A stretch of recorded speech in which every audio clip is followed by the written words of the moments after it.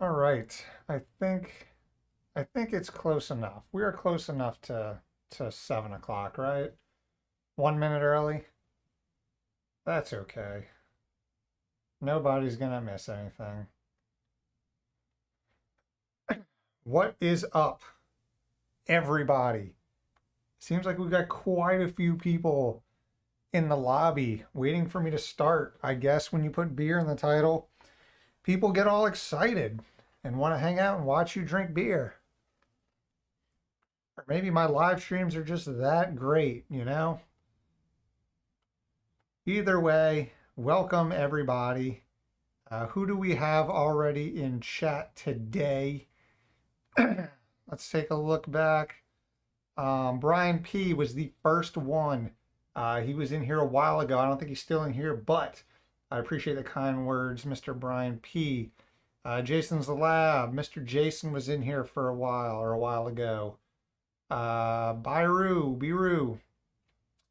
Jaden King says, "Can I vote for number 7 off tops?" So yes, if you want to see the beer selection for today's stream or tonight's stream, I have a pinned comment with a link to the beers and what they are. So you can take a look and see what I'm going to be partaking in. Javier, he's ready with his beer. What you got, Javier? What you sipping on? JK, JK in the house.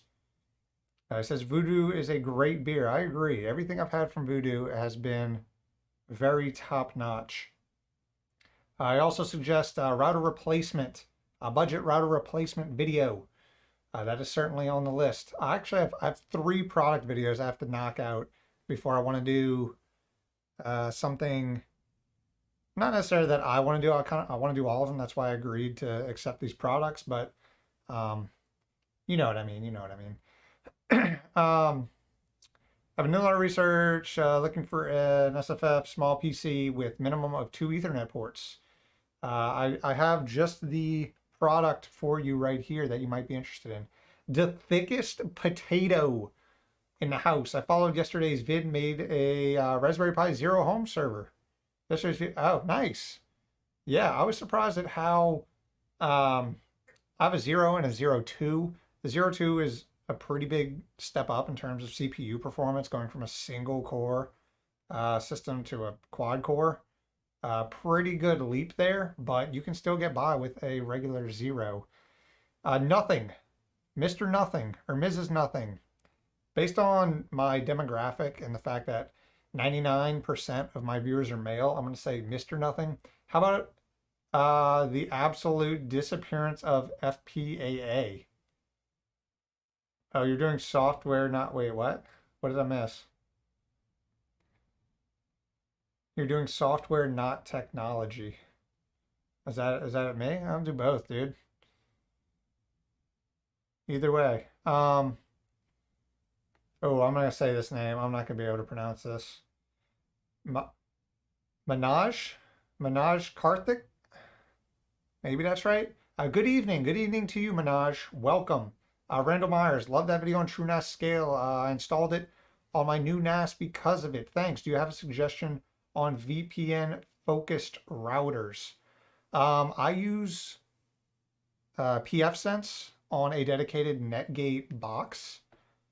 I know a lot of people are happy with their pfSense systems. pfSense you can install on pretty much any system, honestly.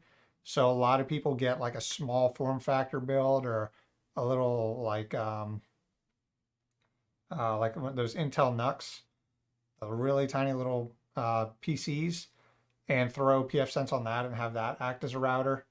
I know a lot of people use OpenSense, but in terms of like major brand, the 2 that stick out to me would be going with the Omada line or Unify systems and setting up their controller with their hardware. I know a lot of people are happy with their setups. Never mind, not a stream for me. Unsubscribe. All right. Fragsmith Dan, new LTT shirt. Yes, it is. It is. It came in the other day. Half of half of the t-shirts I own are LTT. Obviously, I like LTT, but the quality of their shirts is just so good. um, I've never heard of Ryan says I've never heard of any of these beers. Well, I will let you know how they are. Jaden, digging your videos, keep up the awesome work. I appreciate it. Master Chief, yo sup, Master Chief, welcome. Manaj says, will you be doing more Unraid builds? Think of building first Nest would love to see more content.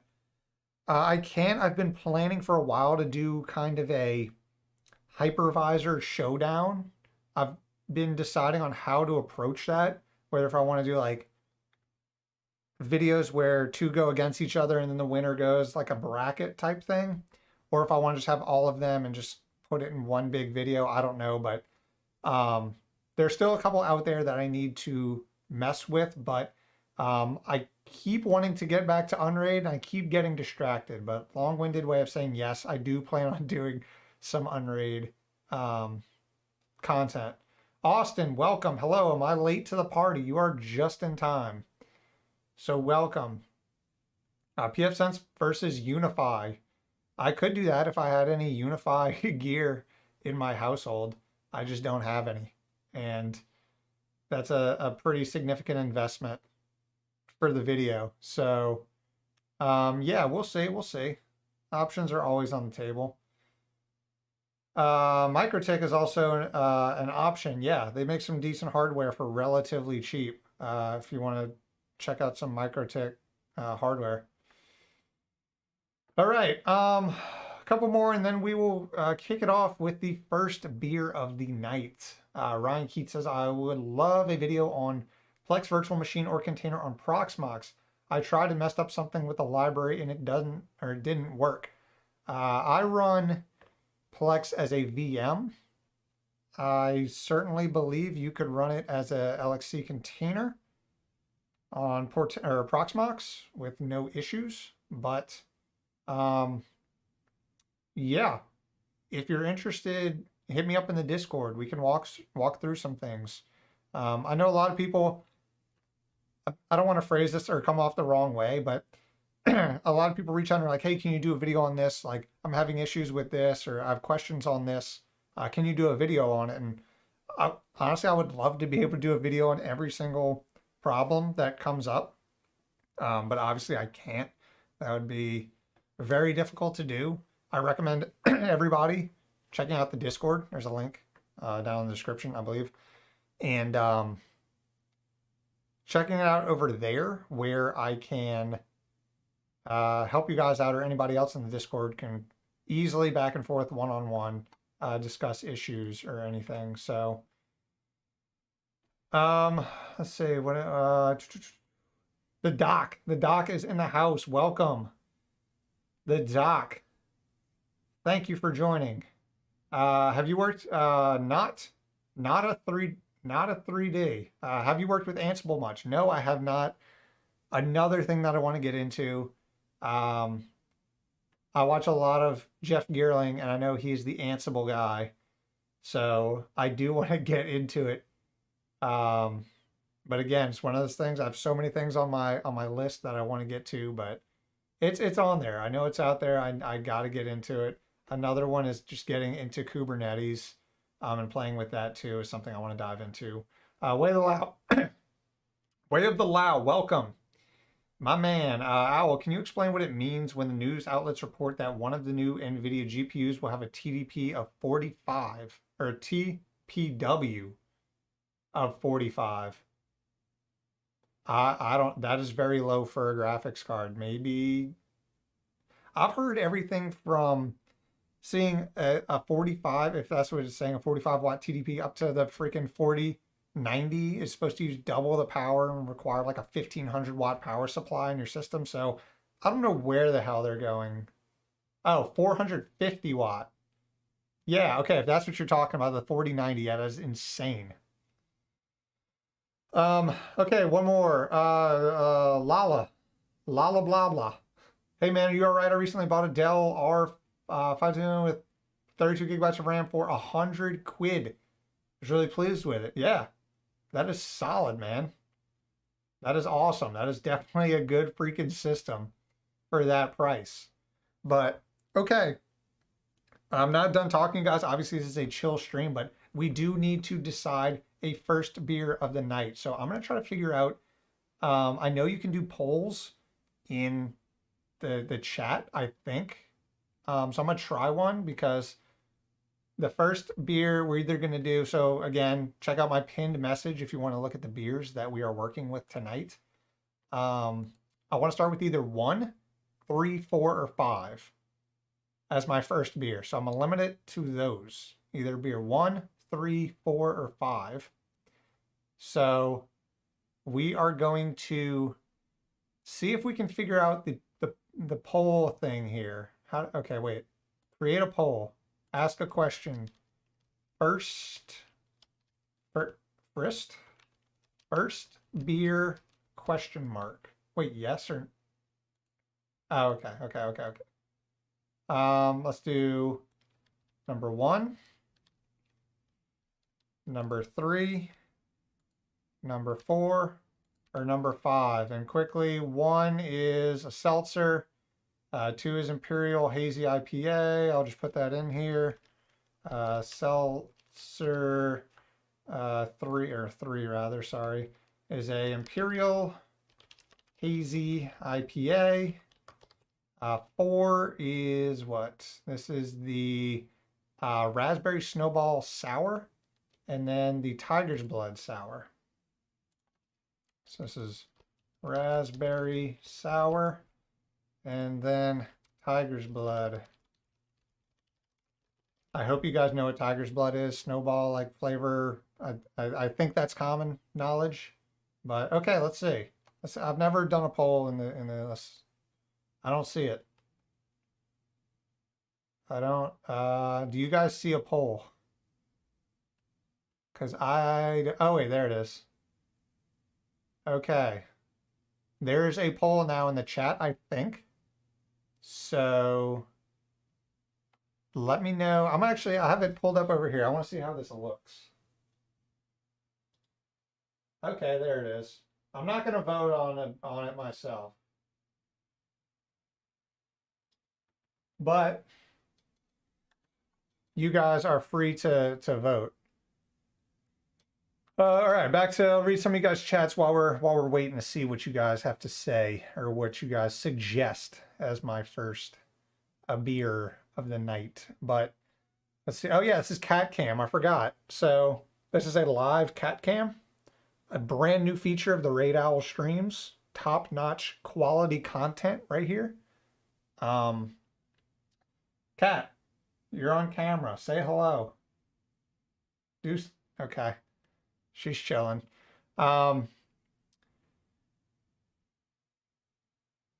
what do you mean by beer? Is this some sort of OD digital thing? Yeah, totally. Ryan says, I've heard the same thing about the 4090. Insane. Won't be able to afford the Hydro for gaming. Dude, I don't get it because I've seen reports that say the 4090 is supposed to be double the performance of a 3090, which there is no way in hell. No generation of GPUs has ever doubled the performance, like unless they're doing some type of crazy thing with the 4090 where it's going to be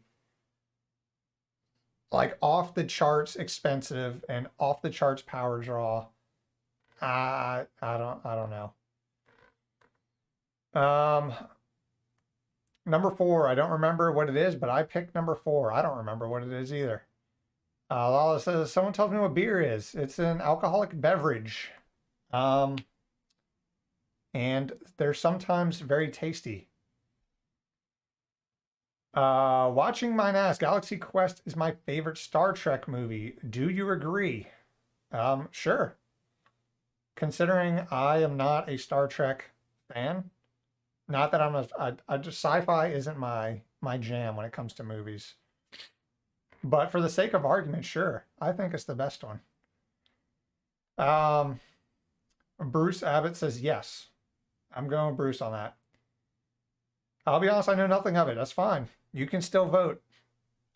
Do we really need more power usage from GPUs? Dude, so that is one thing that with my main system right here. So this has a Ryzen 9 5950X and a RTX 3080 Ti.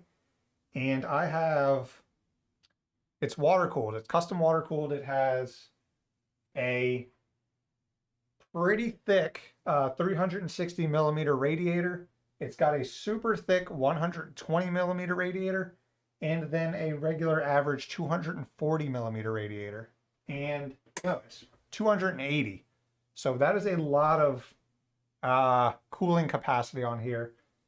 And it performs well, but there are still cases where even the fans will start ramping up and things can get a little hot. But dude, I couldn't imagine more power than that and putting out more heat than that. So, oof.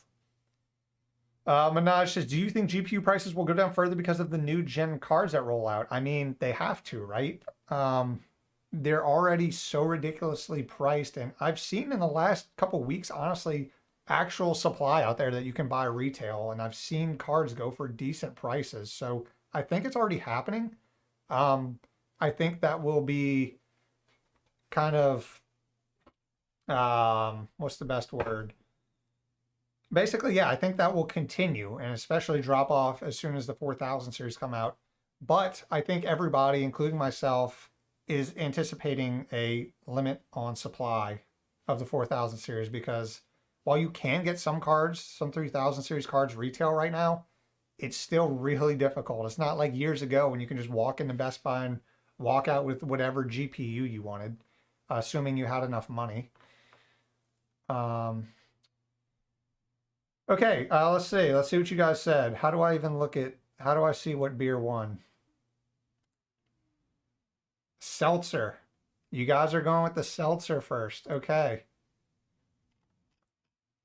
All right, let me go grab it. I will be right back. We will, I'll hit you guys with this. Boom, BRB.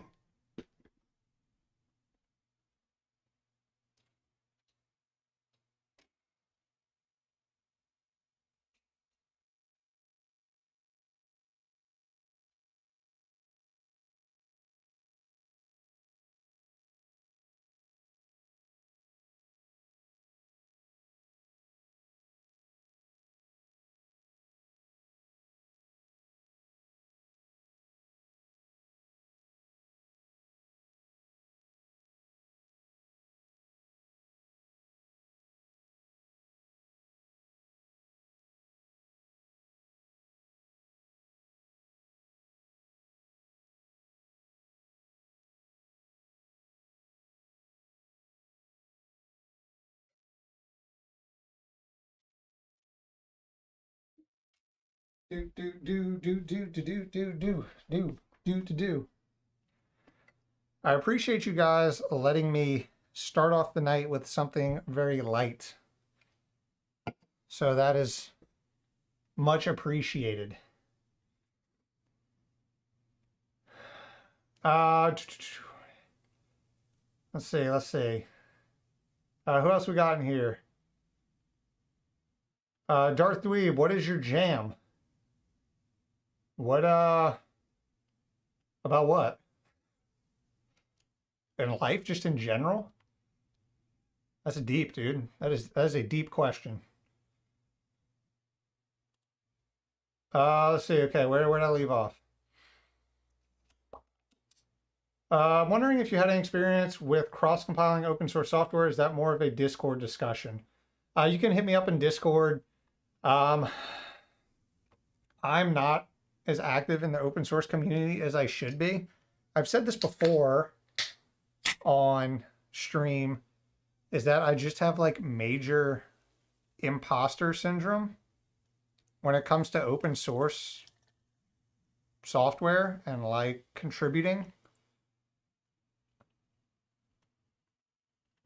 Even though I do development work for a living, I still have that imposter syndrome that's like, dude, you're not good enough to help out with this, so just don't. But yeah, okay, shotgun spiked seltzer, 6.9% for a seltzer is pretty high. Ranch water flavor, which is like Texas tequila and lime flavored. It's like tequila and lime mixed with like Topo Chico usually, and they call it ranch water. Very light, very mild, very agave. Not the best, but light, and I like that. Um, Lala says, what are your personal PC general specs, separate from the AMD EPYC server? So I just kind of listed it off there, the 5950X with a 3080 Ti, a 2 terabyte NVMe Samsung 980 Pro, and 10 gigabit NIC, a B550 motherboard, and that's really it. Am I missing specs on that? Harris, does Wi-Fi mesh have issues being close to each other? Let's say one device is upstairs and one device. Does Wi-Fi mesh have issues being close to each other? Let's say one device is upstairs and one device on the ground floor. I'm testing a product sent to me by TP-Link, their mesh system. I have one upstairs and one on the downstairs floor, and it works perfectly fine. They got to be close enough together to where they can, bounce the signal off of each other. But that's kind of what they're designed to do. And different ones have different features in the way they do that. I think the one I have here has like a special like Wi-Fi 6E 160 megahertz signal that it uses specifically to transmit data back and forth to each other, which is pretty cool. But different mesh systems will have different specifications and different ranges you can set them, kind of apart from each other. Have any of you fine people who use Plex experienced it just stop? Oh, I was thinking Proxmox. Experienced it just stopping movies randomly with no errors, but just quitting. If so, how did you resolve the issue? Moving to MB is not the answer I assume, looking for. No, but I did have issues with the default Plex app on the Amazon Fire TV and Fire Stick. It was having issues. It was being laggy, and then audio video sync was all jacked up. So I ended up going with an NVIDIA Shield that handles it much better. But I would suggest checking the logs on your Plex server and seeing if there's anything in there that is telling you what's going on.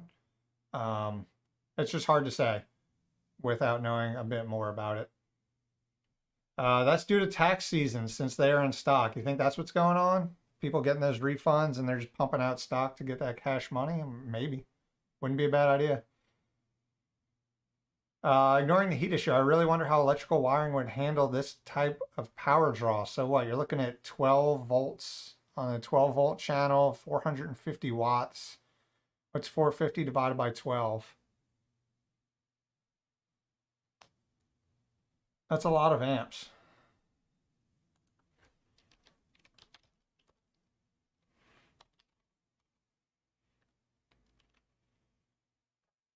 How do I, 450 divided by 12. 37 amps across. Did they do it on the 12 volt channel? I would assume so. 37 amps divided by however many pins are going to it. So you're probably looking at what? That's going to have like a freaking 18 pin connector. So you're looking at what? 37 divided by 18 pin connector, roughly 2 amps on each of the wires. Oh, you said Star Trek's not your jam. What is? In terms of shows, what are my jams in terms of shows? I would say my favorite, like, good shows have been the Netflix, well, they're no longer on Netflix, but the Netflix Marvel shows. I would say those are my favorite like series of shows. And I just saw today that Daredevil is being revamped under Disney Plus, so I am super hyped about that. Um, so yeah, yuck! I wasn't paying attention on. I put a bit of soy sauce on my ham sandwich instead of hot sauce. Could have been worse. Could have been worse. Heat issue is going to be brutal in summers. Yeah, definitely. VS says, like your video, setting up a home server, going to build one using a Ryzen 5600X. Is it overkill? Absolutely not. Can you use Fedora Core OS as a home server OS? Think about using containers. Yeah, absolutely. All of that is perfectly fine. 57 or 5600X is definitely not overkill. It's based on essentially what your budget is and what your use case is, and you kind of have to find a middle ground there. Minaj, what do you think about the Mac Studio M1 Ultra chip? Dude, I almost bought one. I had to stop myself because they're so freaking expensive, but I really wanted one. I really like the direction Apple's gone with their hardware. I think it's going to be a beast. I'm ready to see all of the benchmarks and videos that come out once people start getting their hands on them. Tom, is your home server something you always leave running? Do people consider how much cost to run a home server? Yes, I leave it running 24/7. And that is a major factor when it comes to your home server. Power draw, 100%. That is a major factor I discussed when talking about home servers, especially when picking out your hardware. Obviously, like I just said, it comes down to what your use cases are and what your budget is. But then also comes down to how much you want to spend on electricity and also factoring that in. Because if you just want something to host like a backup, NAS, or like host a small website or something, or just to mess around with Docker, I just did a video where I'm using like a 2-watt Raspberry Pi Zero to do that. So, and then obviously I'm running a freaking 200-watt EPYC system on just the CPU. So again, Lala says, I enjoyed your stream, Al. It's too late here in the UK. Have a good day, night. Thank you for stopping in. I appreciate it. You have a good night. I know it is late over there. Sweet dreams. Nura says, in-depth Trunas deep dive web.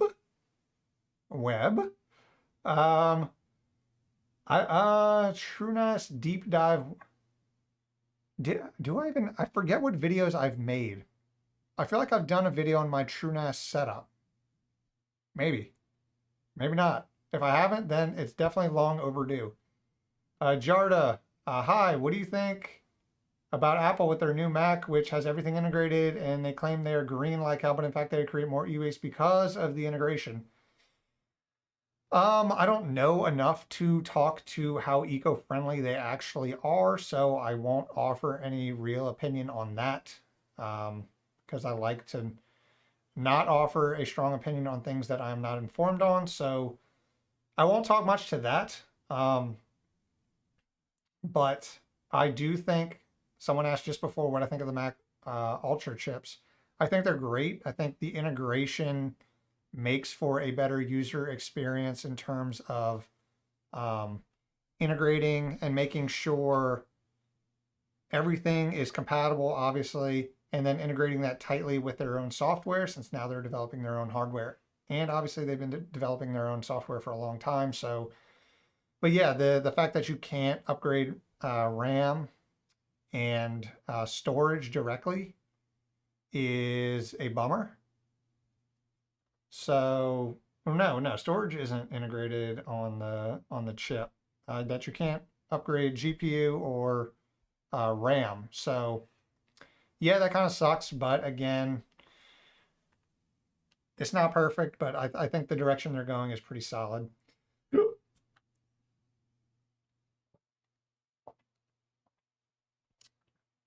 Lizzie the Lizard, welcome, yo. Welcome to the stream. Lizzie the Lizard. Why does that sound? Were you? You were in. Okay, so that sounds like someone from the last comment section of the. But you were in the last stream. I remember. Okay, I was getting my times mixed up. CM Nor, welcome. Welcome back to the stream. Can't wait to revisit Hell's Kitchen. I know, dude. I am so freaking hyped for Daredevil. It is insane. I was so freaking upset when they pulled all the Netflix Marvel shows, especially Punisher. I think the Punisher was my favorite one of the entire bunch. So I'm hoping they bring that back. Daredevil, obviously second place. So the fact that they're bringing that back gives me hope that they're going to bring back the others. But we'll see. Darth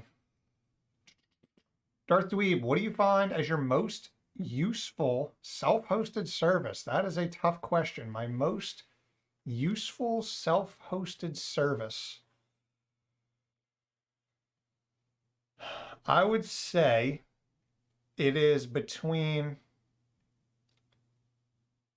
No, I would say it is HA Proxy, which is hosted within pfSense, but on the same side of the coin, Nginx Proxy Manager.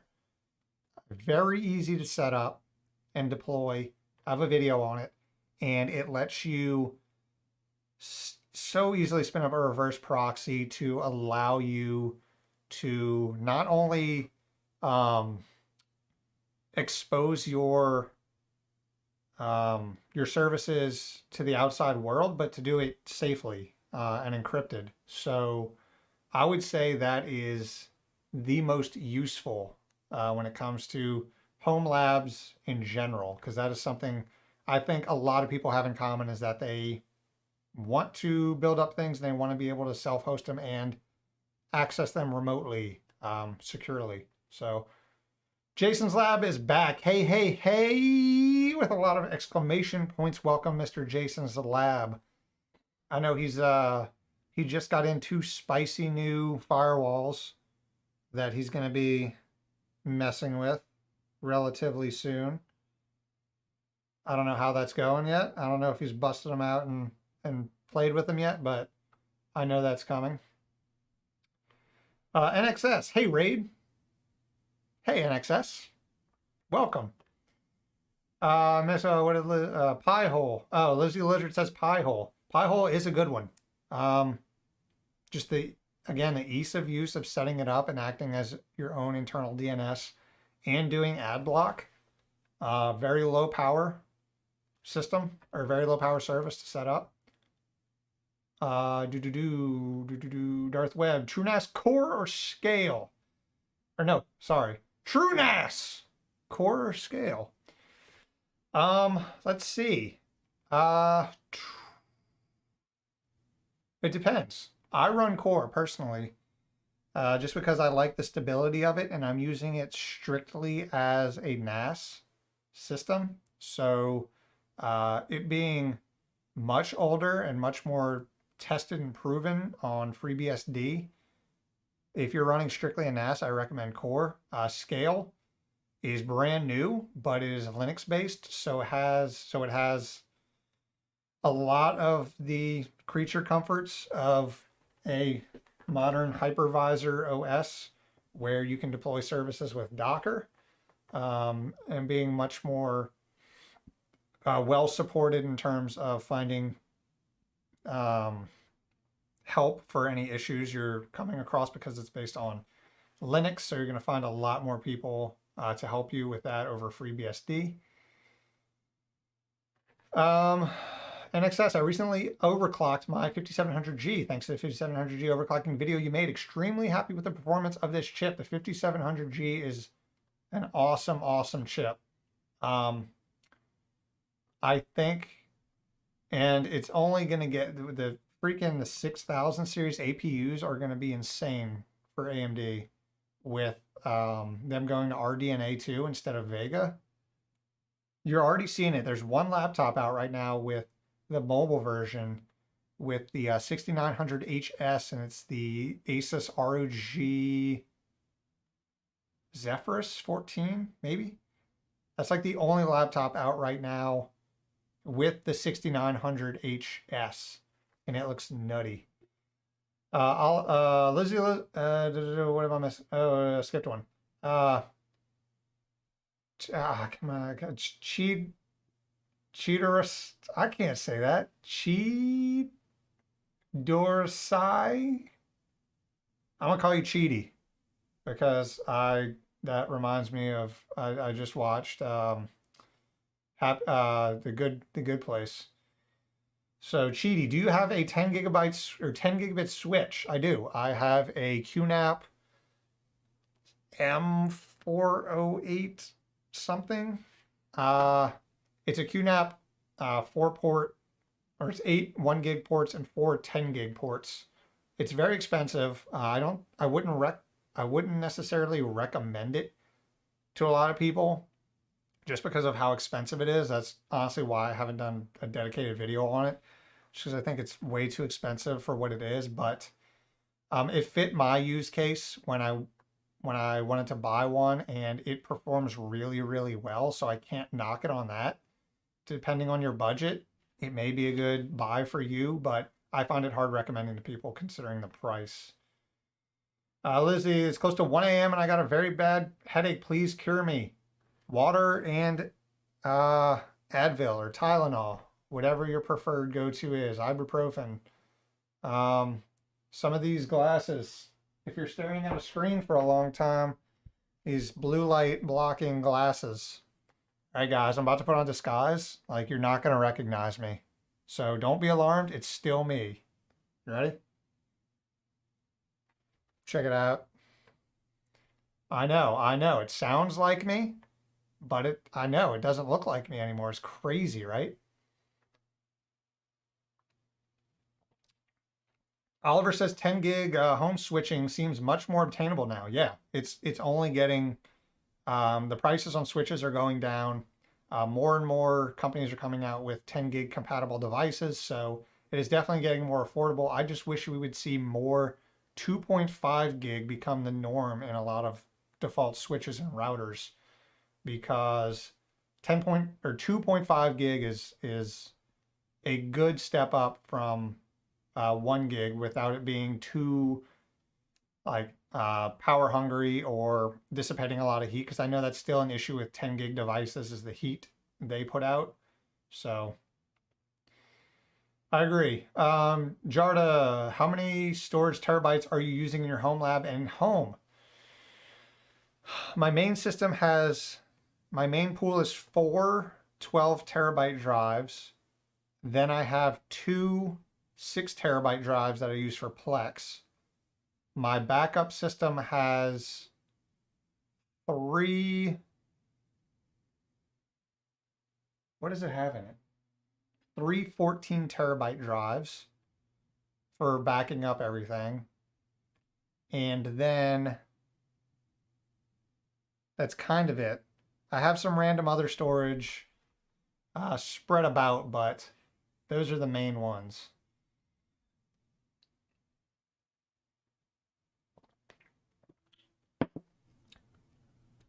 Soon, video tomorrow. Jason's Lab, video tomorrow on his new Untangled firewalls. Awesome. Darth Dweeb, what kind of services do you expose to the web? I prefer to keep mine behind a firewall. Yeah, it's certainly, if you're looking for maximum security, just host it behind a firewall and connect to anything you need via VPN.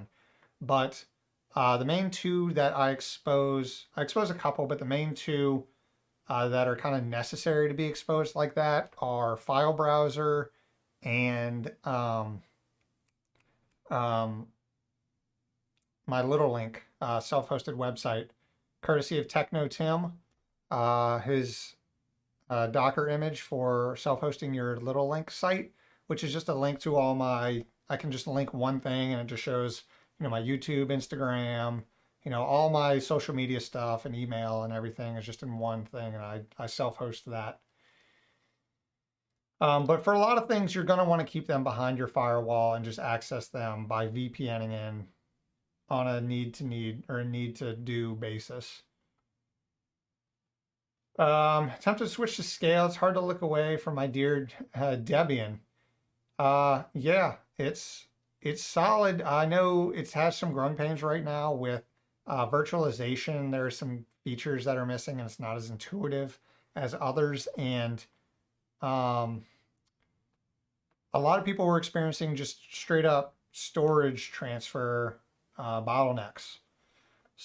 So I would give it a couple of updates before I'd, oh, this is carbonated. Before I'd strongly just push scale over core, because right now I still think core has the longevity and the longevity and the proven track record if you're just going with a dedicated NAS system versus scale. Ataraxia, Adam, what Darth Dweeb said, do you just host website naps? I'm curious if I should host mine in the future. If you don't need to do it, don't do it. Don't just host things because it's cool to host things. All that is doing is making your network vulnerable. Now, obviously, putting it behind Cloudflare and being encrypted and everything being password protected helps a lot, but nothing is perfect. So if you don't have to host something and expose it, then don't. I mean, you don't, just because you can do it doesn't mean you should, right? So yeah, it's cool to do it. And I strongly recommend if you just want to do it for fun to mess around with and practice, then go for it. My things, especially come from Portainer, they're hosted in their own VLAN as well. So it's behind a lot of different security kind of checks. And then even if something does happen, it's segregated to its own VLAN within my home system. So thanks. It's very hard to get one with a what I miss. Oh, did you Sam Noor, did you see AMD's announcement today? 300 series motherboards will now get Ryzen 4K and 5K series support. Damn, so they're going all the way back to the 300 series, and you can throw in a 5600X. That's dope. Complete opposite of what Intel does. Brandon, do you have any MikroTik gear? I do not. I used to have a MikroTik switch for a while. So, I mean, I like their products, but right now, no, I don't own any MikroTik. Cheaty, thanks. It's very hard to get one with a decent price. What were we talking about, Cheaty? You asked about, what did I miss? Oh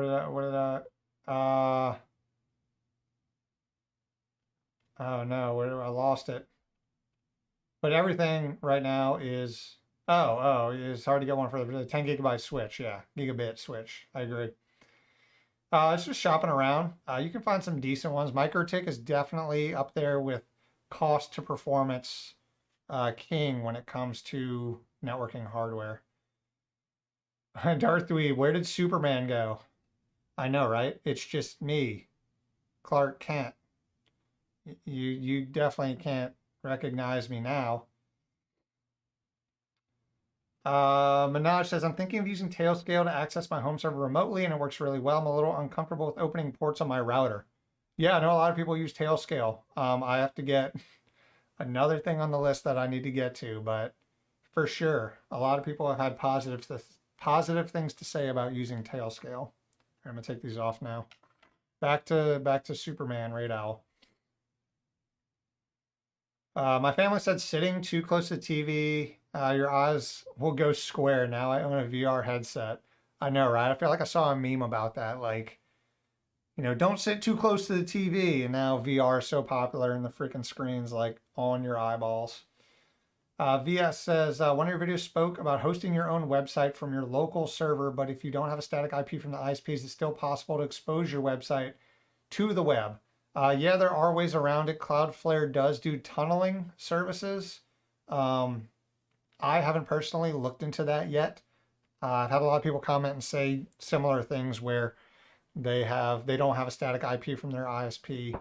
So there's that extra hop that you have to go through, and I should probably look into it more because a lot of people are asking me about it. But personally, I have a static IP. if that's what you mean, like a dedicated IP, public IP from your ISP. If you mean that, yeah, I assume that's what you mean. But yeah, I definitely have to look into that so I can provide some insight when people ask me about that, other than being like, well, I don't know.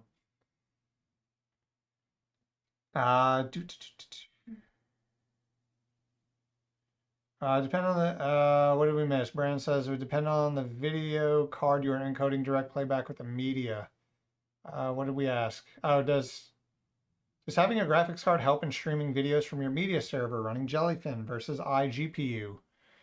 So does a dedicated graphics card help with hosting a media server versus using integrated graphics? And like Brandon says, it depends on how you're transcoding it. So if you're doing it over LAN, a lot of times you can get by with just direct playing the media because you're not really having bandwidth issues across your LAN. But when you're watching remotely, you're going to want to transcode those videos in real time. A lot of people transcode them before, so they're already in a easy to stream package.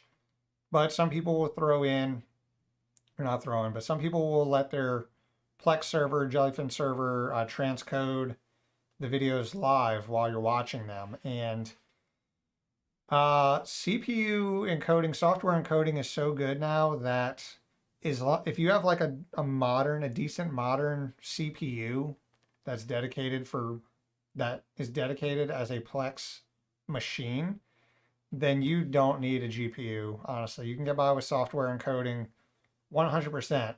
And a lot of people say, what's the point of having a GPU and software encoding is so good? And the counter to that is, if your system isn't just a dedicated Plex system, you're wanting to do other things like host VMs and other services on it, then you want as much CPU resources as possible. So if you throw a GPU in there, you can offload all the transcoding directly to a GPU, and your entire CPU is freed up to do other things. So it's not that one is necessarily way better than the other. CPU encoding will give you better quality, but GPU encoding will be able to handle more streams at a time and offload all that stuff from the CPU. Jarda, how satisfied are you with your ISP and what is your internet speed? I have Charter Spectrum. I pay for, I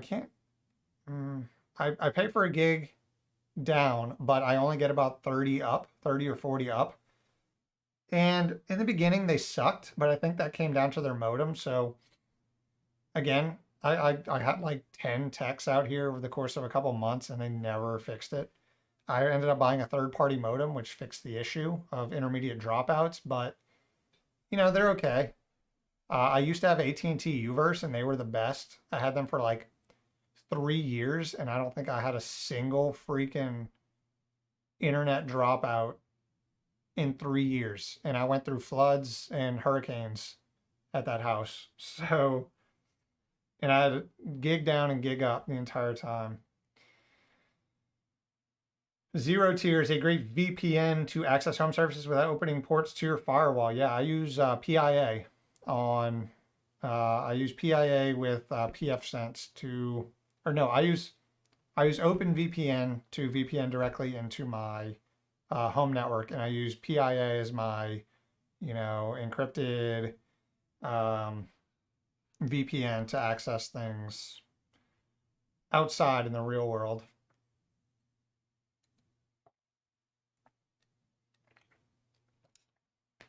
This one really isn't that good. I want to get it down so we can move on to the next one.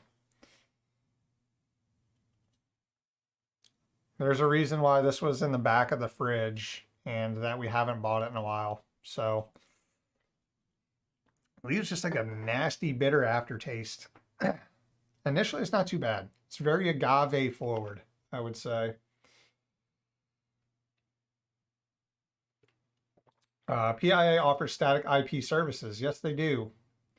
But then, yeah, you're just dependent on PIA for all your routing and stuff, which isn't, if you have to go that route, that's perfectly fine. I don't know how much they charge for it. I don't think it's too expensive either.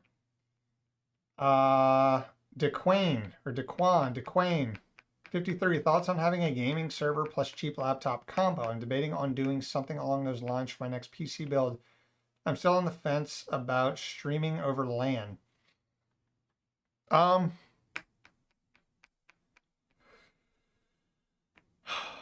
hate giving the answer depends, but it kind of does. So if you're playing, for example, I don't play very many games anymore, so I could honestly get by with a gaming server and having a more low powered. I would probably honestly do that if I didn't edit on this system. So this is more of an editing system than it is a gaming system.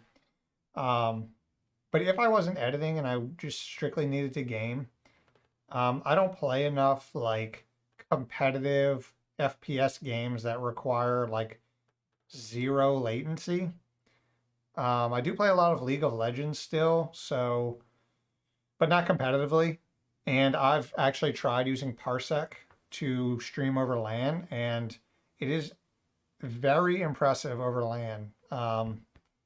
So it depends on your game. If you're like a competitive, if you're playing games like competitively and you get like real into it and you're playing high Twitch games, then you'd probably be best going with maybe a laptop external GPU combo, like a Thunderbolt dock combo.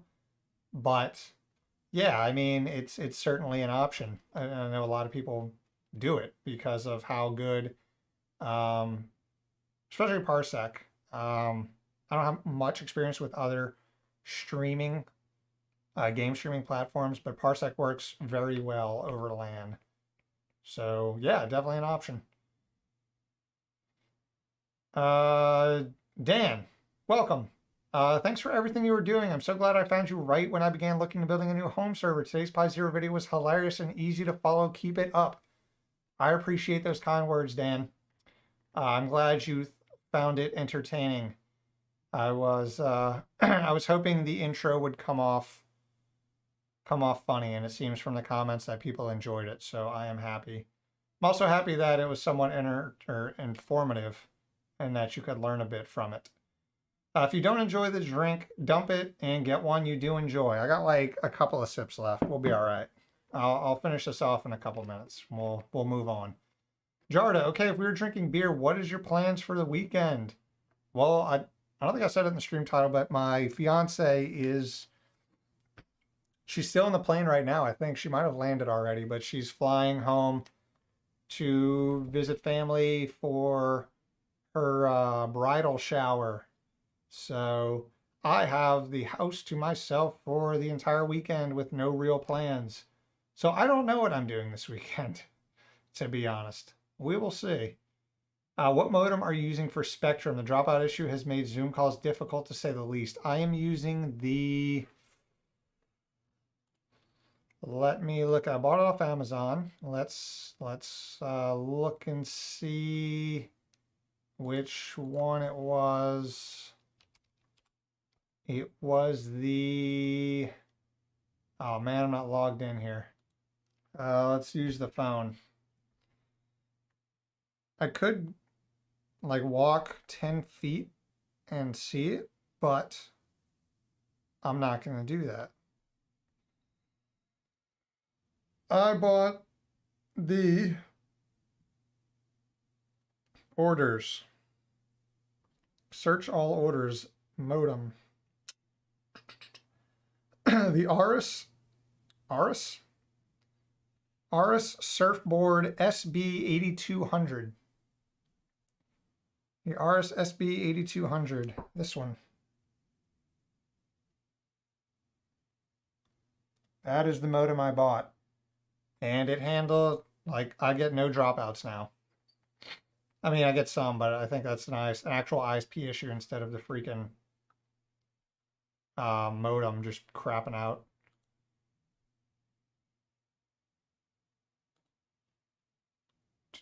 Where am I? I lost my mouse. Okay, there we are. What is your next home lab project? My next home lab project is hopefully will be here tomorrow. It is my 32 core, 64 thread dual CPU server that I'm building. I have all the parts ready to go except for the motherboard that is coming in from China. And as of today, it has arrived in Texas. So fingers crossed it comes in tomorrow. That will give me a lot of fun things to do over the weekend. So I'm hoping that comes in tomorrow. If it doesn't, I'm sure by sometime early next week it'll be here. Also, I got this in and I'm really pumped to make a video on this. This is really cool. It is the Hba board. This was sent to me by the people from Seed Studio. This was a Kickstarted project and they just started shipping these out, I believe, the other day to all the backers, and now there's pre-orders for them. And this thing is freaking cool. So it has a quad core. It's an x86 based system. So you can see how freaking small it is.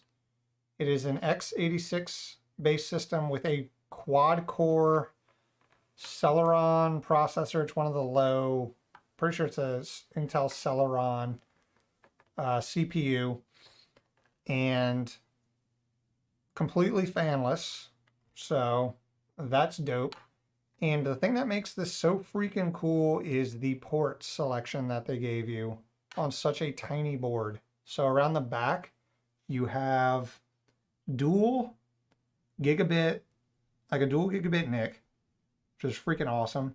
2 USB 3.0 ports, obviously your power, and then a mini display port out. And around the back, you have dual SATA 3 6 gigabit ports. Come on, focus. Come on. Dual SATA. So there's one, the middle one is power, and they include this adapter. They also have a dual drive adapter that I have coming in. But this thing is freaking sweet. And then the last thing that makes it freaking cool is, check it out. PCI slot. It is PCI 2.0, but you get a full 4X slot on there. Freaking dope. And the recommended power supply for it is a 12 volt 3 amp power supply, so 36 watts total pulling from this thing. I'm using right now, until my 3 amp one comes in, I'm using a 12 volt 2 amp power supply, and it runs perfectly fine. But this thing's freaking sweet. It comes by default loaded with Debian, just like their own little like custom skin Debian for Casa OS. The Hba board crew is tightly integrated with Casa OS, which is how would you describe it? It's a web-based GUI that is designed. It runs off of Docker. It's kind of like a one-stop shop to run apps and set up storage.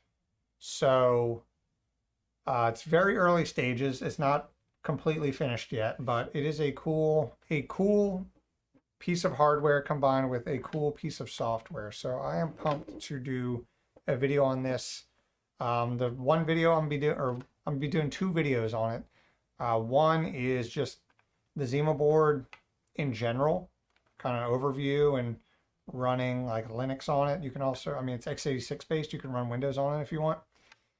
And all the features and everything you can do with it. Then the second video I'm gonna do is I'm gonna replace my Netgate SG1100 with this to see how it handles pfSense versus my SG1100. And this is the top of the line model they sent me, which they're retailing now for $200. which I mean, $200 is a lot of money, but for what you get in the form factor and all the I/O, I think is a really good deal. And they even, I think their base model is like $130. Um, but this one has 8 GB of RAM and a 32 GB eMMC storage. I do wish it had NVMe built in instead of eMMC, but you know, for the price and what it is, can't complain.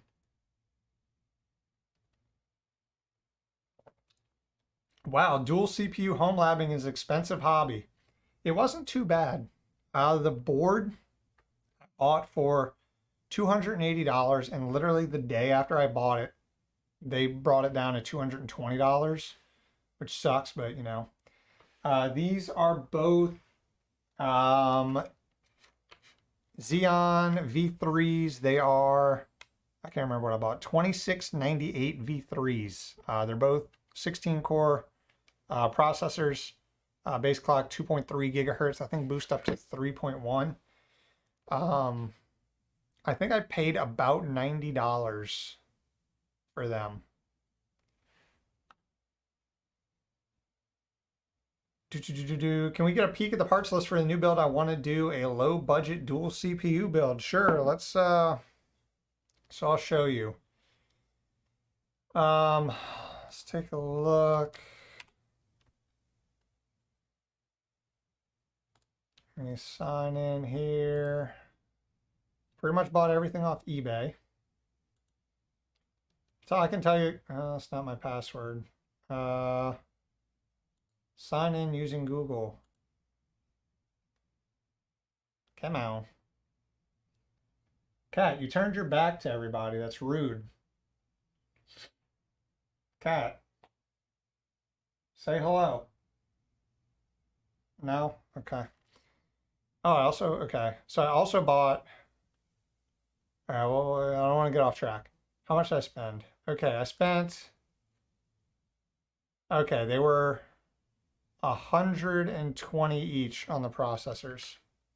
So total, so I did dual 2698 V3s for $262 with tax and shipping. The board was $300 with tax and shipping. So what we're looking at, like around $562. The RAM, I went with 4 sticks of 16 gigabyte DDR4 2133 ECC for $160. And I already have a power supply case and storage. So that certainly helps out. But I'll show you which board I went with. Let's do cat. Actually, let's see. Can do this. And then, yeah, there we go. So this is the board I went with. A Jinyu. I've used them before. I used the Jinyu on my budget home server build video. And this is the one I went with. They have smaller ones, but the problem with the smaller dual ones, the dual socket ones, is that they only come with like one PCI 16 slot, which kind of doesn't really defeat the purpose of dual CPU, but you have so many PCI lanes that you'd kind of like to have at least 3, like they're showing right here, to utilize all those channels you get. So it looks like a solid board. Everything I've read about Jinyu, obviously it's a Chinese company and there's a lot of knockoffs and everything, but everything I've seen about Jinyu and my personal experience with the Jinyu boards has been pretty positive. So yeah, I went with this, and then obviously the 2698s and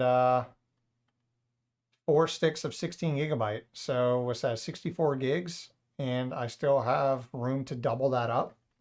So yeah. Oh, I also forgot to mention my editing server has 128 gigabytes of DDR4 3600 cast latency 18 G-Skill RAM. But yeah, I think it'll be fun. I'm excited to get it in. Jason, welcome, Jason. Having a Y Secure Puffle double hazy IPA and watching one of my favorite YouTubers instead of working #winning. That is, man, who are you watching, dude? I know I can't be your favorite YouTuber. There's just no freaking way. But I appreciate that, man. I hope you're enjoying that beer. That looks pretty sick. SBC, I know Spirit Tech showed his off. Yeah, these, if you're talking about these boards, these things are freaking, I've never used a dual socket one, but I have used a regular Genu one, and it's zero complaints with it. I'm actually running that as my backup server CPU or board. Cheaty, thanks for all your video. Have a nice evening. I appreciate you stopping by, man. I'm sorry I couldn't say your name exactly how it's pronounced, but we will from now on out refer to you as Cheaty if you so choose to accept that fate. But I appreciate you stopping by, man. Have a good night. Dan, for home router privacy VPN client, would you recommend getting a small, cheap micro SFF PC to act as a router VPN client, use a hardware router, or virtualize it? I wouldn't recommend virtualizing it. I know a lot of people do it, and you can do it, but it imposes so many headaches when you're virtualizing your main firewall that I wouldn't recommend it. That doesn't mean you can't do it or you shouldn't do it. Personally, I just wouldn't do it. So the other options being, would you get a dedicated hardware router or use like a SFF PC? And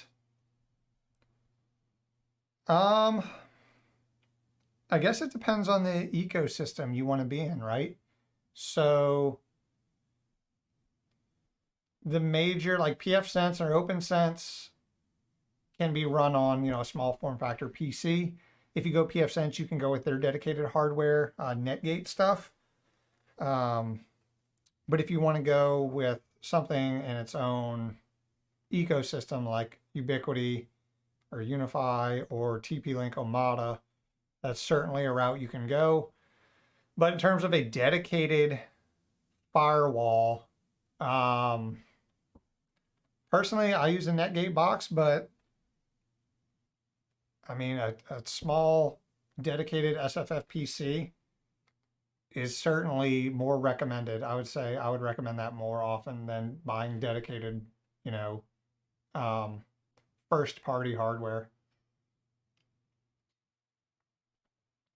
The doc says, I was looking at the 2690 V4s. They seem pretty good. I don't know the specs of those off the top of my head. I apologize for that.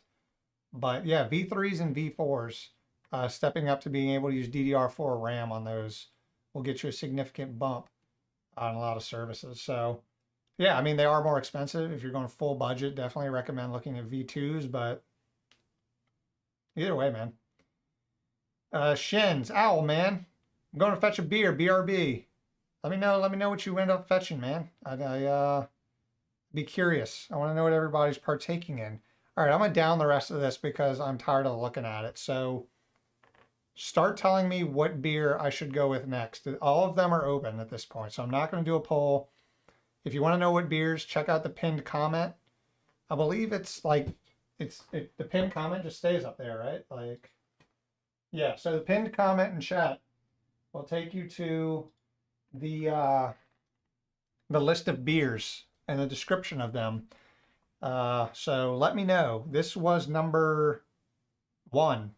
So 1 is off the table, and let's go ahead and finish it.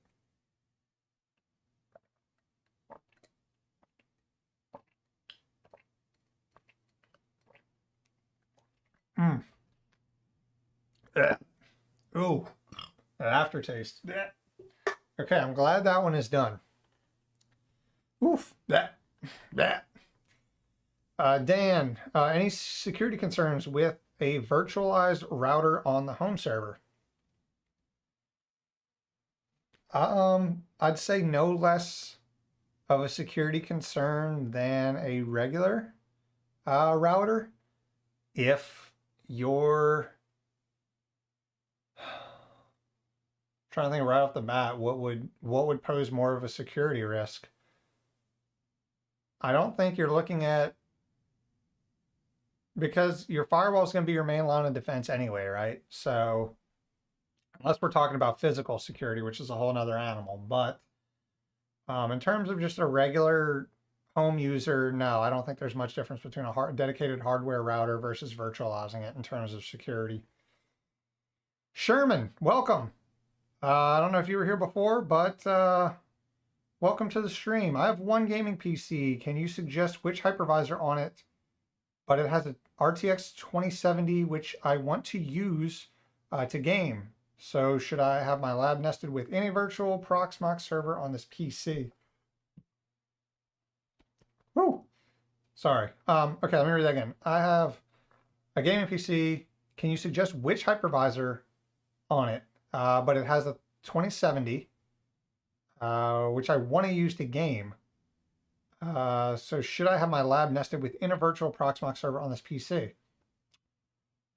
So the question is, what is the processor you have on it? Because if you have a processor with integrated graphics, I would strongly recommend, going with Proxmox, because then you can set up a dedicated virtual machine to pass your RTX 2070 directly through to it and have a completely virtualized gaming setup while the rest of your system is available to house your home lab stuff. But yeah, Proxmox, I personally use it. I recommend it to a lot of people, depending on where you are in terms of your experience with not just computers, but like Linux in general, and familiarity with general hypervisor setups. If you're just new to the whole thing, I have said this before, but I recommend Unraid. It's just more open and user-friendly. But again, Proxmox for what you're trying to do sounds like a good setup. Gnome. Hey man, love your vids. Hope you're having a nice stream. I'm having a great stream, dude. We got like 30 people in here hanging out. I'm chilling. We got nothing really planned. You guys are in here being active, making this really easy for me. I appreciate that.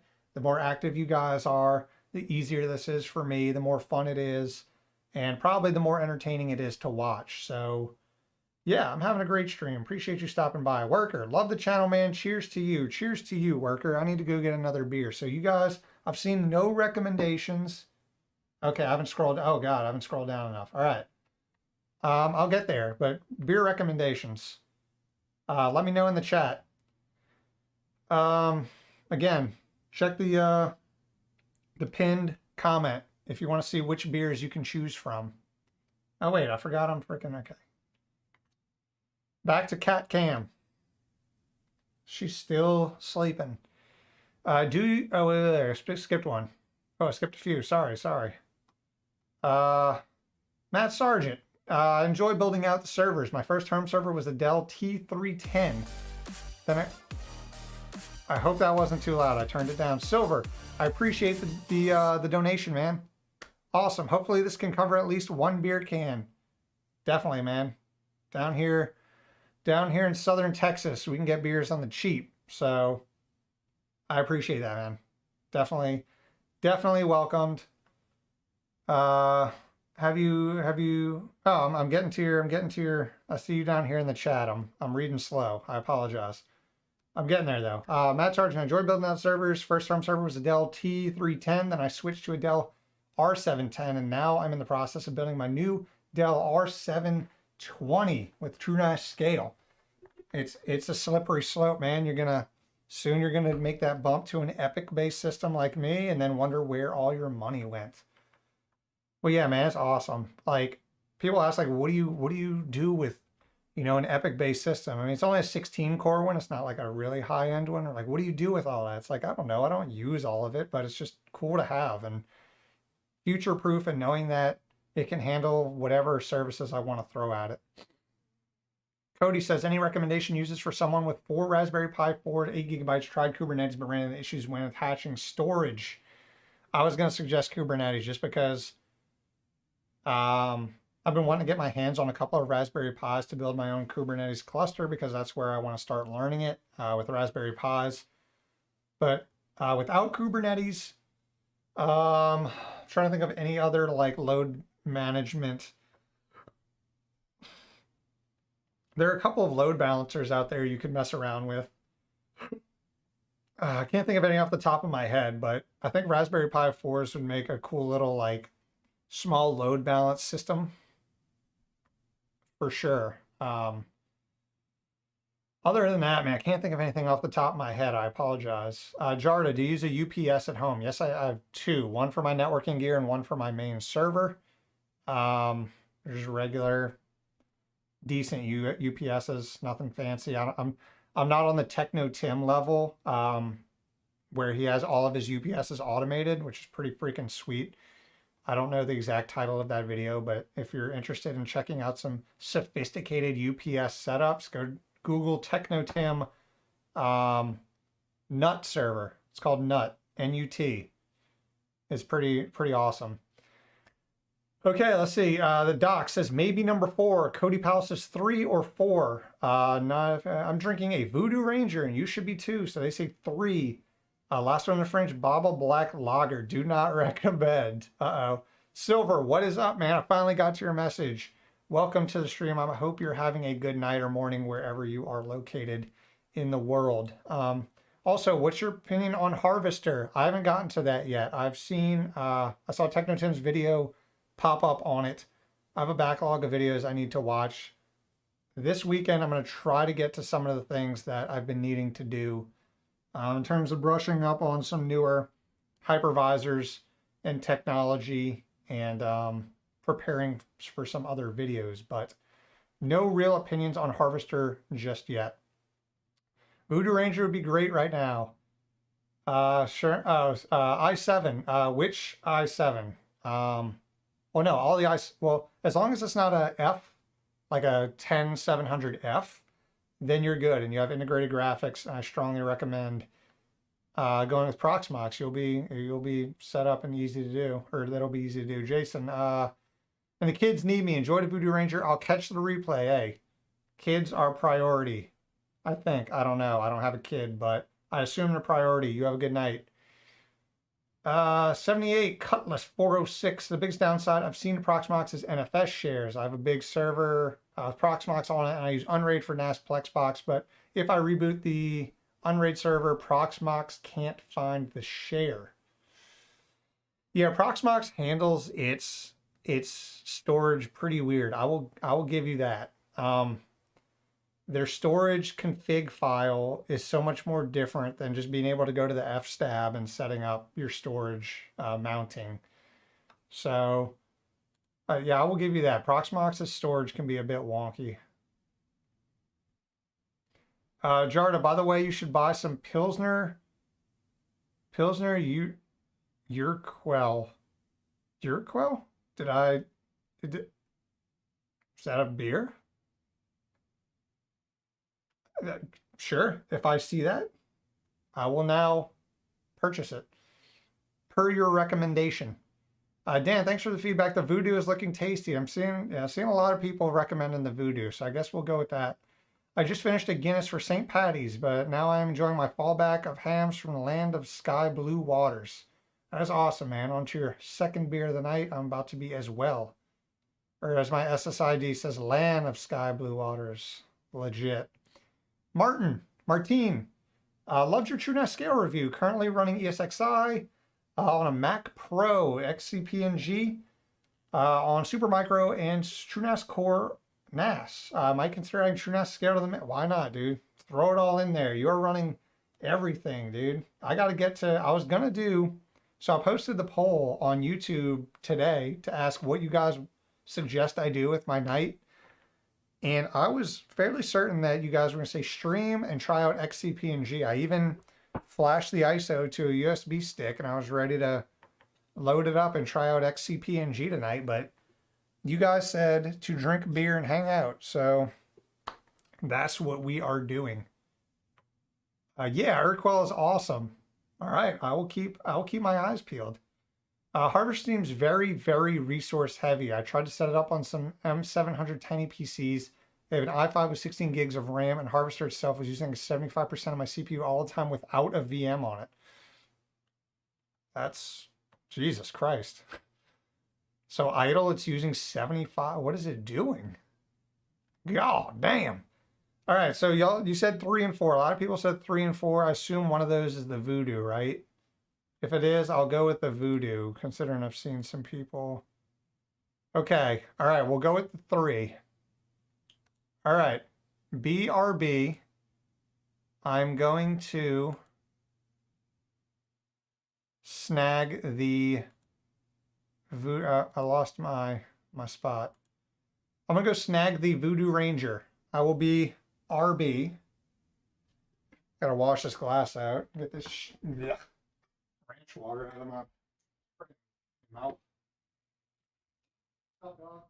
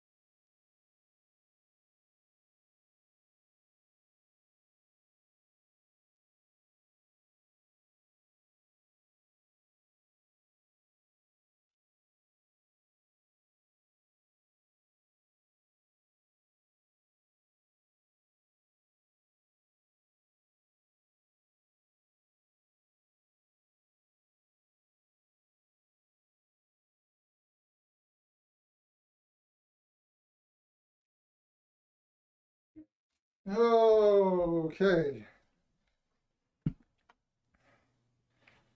All right. Man, I freaking tried to let the dogs out to go to the bathroom. They just ran outside, immediately turned around, just stared at me. So they're lost, I guess. Okay, so this is the New Belgium Voodoo Ranger. It is a hazy Imperial IPA, which is pretty freaking sweet because I'm not a huge IPA fan, but hazies are usually pretty good because they're less like chewing on hops and more fruity. But this is the, let's see, Voodoo Ranger Juice Force IPA, Imperial Hazy IPA, Hazy Imperial IPA. It is what? I listed the percentage somewhere.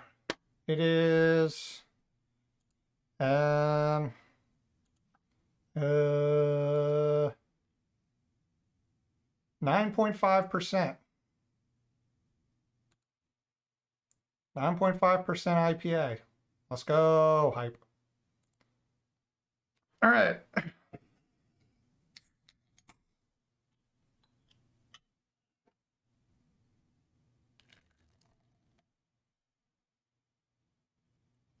Ooh.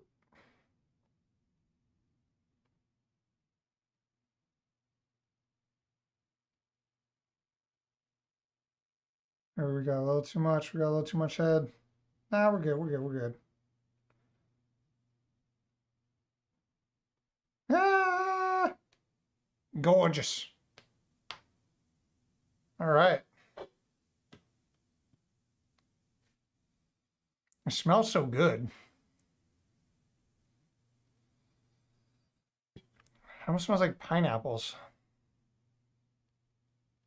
Oh, it says 9.5 right on there.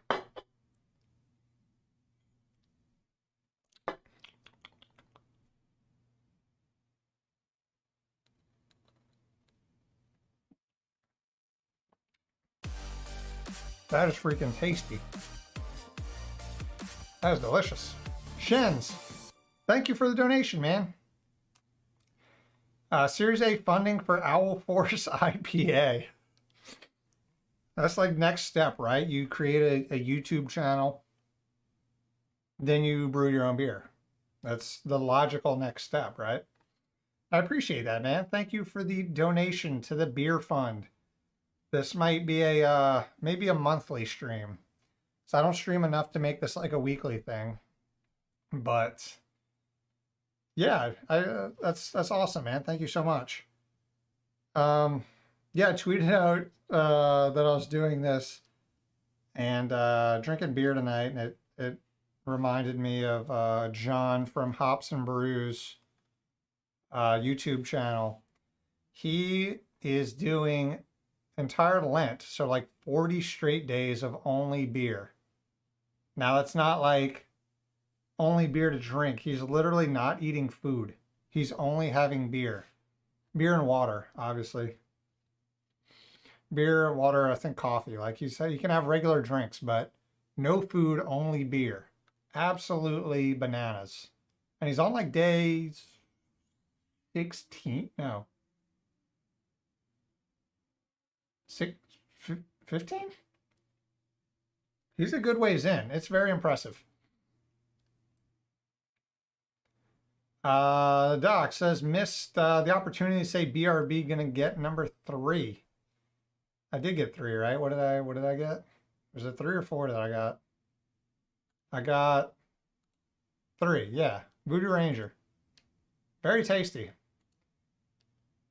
It's a little more bitter, a little more hoppy than what I'm used to with a hazy IPA, but it's really good.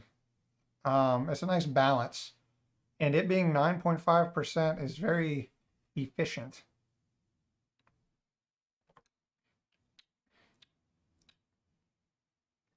Yeah, it's still pretty light, but it's not as like light and citrusy as most hazies.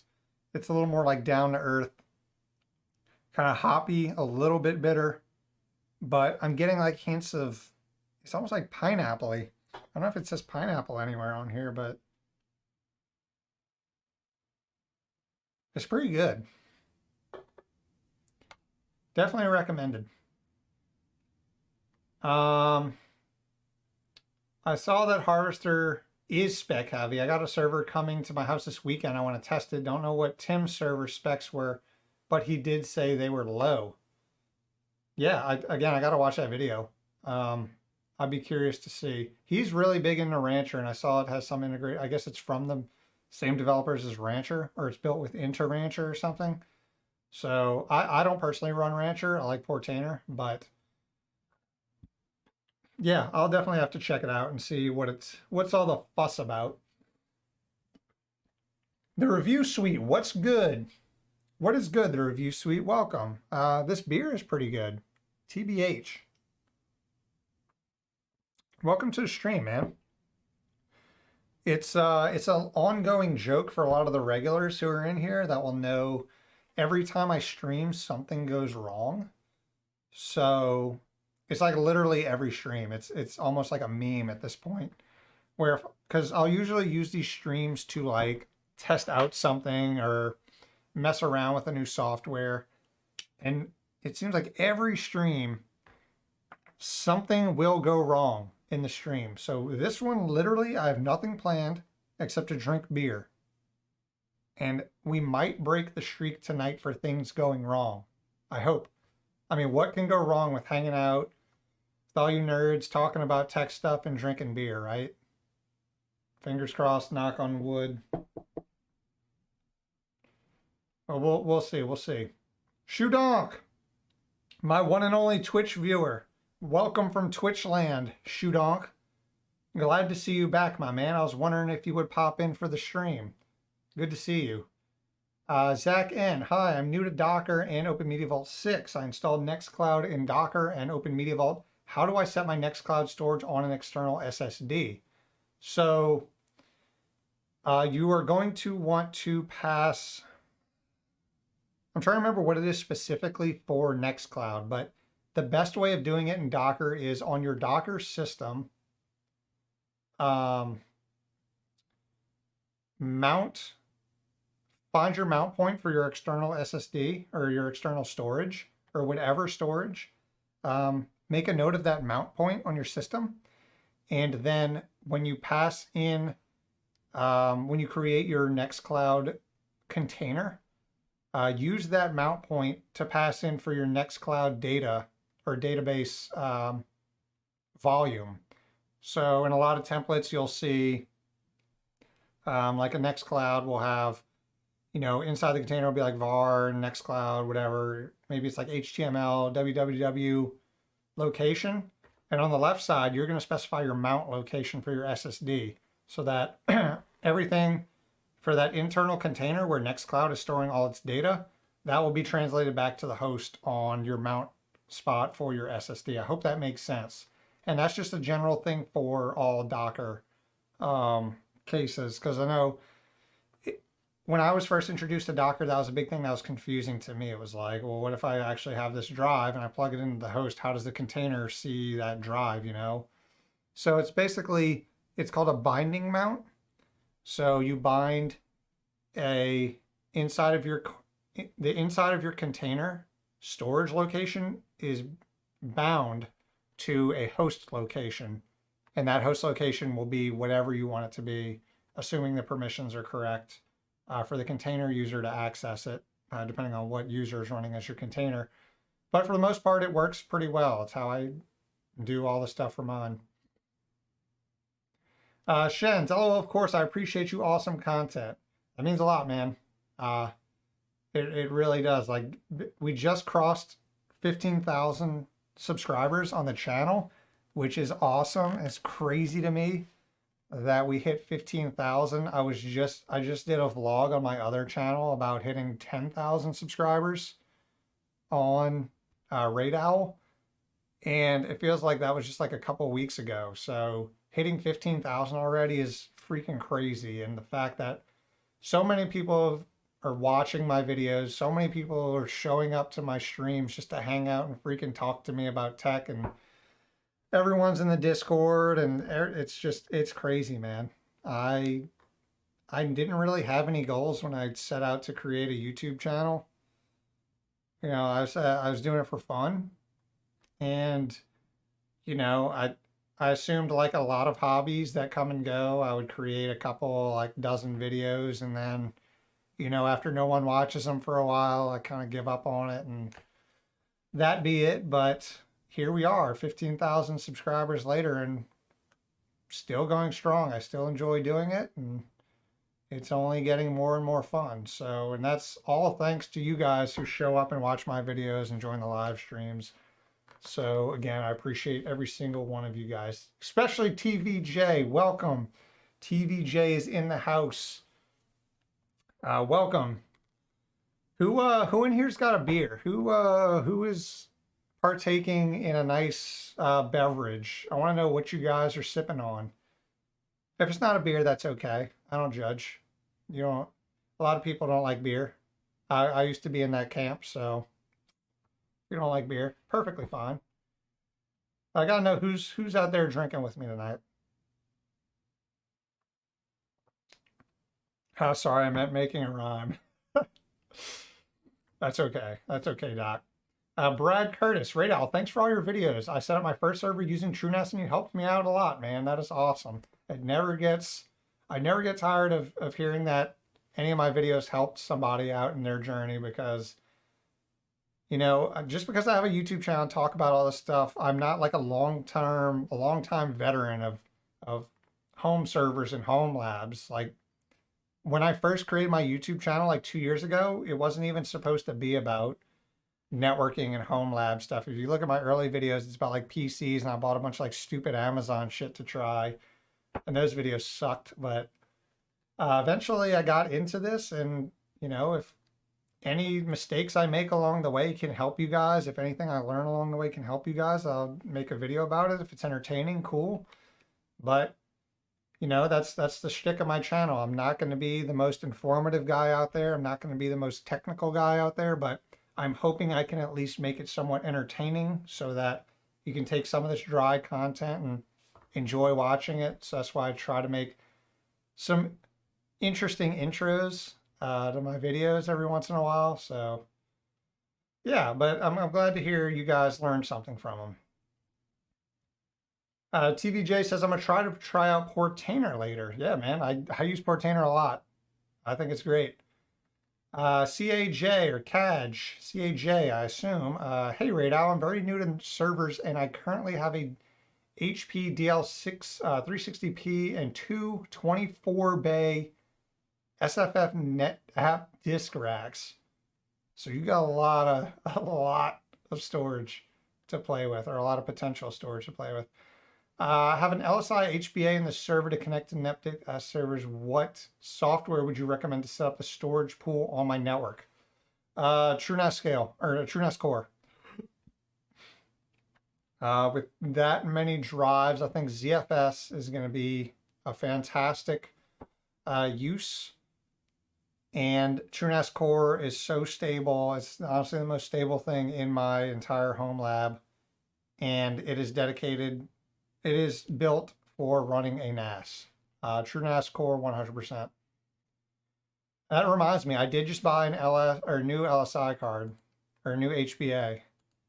Check out what I bought, because I have terrible impulse control. This was honestly a good deal. I couldn't pass it up.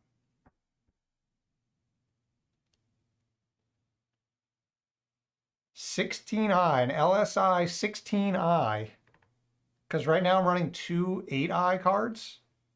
So now I can free up an entire other PCI slot and throw in the 16i card for, I mean, $180 for this card is pretty freaking good. Anybody out there right now who's looking for a 16i card, this is pretty good. So yeah, this 16 drives, one PCI slot it uses natively. I mean, you can get up to what, 256 drives with expansion cards, but yeah, with one PCI slot, you get 4 SATA drives per port, and there's 4 of them. So 4 times 4 is 16. So yeah, this is coming in probably next week sometime. So I'm pumped for that. That'll be fun. I mean, not really fun, but it'll be nice being able to free up another PCI slot and not having to use the two 8Is. Somehow he spills the beer. Wait, what, did I spill the beer? Or did you, Cody, did you spill the beer? Rookie mistake, dude. Rookie mistake. I've never spilled a beer in my life. That's a lie. Cheers. The review's sweet. Cheers. Jarda, may I ask, what is your job? Yeah, sure. I work in IT for a utility company. I support real-time operations for the power grid. So our operators that are controlling the power grid, I work in application support and development for supporting vendor-created applications as well as developing our own in-house applications. So a lot of the work I do is supporting applications in Java or anything built in .NET, and a lot of my development work is web apps built in .NET, specifically C#. But yeah, that's my job. I like it. It's chill. I'm decent at it. And yeah. Do you have another channel, question mark? Yeah, I have a personal channel. I was debating about posting on it, but I'm really into like photography and camera gear and stuff, and I don't think that type of stuff meshes well with the Radal channel, but I still wanted to make videos on it, so I just post like camera stuff every once in a while on my personal channel. So you can look it up, Brett Duncan, if you want to look at my personal channel. It's not that exciting. I think I have 4 videos, but you know, if you want to see more of me, if you really just think I'm that awesome, we can look at let's see. I'm probably not even going to show up. Oh, look, there I am. It used to be when I Googled my name on YouTube, I was buried under all of this stuff. But I guess when you get up to 53 subscribers, you really made it. But yeah, this is my personal channel. I have 2 lens reviews. I reviewed my lav mic setup in this one. I think this is my best video. This one was so fun to make. I vlogged on an iPhone 13 for an entire weekend. It was really fun to do. I think it came out pretty well. So yeah, I post every once in a while there. You can see, 2 weeks ago I posted. It's just whenever I have downtime on my Raid Owl channel, or if there's some real cool like camera or studio equipment I want to talk about, I'll go mess around on there. Let's see, what are y'all drinking? Phillips a spice rum, just like straight up. That's legit, dude. You're not throwing it in like a mojito or a pina colada or like a rum and coke. Takes me back to college. I have a margarita if that counts. That certainly counts. Margaritas are delicious. Switching to Old Monk rum. We got 2 rum drinkers. What is up, dude? What do I do to attracts all you rum drinkers? Drinking water on the clock. Smart. The doc, dude. I don't want my doctor to freaking be putting down alcoholic bevies before he comes in for my surgery. Shudonk, I have caffeine-free diet. I have caffeine-free Diet Pepsi. Pretty heavy stuff, man. Dude, I switched to. I was never a really big soda drinker, but man, Coke Zero was freaking. I got hooked on Coke Zero recently, but I think all the aspartame in that was giving me headaches, so I just switched to Zevia, the brand of drinks. I use stevia instead of aspartame. And I drink like one of those every couple of days, and I don't get headaches anymore, and they're pretty good. So, Zevia, Zevia. TVJ, I feel like you when it comes to YouTube. I started a channel, currently have 300 subscribers. Shocked to even get that many. Yeah, it's 380 subscribers. I'm shocked to even get that many. It's crazy, man. It's everybody's YouTube journey is very different. And it's hard for 99% of people because you see these creators that have hundreds of thousands, millions of subscribers, and you're just like, well, why isn't that me? What do I have to do to get that big? But then what you don't see is so many people who start channels, make a couple of videos and aren't instantly famous and then give up. Like, obviously there are some people who hit the lottery and freaking right place, right time, right content, and just blow up instantly. But for most people, it's a grind. You gotta make videos for a long time before it becomes something that has consistent growth. And I'm no different. So it just takes time for a lot of people. And it's not knocking anybody. It's just how it is. It's I'm over 2 years in at this point. No beer tonight, but just got back from the ice cream shop. I gave up ice cream like a couple months ago. It's been brutal, man.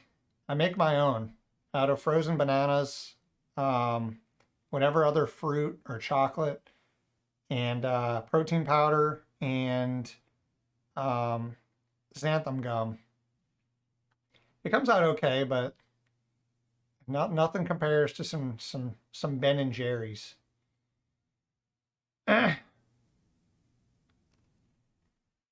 Oh my God, just had a look at the LSI 9305 24i for $700. Yeah, I don't need a 24i. Worst case, I have to buy another 16i. But yeah, I have no use for over 32 drives in my system. I can't even hold that many. Awesome, thanks. My wife is a photographer and needs the storage for her Mac Mini. I just hooked up. So one of my good friends is a photographer, professional photographer. And he hit me up because he's not like a big tech guy. And he's like, man, I got all these external hard drives. What do I do? Is there a good way to do this? And, so we talked for a while, and eventually I recommended he go with a Synology system. And that's because I mean, Synology isn't the best bang for buck by any stretch of the imagination. You know, you can build your own and get better performance for lower price, but that requires you to be somewhat tech savvy and be responsible isn't the right word that I'm trying to say, but you're I guess you're responsible for your own hardware in terms of setting up the software and knowing enough about it to fix things or tweak things as they arise. Whereas Synology is built for people who don't want to do that. People who are willing to pay a premium for lower power hardware, but want the ability to just throw their drives in there, click a few buttons, have a really intuitive GUI, and get decent performance. And that's what we ended up going with. And he went with the 8-bay version. I can't remember the specific model number, but he went with the 8-bay version. He's got a 10 gigabit NIC in there and a 512 gigabyte NVMe read cache. So he's set up and he's got it fully maxed out with eight 12 terabyte drives in RAID 6. So two fault tolerance, and he has a hot spare. So he is set. He is good to go. He's got the Thunderbolt adapter for his Mac that he plugs in. He's got full 10 gig transfers while he's at his desk, and he can access it even when he's somewhere else in his house over Wi-Fi. He can access all his files and stuff, and he is like over the moon compared to having all of his shit on like multiple external drives. This is like mind-blowing for him, and it's awesome. Shoe Donk, I have two LSI 927 I cards, and they were each with cables from that same seller. Actually, oh, $80 each. Yeah, I guess this guy, I don't know who. Let me see. It's actually the same. Oh, I closed the ad. That guy's definitely somebody if he's got a massive stock of freaking Hba cards. Would you recommend using Proxmox and virtualizing TrueNAS Core? Yes, I would, because that's what I do personally. 100%. All my drives for TrueNAS are hooked directly into that Hba, and I pass the entire Hba through using PCI pass-through, and it works perfectly. Oh, Cody says spills beer reference to hopefully nothing goes wrong on the stream. I guess that is the most common thing that could probably go wrong. Philip says, I used to shoot fashion in Chicago. That's awesome, dude. I wouldn't even say I'm a photographer. I'm a guy who really likes cameras, and I think shooting pictures is cool. I've always really wanted to get into photography. So a little backstory, going off on a tangent. That's kind of what pushed me to start my YouTube channel.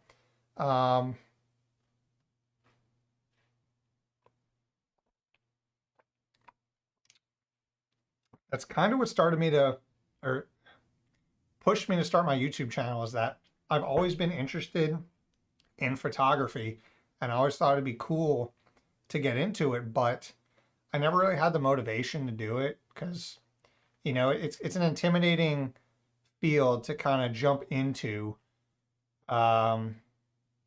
because I don't necessarily agree with this, but I feel like the general consensus is that the photography community is very like gatekeepy and like snobbish. I've seen forums and places where that is the case, but for the most part, I wouldn't necessarily agree with that, but I feel like that's what I thought. So I never really wanted to get into it. And then obviously the barrier for entry is that lenses are expensive, cameras are expensive. You don't have to go with expensive versions, but like just doing the research and seeing how expensive some of these things are, it's kind of off-putting. So I never really made the plunge. But then when I started kicking around the idea of doing a YouTube channel, I was like, well, I could get a camera to film my YouTube videos and also get into photography. So that's kind of what got me into it. And here I am now with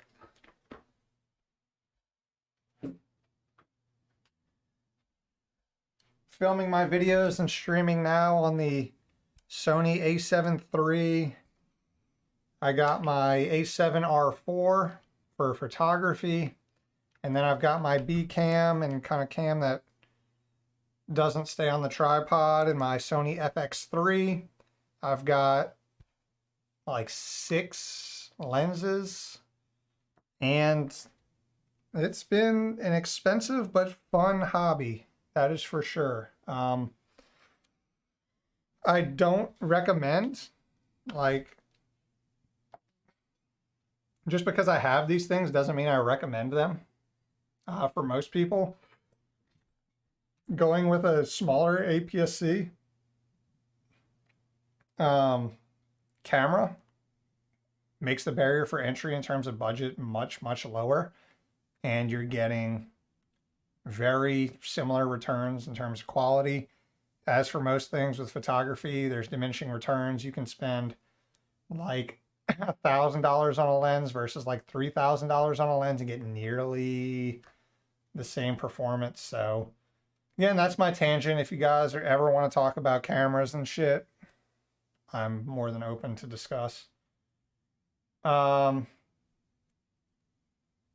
Philip's drinking, are you drinking rum straight on ice, dude? That's legit. Freaking hardcore. I haven't tried that Voodoo Ranger yet. New Belgium's Asheville location is just down the road from me. I should probably go try it. Sounds good. It is good. If you like, it depends on what you like. Like I said before, I'm not huge into IPAs because I don't like the heavy, hoppy, and I feel like it's gotten better over the last like couple years, but like 5 or so years ago, I feel like every IPA that was coming out was like you literally just juiced a freaking hop and it was the most bitter shit ever. But I think IPAs, people are starting to realize that nobody really likes those. I feel like it was just a race to see who could make the most bitter freaking quadruple hopped IPA. And people are like, yeah, it's cool, but I don't really like drinking it. So I feel like it's kind of tapered off a bit, and hazies have gotten more popular, which are much more enjoyable to drink. Death Exter? Dex. I'm just calling Dex. Dex. Hi, man. Someone asked me to upgrade their school's Wi-Fi network on a budget. Will the Omada system be okay, or pfSense on some used computer, or get a few home routers and just do a basic setup thing? Omada is probably your better bet, considering that's what it's designed to do. It's designed to be a kind of corporate, like business level system where you can control all your shit with a single controller. Like, as long as you're buying all the compatible hardware, it's easy to manage everything and set up. You can deploy it, plug it in, it'll find it, configure it, and you're done. Strongly recommend going with Omada for something like that. You could go with pfSense and you can combine it. I've seen people do pfSense with like Unify, but for that, I would bite the bullet and just buy into the Omada system and go for it. I would say it's like Unify Lite. Their GUIs are very similar.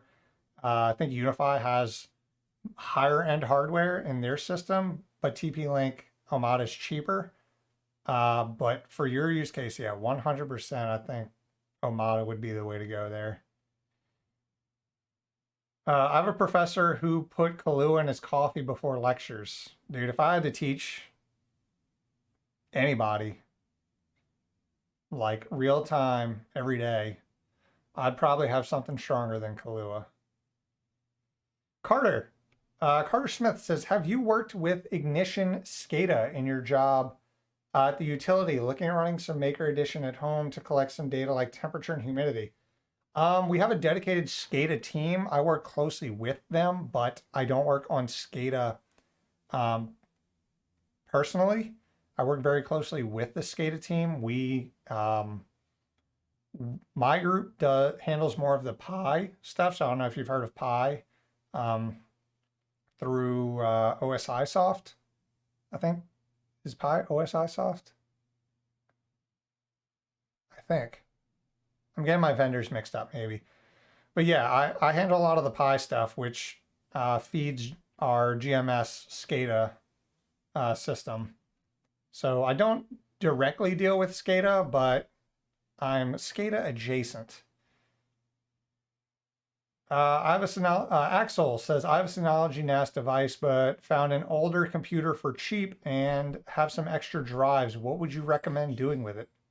Synology NAS device, but found an older computer for cheap and some extra drives. What would you recommend doing with it?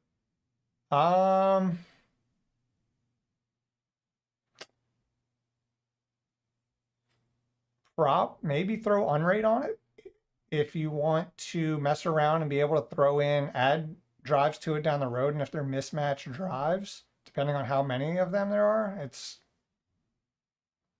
Unraid is a good solution. What else would be good? Older computer for cheap with some extra drives. Maybe like, oh no. My camera's, okay, there we go. Maybe it's hard to say. Everybody's use cases are so different. I've kicked around the idea of having a dedicated transcoding server using Handbrake, where it monitors a folder where I can drop all of my camera, like my YouTube video, my raw footage in there. I can drop torrents in there and it transcodes it automatically. So I can have it transcode into an easier to edit format or easier to stream format automatically. But that's obviously depending on if you use something like that. But yeah, the options are freaking endless, man. I would just, if you want to use it for a test device and just host like Ubuntu server on it and spin up Docker and mess around with some services, it's also an option. I like personally, I have a computer that sits actually awkward. I say it always sits right here because it usually does, but I'm working on another PC, but it's over here. Regardless, it doesn't matter where in the room it is. But I have a PC that is dedicated to just being my like test PC, and that's what nothing important lives on it. If I want to try out TrueNAS Scale, if I want to try out Unraid, I want to try out XCPNG, I want to try out anything, I use that. Boot it up, try it out, kill it, throw another OS on there, and that could be an option for you if you just want to play around with something. It's always good to have that one dedicated device that you don't care about just wiping and messing around with. Let's see. TVJ, my channel's kind of niche and I probably don't post enough. Yeah, consistency is another thing I've heard it's important to keep up with. So I don't know how true that is. I try to post at least one video a week. Sometimes I'll post like 3 a week and then take like 10 days off, but the streams help too. Doing the live streams help fill that gap where I don't have to like prepare a script, film, edit, and post. I can just go live, talk with you guys, and it's interaction with my channel. I'm thinking of doing Min.io for distributed file storage. I gotta look into that. I just don't. I gotta get into like Kubernetes or some type of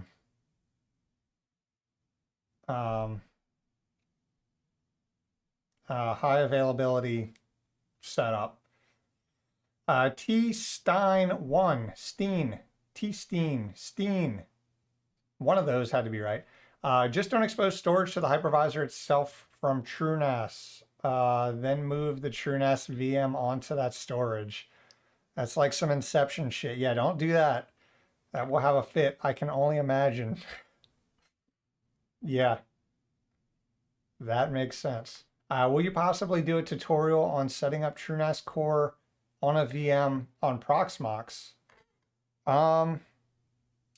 I might have that in one of my earlier videos because that's what I'm currently running. I may have talked about it on my Epic home server. I may have talked about it on there.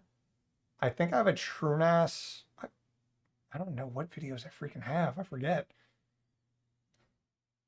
But yeah, I plan on doing a full, I did one last year. I'm going to do one this year, a full home lab walkthrough for everything I'm running. And it's going to be like a rapid fire kind of, this is what I'm running. This is the basics of how to set it up. Move on, next thing. Because there's a lot of stuff to talk about, and I want to condense that into like everything I'm running into one video. I went on the road teaching as well. I really enjoyed it. Teaching like college courses or just, that sounds legit. I would like to travel, have some type of job where I could just travel and see the world and do whatever to make money. But my life as it is right now isn't suited for that. But you know, maybe one day. CAJ, I agree with the Synology. I use a rack-mounted Hba Synology for her backups and have that backing up to Backblaze. I just wanted to get into servers and setting them up. Yeah, for sure.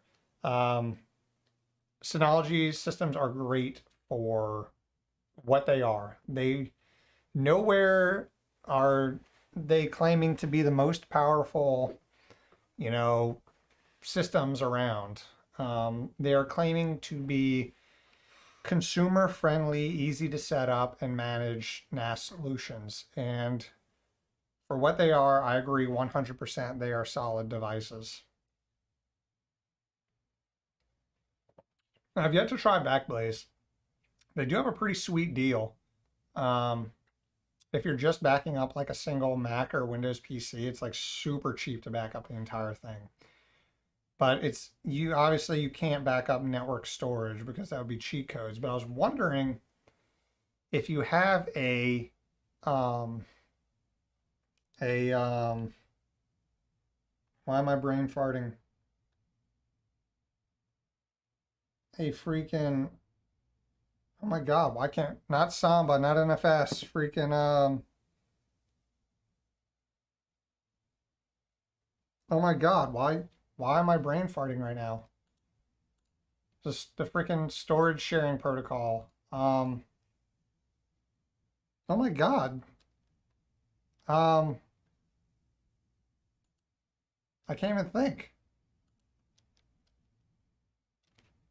Oh my God, this is embarrassing.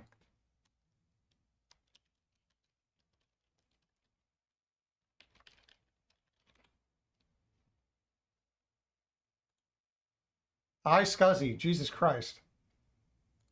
Why? I don't know why I couldn't think of that. That was freaking, God dang. I was wondering if you had like an iSCSI share mounted, if Backblaze would, if you could like trick Backblaze. I doubt it, but that would be funny. Shen says Proxmox GPU pass through to Windows plus external monitor plugged into GPU's display port. Yeah, you could do that. You could create a Proxmox virtual machine, run Windows on it, pass through a GPU to it, as well as USB devices, and literally use it like a regular PC with display out, mouse, keyboard, everything. Which is a pretty solid solution if you're fine with your server sitting in the same room as you. Philip says, later, gotta bounce. Later, dude. Enjoy your rum. Have a good night. PZRG Zangerman. Yo, Owl. How are your NAS servers doing? Okay, you don't want to know how I'm doing. You want to know how my NAS servers are. They're doing good, I think. One's sitting right there. Just kind of hanging out. Cat. Cat. Cat, how are the NAS servers doing? Did I wake you? Sorry, go back to sleep. Sorry for disturbing you. Yeah, they're doing great. One runs one is running on TrueNAS Core, and the other one just runs default Proxmox. I have a ZFS pool directly built in Proxmox.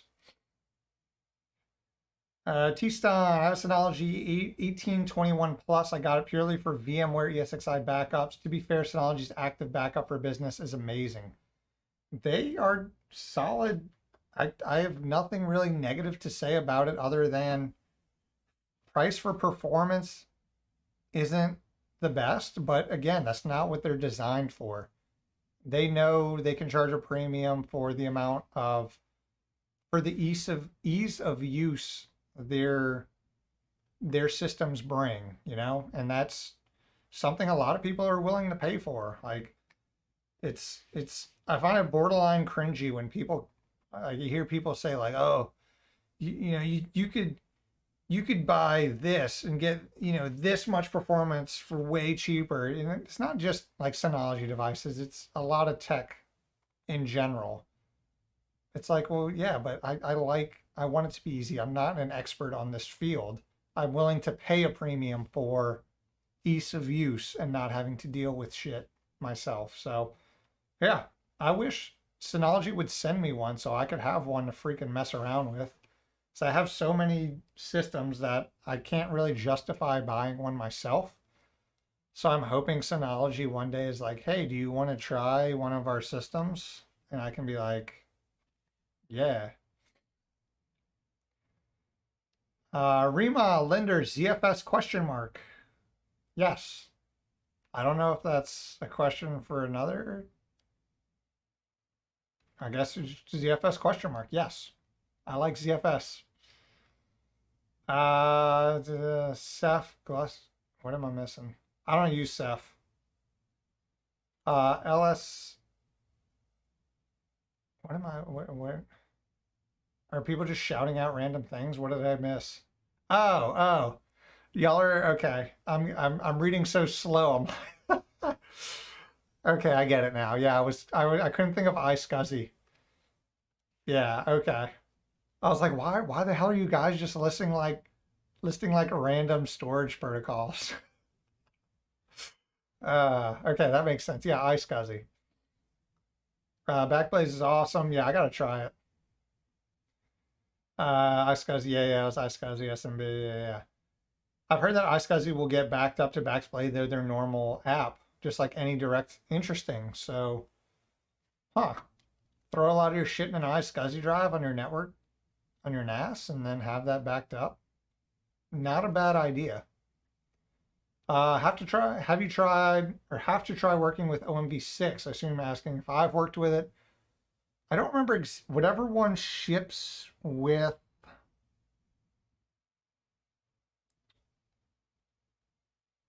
Open Media Vault 6. I don't know if I've used 5 or was it 6. I've either used 4 and then 5 or 5 and then 6. I can't remember. I remember the newer one being significantly better than the previous version.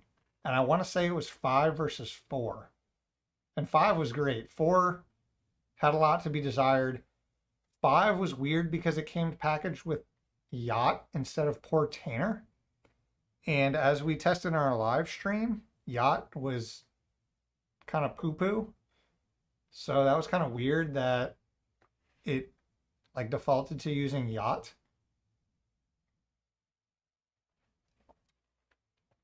Zach says Synology software is so easy to use. Yeah, I I agree, dude. They have done a good job for what it is they wanted to accomplish in the field.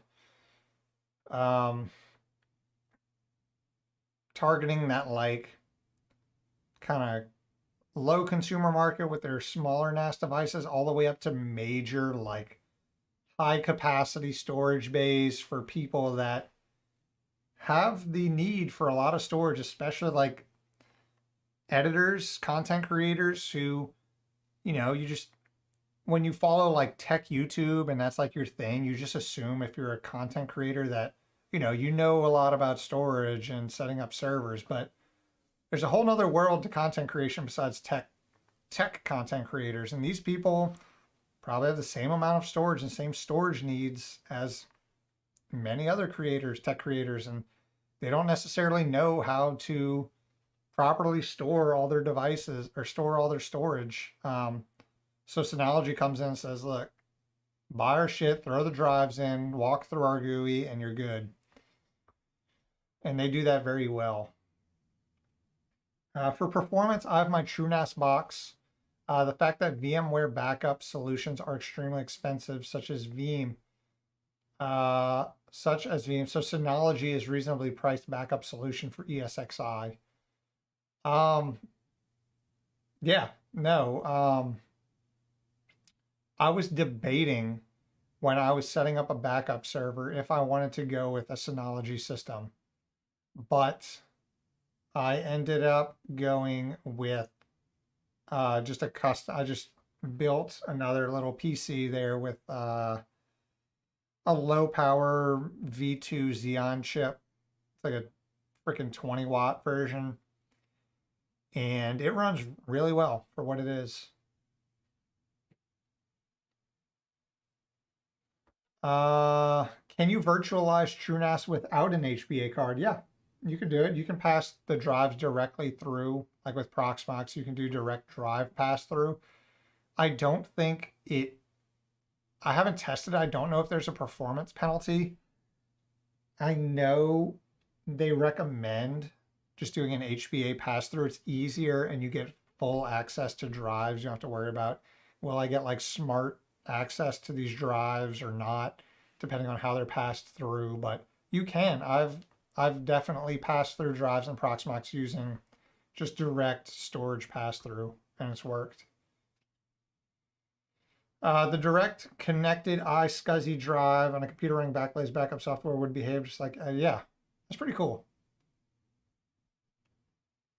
What system would you recommend? Axel says, what system would you recommend I run on the old new PC since I have Synology NAS? Like, which would be the non-NAS features? Would Proxmox still be feasible, or should I just boot whatever OS?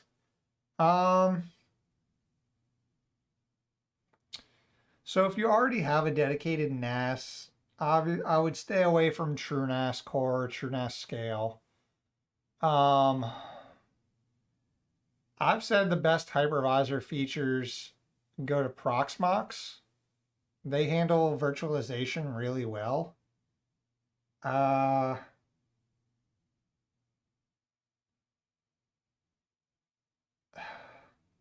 it's hard to say. I mean, it depends on, yeah, if you want to spin up a bunch of VMs, Proxmox would be really good. If you want to just mess around with like Docker and shit, just throwing like Ubuntu server on there would be perfectly fine. It's just up to you. And then, like I said, having a box dedicated to just like messing around with is super convenient because you can literally throw something on there, try it out for a couple hours. If it sucks and you hate it, wipe it, try something else. And that's what I like about having a dedicated like test machine like that, because I can do that. If I want to try something before I, go balls deep on it, I can spin it up, mess around with it, and see how it, handles certain things. And if I like it, continue using it or deploy it to a new system or wipe it and start over. And I give that answer a lot when people ask, and I almost feel bad about it because I say a lot of times I'll say, well, it depends. It depends on what you want. It depends on your budget. It depends on, X, Y, and Z. Because when you're talking about a home lab setup, it's a very broad topic. It's like somebody coming to you and saying, like, what car should I buy? It's like, well, I don't know. Like, do you have kids? Do you drive a lot? Like, what's your budget? So many different things come to mind. It's the same thing with home servers. It's like, hey, what hypervisor should I run? It's like, I don't know. Like, do you have kids? Do you drive a lot? Obviously different questions. Like, do you already have a NAS? Do you want to run virtualization? Do you want to run Docker? It's a big thing, especially because it has to be Linux based. What services do you plan on running? Do you want to focus more on storage? Do you want to focus more on, having more cores and utilizing that? Like different hardwares or different softwares are catered more towards different use cases. But I've always said that no matter what you go with for 99% of things, they will get you where you need to go. I've said that quite a few times in my videos, is that a lot of people get bogged down in what hypervisor do I choose? And you kind of get like so stuck because it's overwhelming, because you go and ask and people are like, do this, do this, do this, do this. When in the end, no matter what you go with, you'll probably be able to get to where you want to go in terms of running services and hosting storage. So it's like I said, just try out shit. If you like it and it works for you, cool. Who cares what everyone says? If you try it and you don't like it, kill it. Oh my God, I'm gonna butcher this name.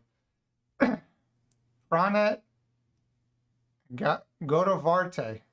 Pranet Godovarte. Hi. Hi. Welcome.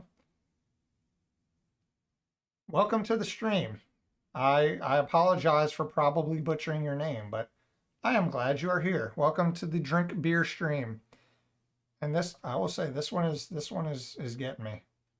The 9.5%. Proxmox runs KVM, so it's very performant. Proxmox, I've always stood behind that. Proxmox has the best virtualization interface. Just setting up VMs, and they make backing up and restoring VMs so freaking easy. It's mind-blowing how easy it is to manage VMs on Proxmox. Like, I just had to use it the other day where I had a VM running, and then so all my VMs I run backups for. It's super easy to set up backups. So I had a VM running, and I had, obviously it was being backed up, and then I accidentally deleted the storage it was on because I forgot that when I restored that server, I accidentally temporarily stored it to like an external drive, and I was running off of that. And I unplugged it to use it for something else and formatted it. And then when I went to, I restarted my machine, and I was like, what the hell's going on with my VM? And it's like, oh shit, that was running on external storage, and now it's wiped and gone. It's like, oh wait, I have a backup. Literally one click completely rebooted the entire thing onto new storage. It was fantastic. So in terms of virtualization, I really, really like using Proxmox. Cat, why would you lay down there? You're out of range. People can't even see you anymore.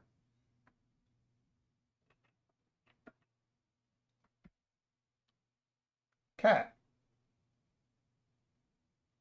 That's not where you're supposed to be. That's not the cat cam.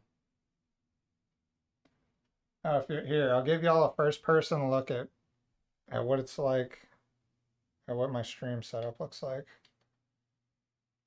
This is what I see. Exciting.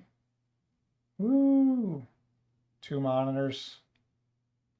Another light. Whole bunch of shit.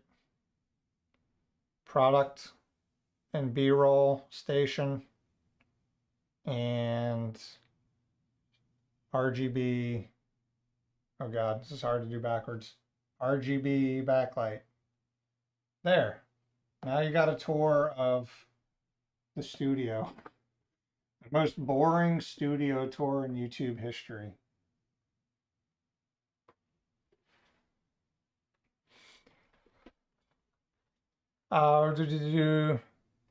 Awesome. Thanks, man. I'm excited for the system. Yeah, just like I said, having a system to just mess around with and be dedicated to just dicking around on it, it's convenient.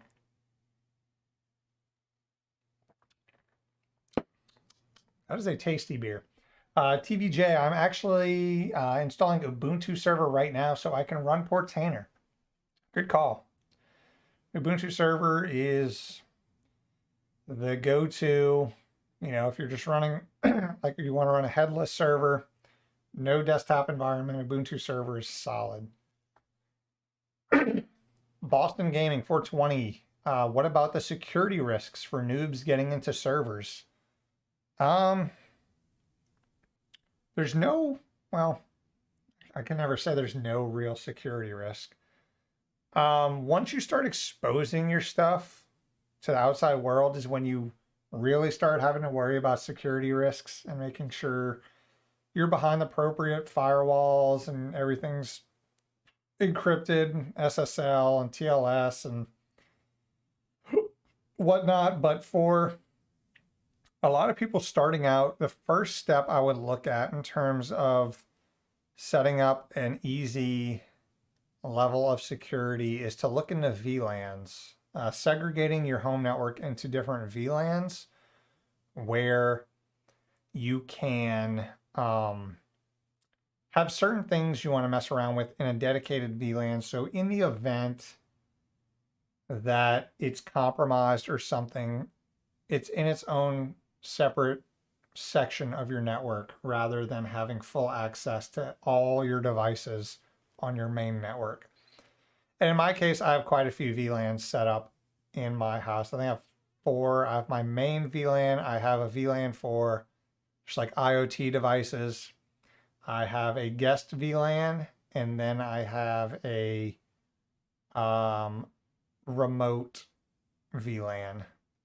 So I do have a dedicated video on VLANs. If that concept is foreign to you, I'd recommend go checking it out. I tried to put it in a like explain like I'm 5 kind of terms where I hope it's easy to understand. But yeah, that's the first kind of step I would look at into keeping your local stuff secured. And then once you start getting into trying to expose your services, whether that's through a VPN or through directly exposing it, like using Cloudflare is one of my main, that's how I do a lot of my things with Cloudflare and a reverse proxy. That's when you get into like really having to make sure your firewall is set up correctly. A mistake people often get tricked into is put a single IP as the DMZ host where your router will forward every external port to that IP. If you do that, firewalling that device is properly important. Yeah, don't be wary of DMZ, and UPnP is another one. UPnP, it depends on what router you go with, but sometimes it's on by default. But UPnP is basically going to open the ports necessary for the services that you run, assuming that it supports UPnP. Stands for Universal Plug and Play. It's just there. It's just designed to make it easier for people who don't necessarily want to manually open ports. If UPnP is installed or supported by your router and UPnP is supported by your service, then it'll automatically open ports. For the most part, if you're using like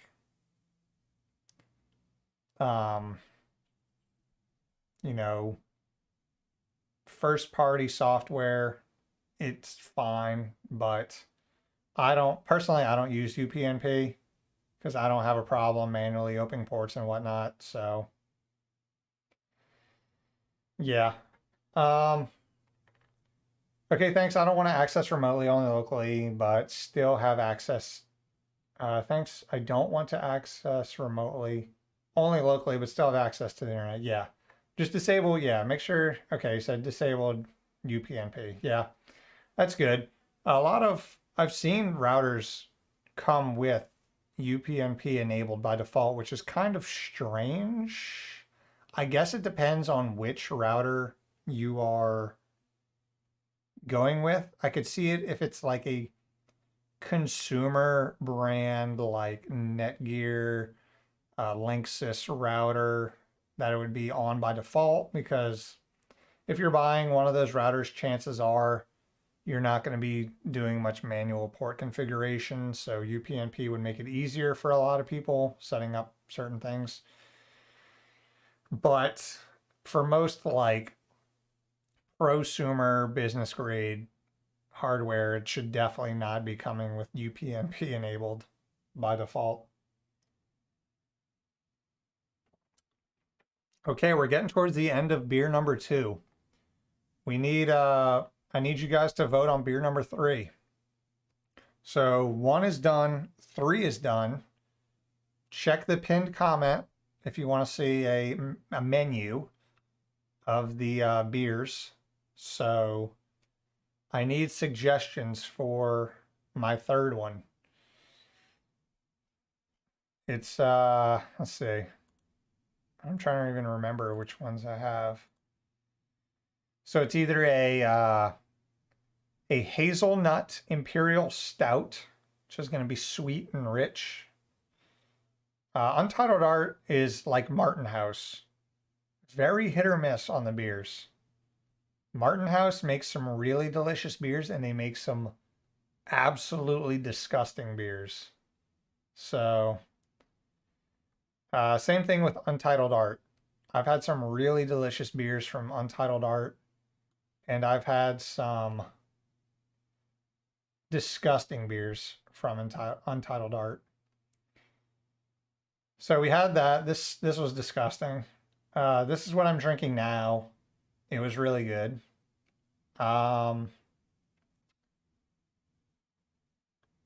We have, like I said, the hazelnut imperial stout. We have the raspberry snowball crunchy, which is a sour.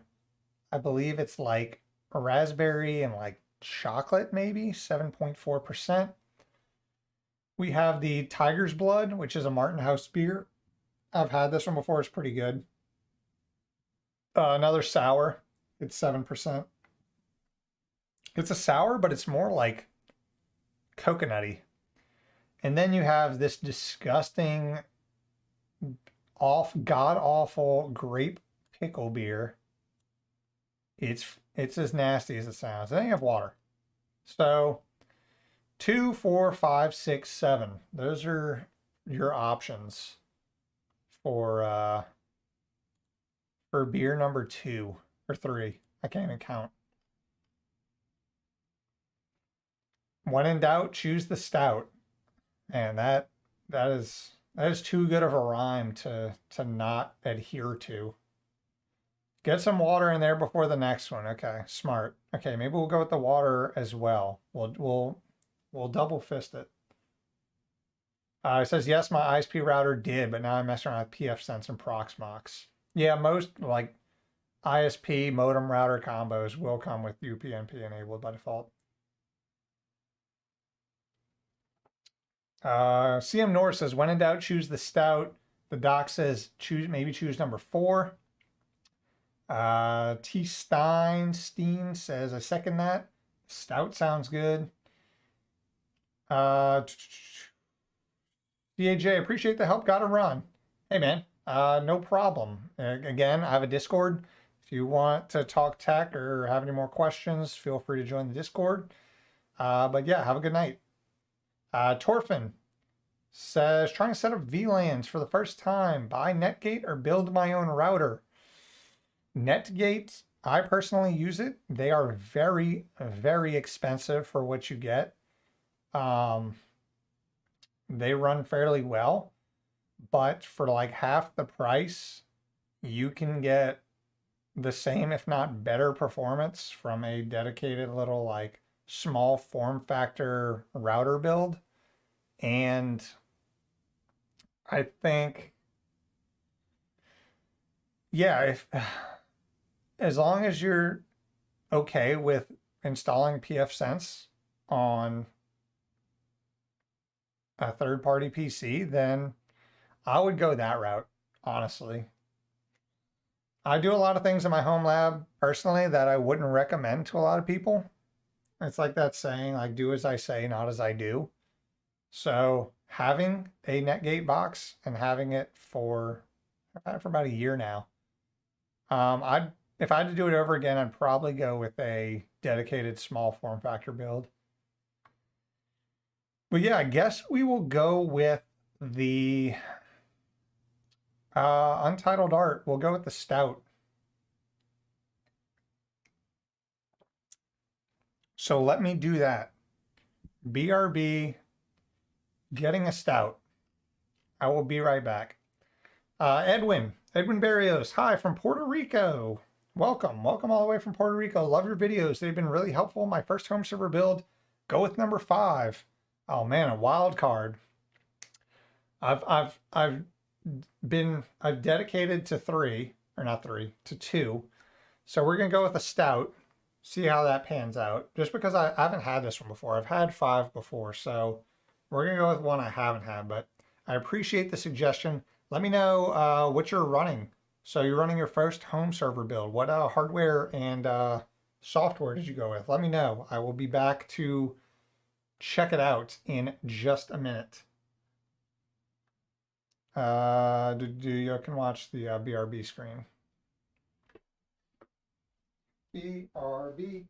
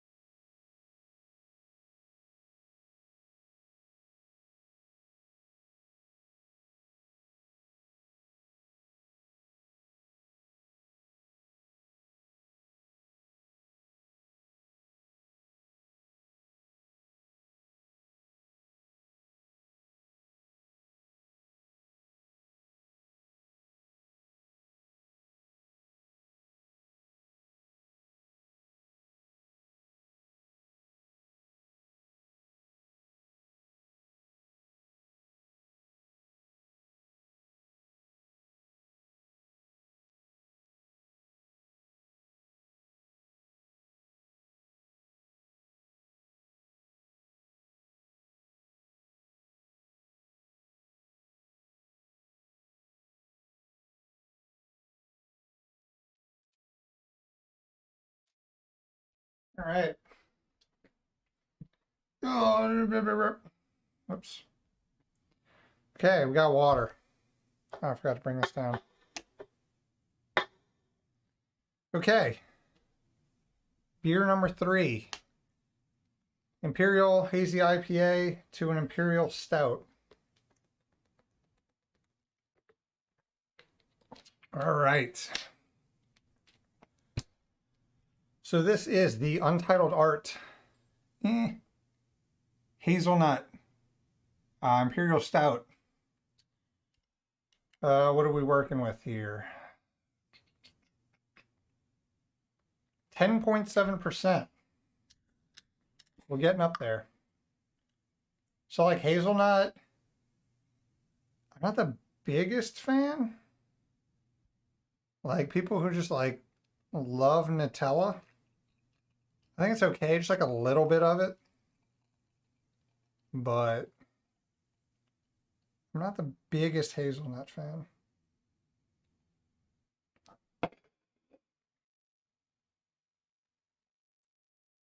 Woo!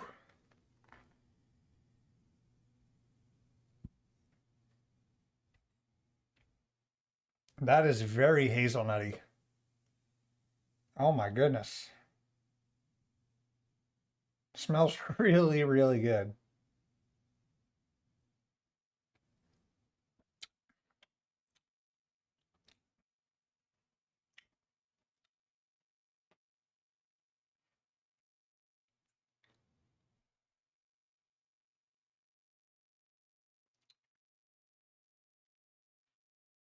That's really good. So I usually like my Imperial Stouts a little bit richer, but that's still really good. It's very hazelnutty. If you like hazelnut, it's very nutty in general. It's lighter than I thought it was going to be. I thought it was going to be like super sweet, super rich, but it's not. It's very heavy on the hazelnut, but it doesn't leave that like rich kind of, when you get like a really hardcore imperial stout that's super rich and super sweet, it kind of leaves that like sugary coating almost in your mouth. This doesn't do that. It's pretty good. That's like I said, imperial or untitled art, usually like really good or really bad. So this one's solid.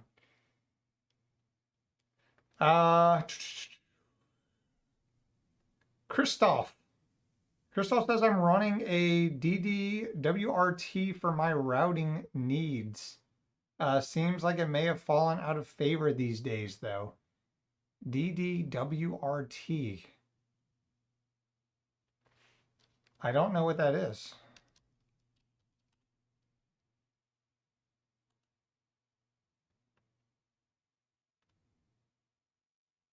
Oh, okay. So you're going to upgrade like to PFSense or something?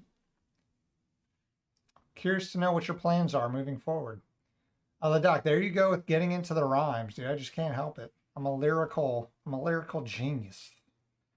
Torford, awesome. Thanks. Your video. What did I miss? Oh, whoops. Alec, welcome. Running a small home server for Plex mostly on a recycled HP Z2 or Z230 small form factor that I found at a job site being demolished. It worked well for a few years. Super annoying to add storage though with the smaller power supply and proprietary motherboard connectors. Yeah, that's the thing about I can feel myself about to go off on a tangent, but let me figure out how I want to approach this. It's definitely a good option of going with like Dell or HP systems, like the all-in-one solutions, because you can often find them for dirt cheap, but you hit the nail on the head with their proprietary motherboards, power supply connections, and usually very little expansion. It's kind of annoying when you want to do more with it.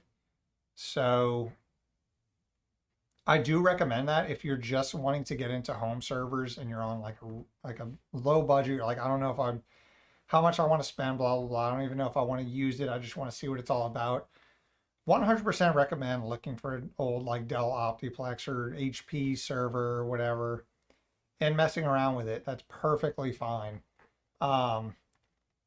In which I felt the tangent coming up is when I see so many freaking videos like I built a gaming PC, a super cheap gaming PC. I bought a Dell Optiplex and threw a graphics card in it. I'm like, oh my God. How many of those videos do I need to see on YouTube? They just, at this point, they just annoy me when I see them. It's like, I built a cheap gaming system. And like, I already know what it is before I click on it. Oh, look, I found a Dell Optiplex on Craigslist for $50 and I put a GTX 760 or a 1060 in it. It plays games. Like, yeah, cool. Not that that's a bad idea. I mean, I still think it's a great idea, but I literally see so many of those on YouTube that it's like a unjustified pet peeve of mine. It has no reason to annoy me, but it does. So there's my tangent.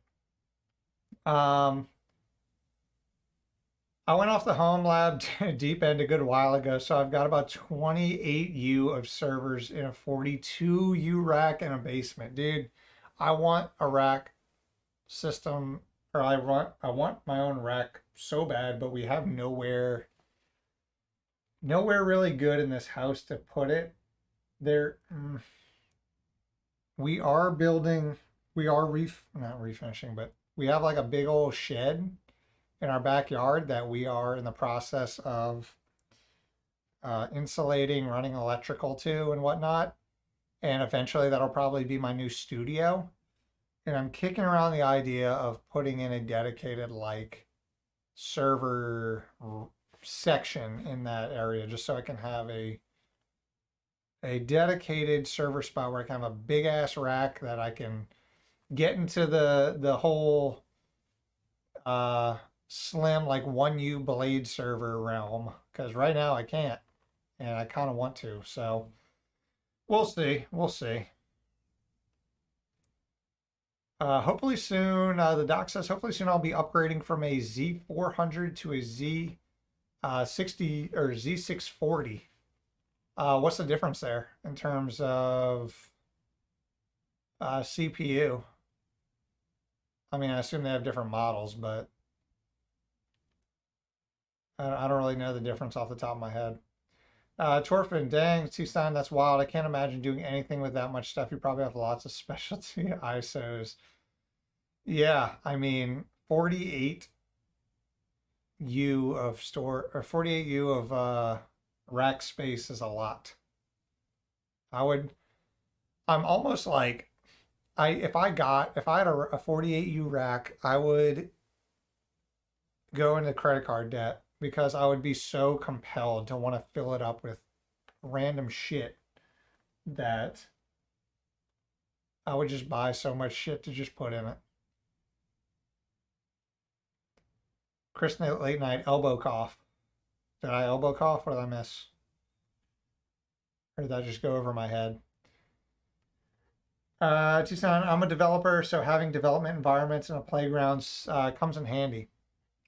Yeah, I am a kind of a developer, but I like both software and the hardware side of things. I flip flop back and forth. Like I go through like waves of being more into like the hardware side versus more into the software side. Right now, I think I'm more into the hardware, but I don't know. Maybe I'm in the middle. Doesn't matter. No. Crystal, I have two Zima boards on the way. One's planned on to become a TrueNAS scale with the 5 times SATA PCI card. The other will probably be some sort of Docker managed system. Yeah, I got to make a video on this guy, dude. I have two videos I'm going to be making on this. One is going to be a general check out the Zima board, which I think is a freaking cool piece of hardware. And using Casa OS, which has the potential to be really good. Right now, it's very bare bones, but I like where they are headed with it. And then my second video is going to be using the Zima board to replace my pfSense Netgate box. So we'll see how it handles pfSense. But yeah, I think the Zima board is freaking sweet. Like that small of a footprint, no fan, dedicated SATA ports, dedicated PCI 4X slot, dual 1 gigabit NICs. Like this is what you would hypothetically come up with if someone said, if you want a low power system, what would it be? x86, PCI. Okay, it's 2.0, but still, having a dedicated PCI slot is freaking sweet. Dedicated SATA ports and dual NICs. And it also comes with USB 3.0. The downside, immediately of using it, there's two. One being that uses eMMC storage. eMMC storage. So it's slow. I wish it had like a dedicated NVMe slot. And the PCI slot here, while you can force like a regular card in there, it covers up the display port. So like, let me see if I can explain this. When you plug this in, the PCI card will cover the display port, and it's like very tight fit, almost like it shouldn't fit in there. Like if they just would have moved the display port somewhere else, or move the PCI slot up a bit so we're not forcing a card in there, that would have been convenient. But again, you can use a riser card and get around that. But it's not perfect, but it's certainly a freaking sweet ass piece of hardware.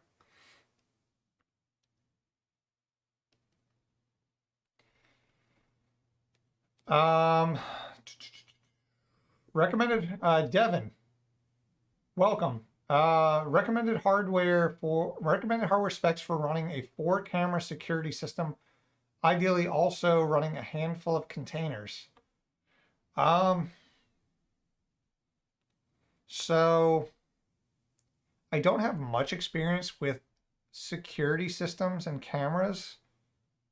I don't know if they do like what compression level and what, like how they're transcoded and how they're stored. I don't think you need anything super powerful to run a security system, as well as running some containers if you're using Docker. A lot of people, you'd be super surprised with the amount of performance you can get out of older hardware. Just because modern operating system and modern games don't run well on like older systems doesn't mean that like they're just like slow in general. It's like I'm a big proponent of using like V2 Xeon E3 processors because they're cheap, they're relatively low power, and they're in this spot where they're not powerful enough to run like modern desktop environments, but they're plenty powerful enough to spin up like a lot of services and containers. So, I mean, if you're running a 4-camera security system that's like 4K, high bit rate, then you might need something that can have a little bit of transcoding power. I don't know. I'm not the best person to ask about security systems. Holy shit, Techno Tim. I appreciate you stopping by, man. The legend himself. The person who has legitimately inspired a lot of my content. No joke.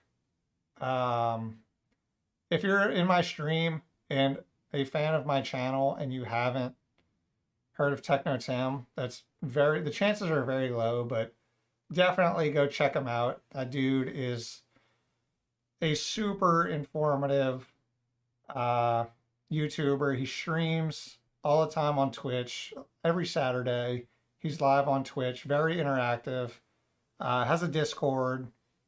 Definitely go check him out. Obviously, I mean, if you're in this chat, you've probably know of Techno Tim, but I appreciate that, man. That is awesome. Thank you for stopping by. I shouted you out earlier. Someone was asking if I use UPSs in my system, and I mentioned that yeah, I use 2, one for my networking stuff and one for my server. I said, yeah, they're pretty basic. I don't have a super sophisticated setup like Techno Tim does with his nut server. So, yeah, man, that's awesome that you stopped by. I appreciate that. Rima Linder. I'm running an old super micro server with GPUs. 3090 and 1080 Ti 2 for deep learning. Has 192 gigabytes of RAM on 24 DIMMs. I bought a Fantex Elite Pro full tower chassis, which I thought would fit. That is a lot of hardware. Damn. Okay, so what power supply are you using for that thing? Holy crap. you got to be using like a 1200 watt at least. That is a big beefy boy system. That's legit. I am not into the world of deep learning yet. I have a NVIDIA Jetson that I really, every day I keep saying I'm going to get back to um, my project. I have the camera, I have the case set up. It's literally ready to like mess around with. Like I have my Jetson, I have the camera set up. I have the software running to do real-time um, body position monitoring. And the plan is to watch and show like real-time lifting form. Another 5. Thank you, Tim. I appreciate that, man. Thank you so much. That is awesome.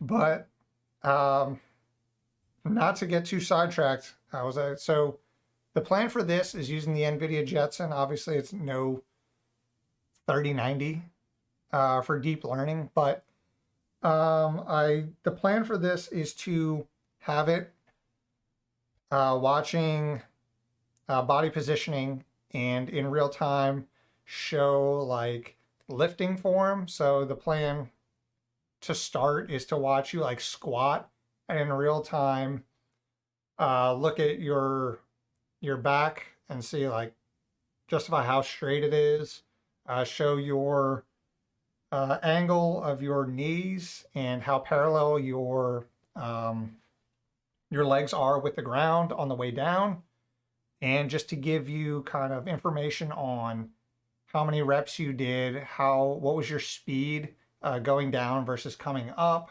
and a lot of like really nerdy lifting data that can be stored using that. That is the plan here. I keep getting sidetracked with all other videos I need to make, but that is coming eventually. I don't think it's in line with a lot of the videos I make, but I think it's really cool. It's a really cool project to take on. So we will get there eventually. That is, it doesn't really have anything to do with like deep learning, but that just reminded me of it. So there's my tangent.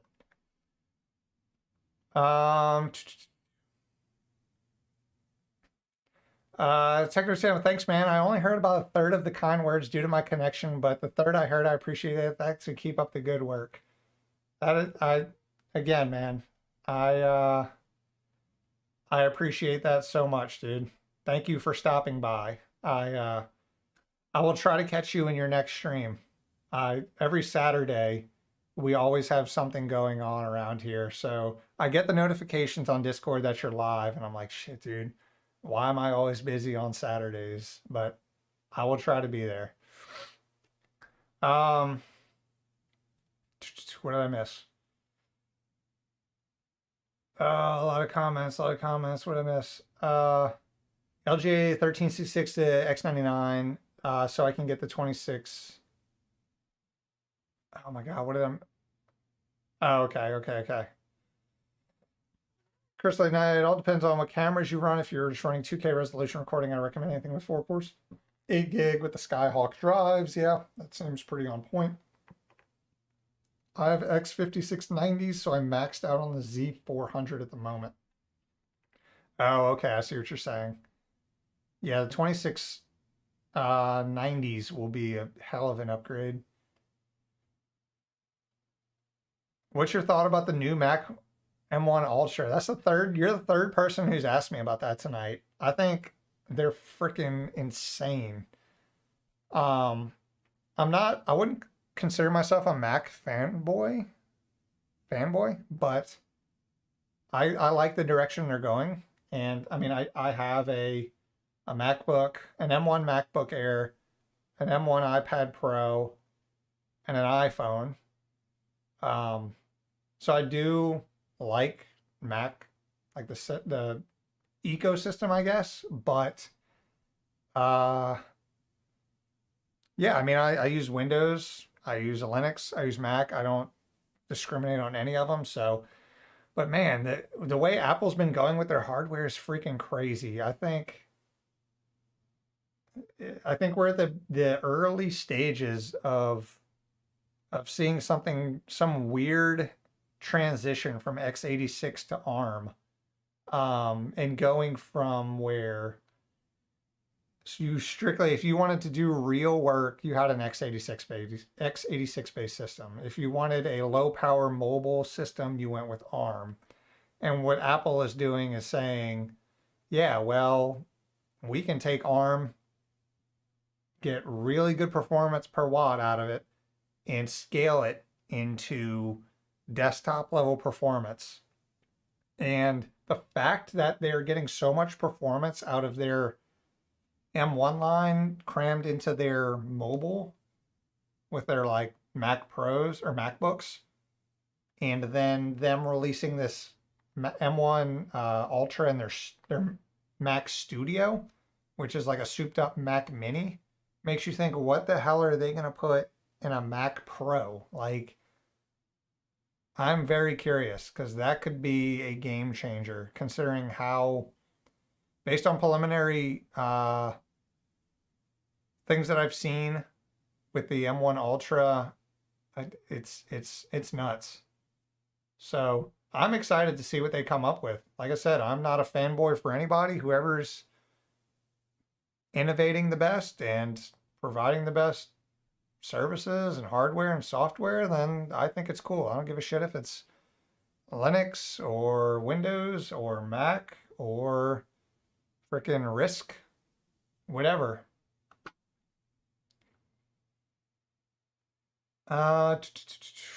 Matt Sargent, how I know how you feel. I have a 21U rack that's half full and it bothers me. You just gotta spend more money, dude.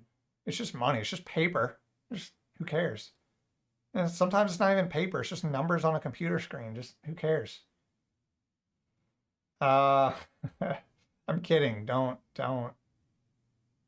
listen to that.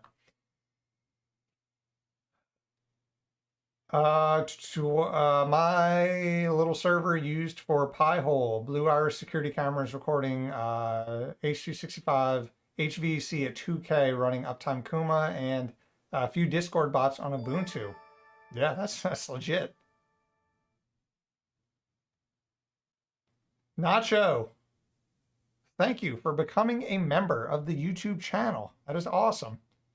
Welcome. You can now put like you can put like emojis or special stickers in the chat in the YouTube, and I post some like members only content, but more is to come. I plan on doing some more catered content for my Patreons and YouTube members. But thank you so much for becoming a member. That is awesome. Alan says, "Oh snap, Big Tim in the house." Yeah, Tim stopping by is pretty freaking sweet. And last stream, at the end of my last stream, I had Jeff Geerling in here. That was wild. So I don't even that is just freaking mind blowing to me. Chris says 4 cores, 6 threads, 4 cores, 6 threads, 12 gigs of RAM for running your server with Pi-hole and your security setup.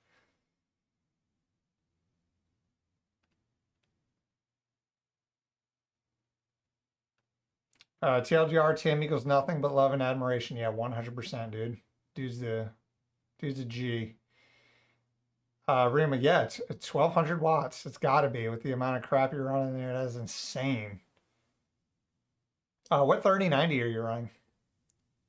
Is it a reference stock NVIDIA one? Zach B, do old Xeons work well for Plex transcoding? I'm trying to think if I've done any transcoding tests on my old Xeons. I don't know that I have. That's something I'd have to test. I know a lot of people out there are really big into the transcoding stuff. There's like a Reddit There's a subreddit for Handbrake, and those dudes are hardcore about their transcoding. Forgot about my beer. This is a good one.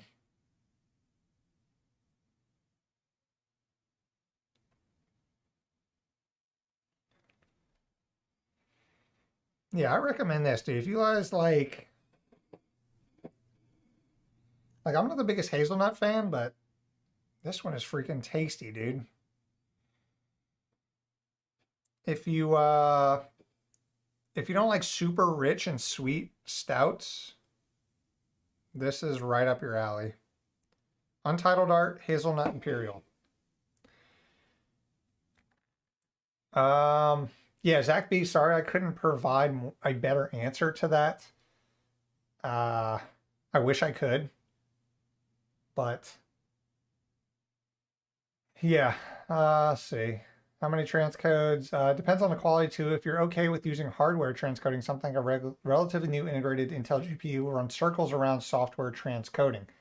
Yeah, we touched on this earlier. I said that hardware in general will be better, air quotes, because A, it will offload all of that work from the CPU, and B, a GPU will be able to handle much more, many more streams or transcodes at a time than a CPU could. Although CPU transcoding is more efficient and better quality, in terms of the basic FPS you can get out of a similarly priced CPU. But if you have a GPU, a relatively modern GPU lying around that you can throw and dedicate to transcoding, then you don't even have to worry about it.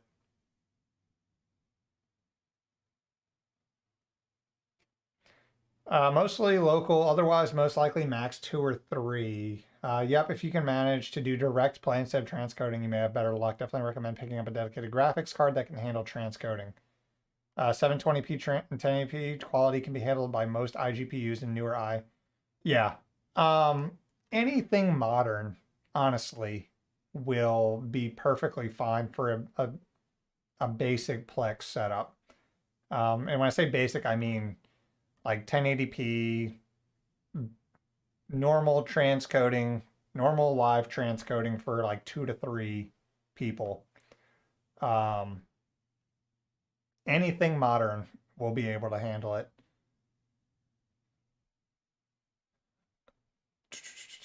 I'm about to run out of space soon and want to build.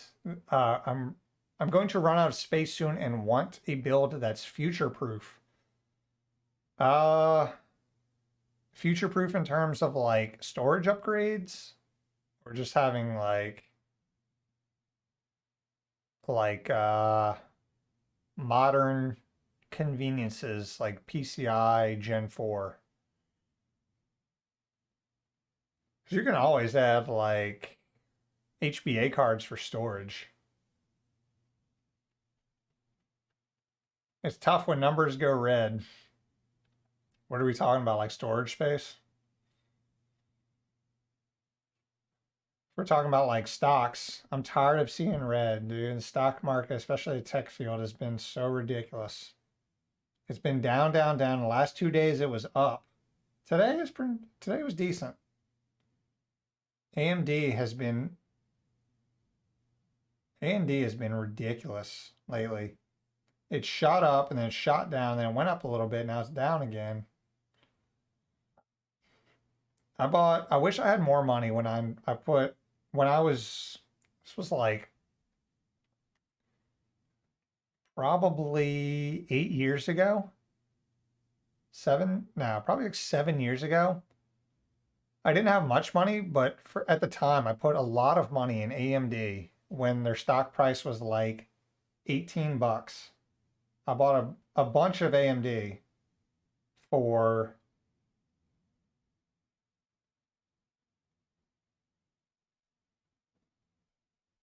it might have been yeah, it was lower than that. It was like 13 bucks when I bought it. I wish I had more money when I bought all my AMD back in the day.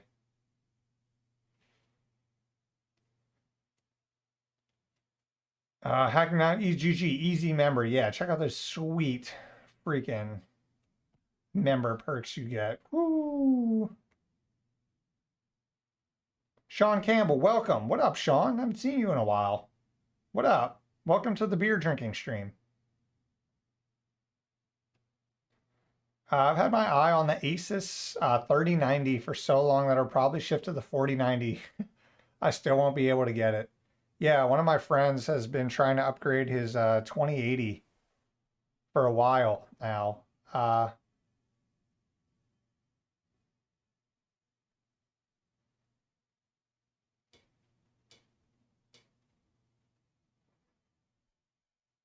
The hell am I hearing? Hold on.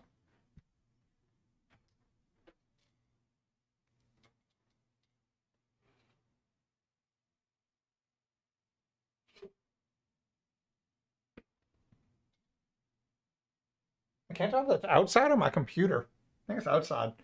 No, what the hell's going on? Sorry. Yeah, one of my friends has been trying to upgrade his 2080 because he's doing like racing sims and VR, and it's very demanding.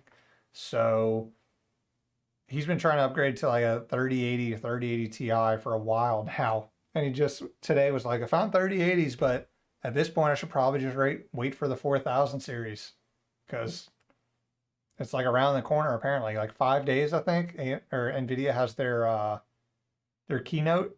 So I'm very interested to see what comes out of that. God, what are you doing? Bloop. Cat cam's back. Okay, you gotta help prop up the stream. You can't be sleeping next to the chair when you can be sleeping on the chair. Had my here, sure that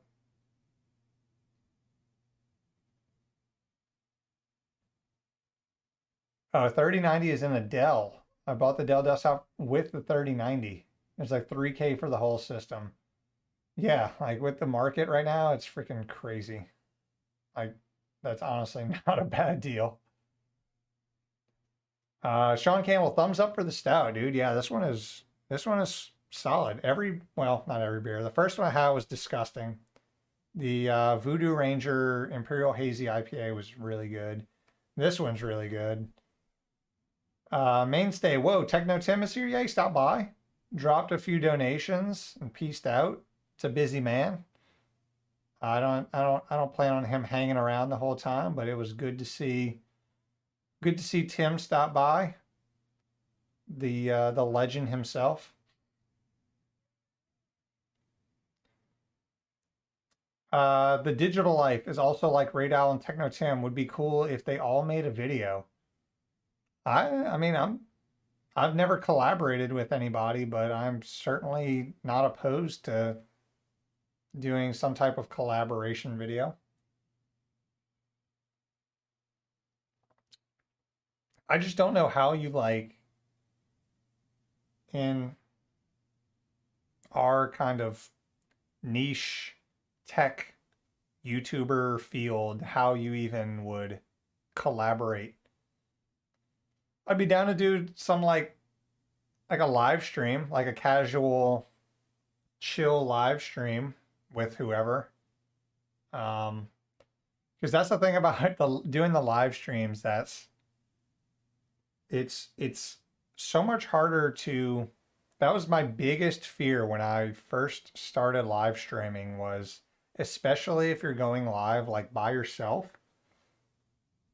it is very dependent on the interaction with chat. So, and I had much fewer subs when I first started live streaming. So the first time I went live, I was like, I don't know how this is gonna go. Like, I'm gonna get 0 viewers. I'm gonna sit here and like talk to myself about home servers. Like, I was super nervous about doing live streams.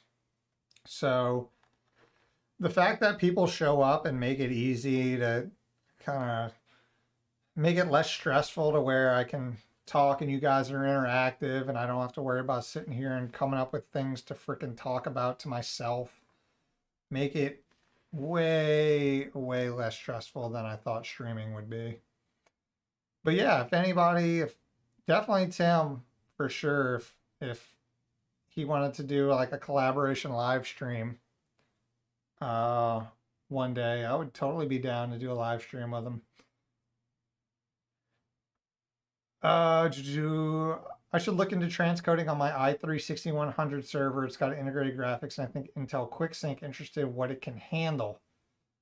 QuickSync has always been impressive, especially in the older Intel processors, because there was nothing like it to do dedicated live, like hardware accelerated transcoding. I think it's less important these days with cheaper graphics cards being able to handle major transcoding loads now, but still, older Intel CPUs with QuickSync make for a pretty decent system, transcoding system. Shen says, just did my first Proxmox install on a spare nut. You inspired me. How'd it go, dude? Are you enjoying the Proxmox life? For the most part, I enjoy the Proxmox life. I disdain their lack of backup utility. Like there's no way to back up your host in Proxmox. Other than that, for the most part, Proxmox is pretty solid. Sean Cahill says i3 QSV encoding can handle about 3 to 5 HQ transcodes, 2 to 3 4K. I mean, damn, if you're freaking transcoding your 4K footage live, that's a beefy load. Yeah, he says, what up, man? Kid's been keeping me busy. I've been missing you and your streams. Glad I could catch the tail end. Yeah, man. I noticed you've been out for the last few, but good to see you back. Like someone else earlier in the stream had to peace out because of kids. So I understand taking the priority of children over a Raid Owl stream. I will not hold that against you. Check Amazon and Newegg. GPU prices are dropping since crypto boom is semi over. A lot of GPUs are also hitting the used markets too. Yeah, like retail, you're actually able to find retail GPUs right now, which is like, think of how long it's been since you've been able to buy a GPU retail. It's disgusting. Like 2 years since you've been actually like able to go to a website, see a GPU in stock, and buy it before a bot comes in and buys it in like half a millisecond. So I'm not gonna put any bad juju into the universe, but I like the way the trend is going right now.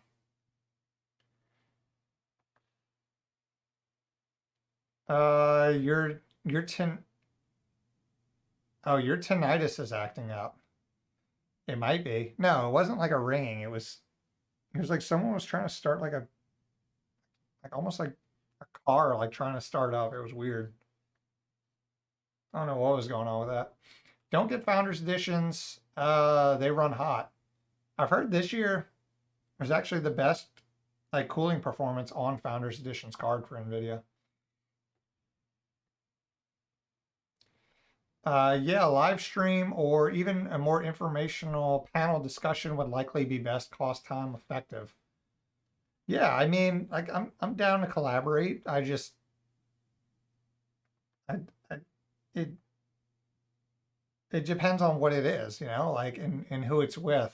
Like I don't want to go into some super technical like network forum discussion with like Tom Lawrence because I don't have as much network experience as him, and like I don't want to go into like some super software development forum with like Tim or somebody.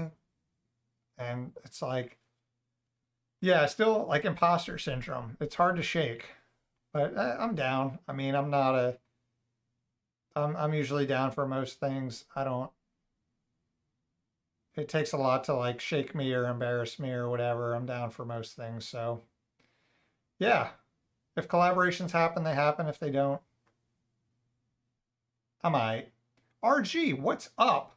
What is up, y'all? You still going? Yes, I am, RG. We are hanging out. I still have this much stout and probably like another half of the can. So we're chilling. We're still going. We're gonna be going until whatever. Alan. All right, home skill. I gotta shut it down. Eastern time clock. Yeah, it's late. It's late over there. I appreciate you hanging out, Mr. Allen, the goat himself.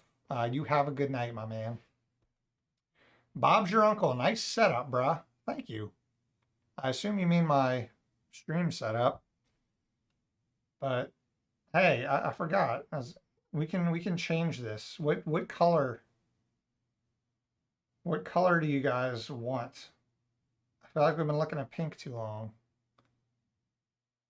Can go like green. Y'all like green? Let's mix it up a little bit. Wow. Technology's crazy, dude.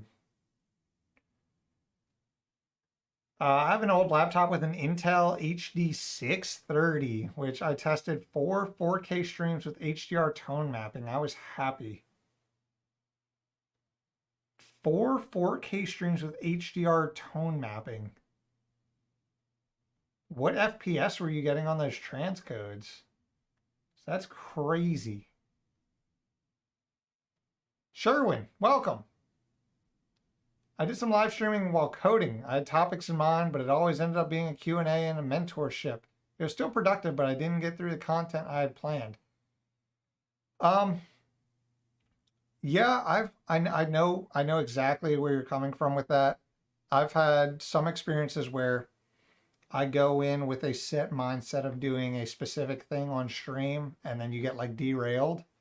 But I honestly don't mind that. I do the live streams to interact with you guys and field any questions. I don't do it to like promote anything or like with any like specific real goal in mind. It's mainly if I go into a stream with a set like, hey, I want to test X, Y, and Z today. I'm only doing that so that I have something to keep me on track while streaming rather than this stream, which is just an impromptu, like, hey, I'm going to drink beer and talk to you guys.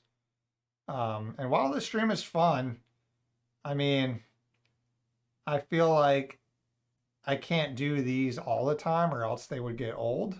I mean, maybe not. Maybe that's kind of the thing. I should transition more into just going live and hanging out and talking about tech, but I don't know. It's either way, I'm perfectly fine with. Intel with QuickSync was or has a huge value add in tens of and energy performance too. Yeah, it was big, especially when it came to editing. Intel QuickSync in Adobe Premiere was always like, if you were editing in Premiere, you had to have like an Intel chip to use QuickSync because it was so much better. But now with GPUs, both AMD and NVIDIA being so well supported and focusing more on encoding and decoding engines and being adapted by Premiere, you don't really need QuickSync as much as you used to. American Cosworth. Lulz, I have a $500 build that has 3 modern-ish NVIDIA GPUs in it for Blue Iris and Parsec. Yeah, I mean, however many GPUs you can cram into it, throw them at whatever you need. Throw one at Plex, throw one at Blue Iris, have a gaming VM. That's just getting your hands on GPUs. RG, maybe have a live stream with a few other YouTubers as a race to build the same system, install an OS. Again, yeah, I mean, I'm down for these things. It's just, I've always felt like it's like an unwritten rule to be, if the more popular person the more popular, more famous content creator should be the one asking you if you want to collab rather than the lower like subscriber count person asking a larger creator to collab. I felt like that's like the unwritten rule kind of thing. So whether or not that's true, I don't know, but I'm not super worried about collaborations. But again, if some of my favorite streamers or YouTubers reached out and wanted to collab, I would certainly be down. So like I know the ones that live stream, so like Techno Tim, Jeff from Craft Computing, or like Lawrence or Tom Lawrence reached out and wanted to do a collaboration, I'd certainly be down. And I've been in Tim's live streams. I've interacted with him on Twitter. Tom Lawrence hit me up on Twitter and DM'd me. We talked for a bit back and forth on Twitter. So maybe one day. I don't know. We'll see. Am I allowed to be a gamer and a miner at the same time? Yeah, man, I'm a gamer and a miner at the same time. I mine on a couple of my GPUs. I plan on stopping though when the summer comes around, just because the heat it provides, and just with the amount of or the way prices have been going, I'm kind of just over it at this point. But wintertime when it's cold, mining is pretty freaking sweet. My office is nice and toasty.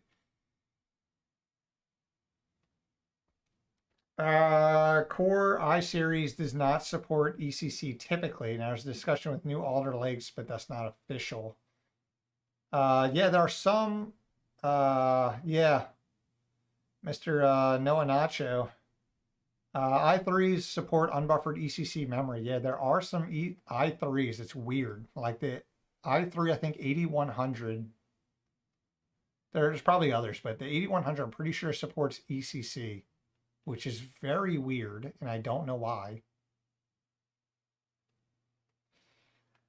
They do, but you need to look at the Xeon eCPUs with graphics integrated if you want ECC support. So yeah, a good direction with that is like if you go with a Xeon, you can find motherboards that have a small dedicated graphics driver built into the motherboard.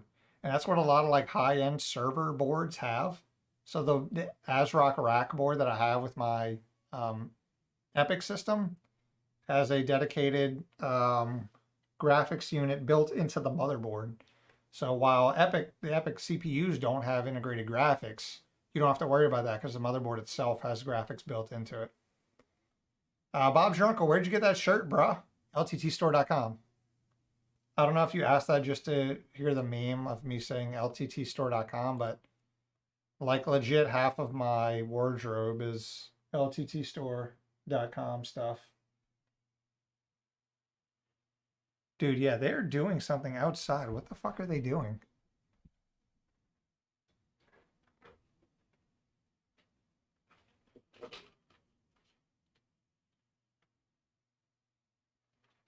I don't fucking know. I can't see.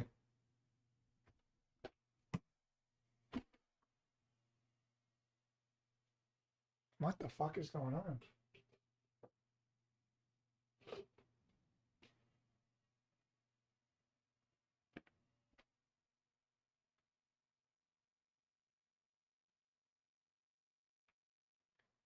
Shit, I don't know, dude. I don't know what the hell they're doing out there.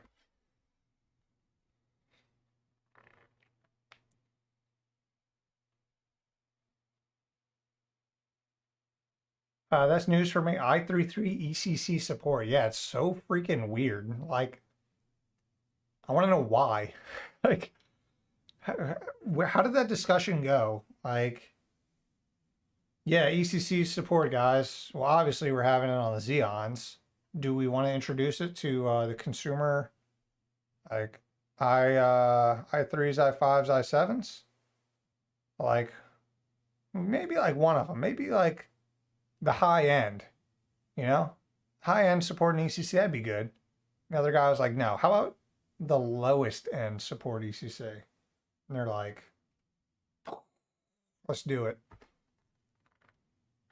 NVIDIA M40 plus NZXT fan controller plus T400.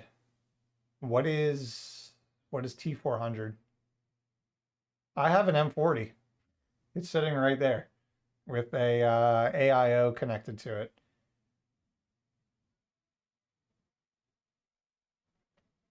Oh, blue, red, blue. Pink looks good, to be honest. Make it brown. That's, I don't know if I could make it like brown. Blue, red. Okay, I see two blues. I'll go blue.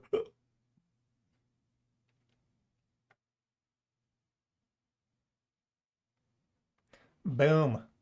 Blue. Oh my God, I'm so far behind. All right, I'm gonna speed run some of these comments to catch back up. Richard Johnston. So I built a computer for Windows 11 last Tuesday night for my computer, black screen. An update. Next morning, I have a watermark.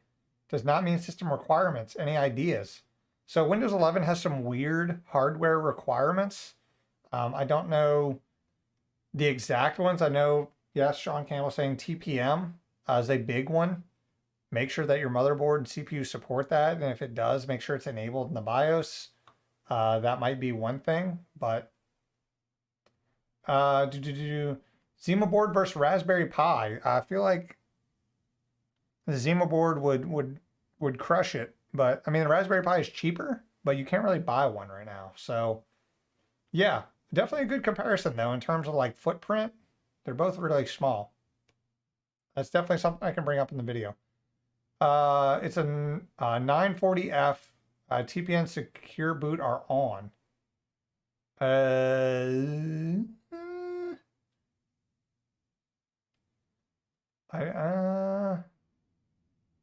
don't know. I'd have to look into it.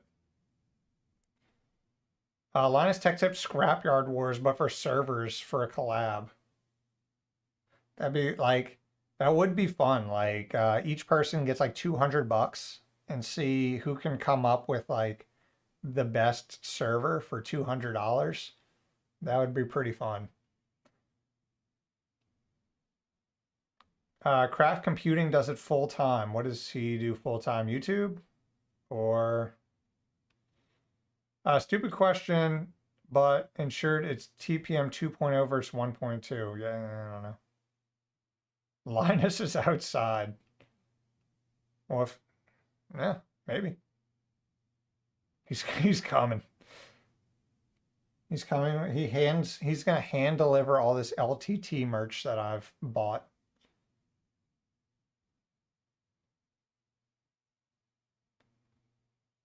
Fire truck reviewer Linus would like a word. I remember watching your video on Threadripper build. I've been searching for Threadripper budget build since I don't need it, but I just want to build one. Maybe you mean my Epic build? Because I don't have a Threadripper build. I have a budget server build. It's not Threadripper though. But I have a budget build and I have my Epic home server build. Probably a gift to give ECC to low-end i3 chips to enable even lower powered servers. That's what I was thinking. Like, it's just so strange that you have your ECC on your like high-end server board or server processors and then also on your low-end consumer chips. I mean, it kind of makes sense, but it's just weird. GBH, welcome. Hello, folks. Wondering about becoming a network engineer. Is this a sound career prospect to y'all?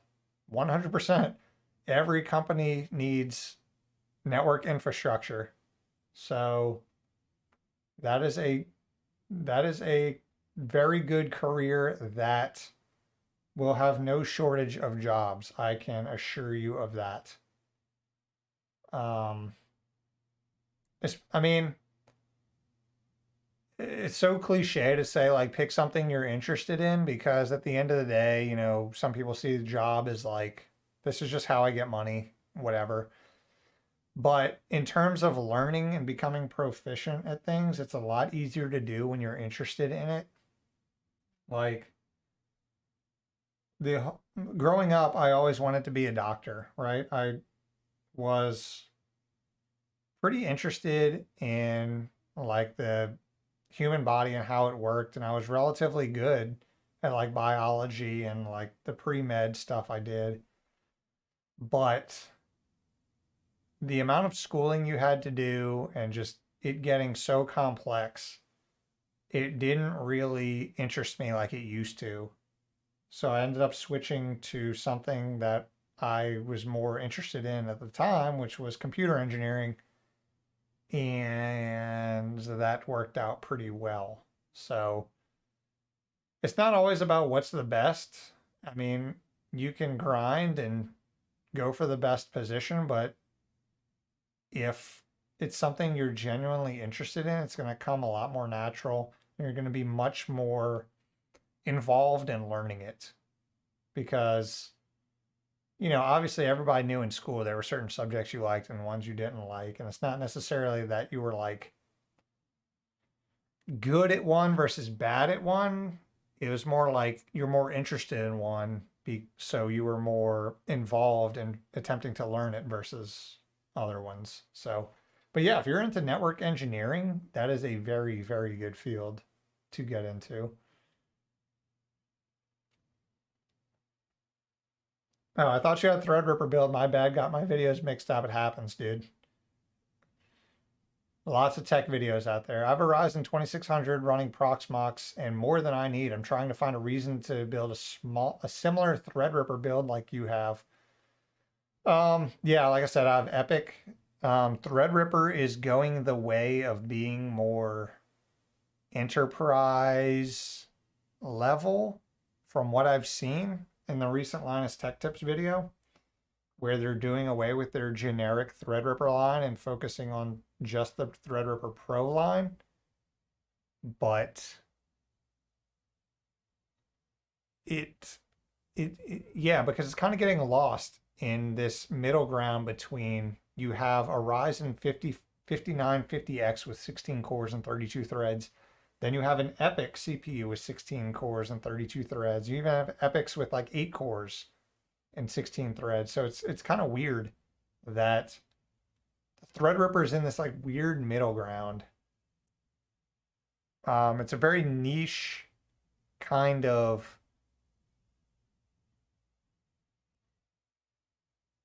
What the hell is going on outside? It's like this weird niche where you want a server, but you also want a production server, like an editing system that also can run like a bunch of VMs. It's very niche. I think ECC on i3 has a demand in those systems like Synology or Asus Store makes a ECC for low power efficient NAS for other systems that you can't just buy off the shelf for that one purpose. Yeah, that does make sense. I mean, yeah, I mean, all that makes sense. i3 being the low power um, consumer level kind of lines up with people who are looking for low power hardware to run as a server. It's just so weird to see ECC only supported by the top and the bottom level things, but not in the middle.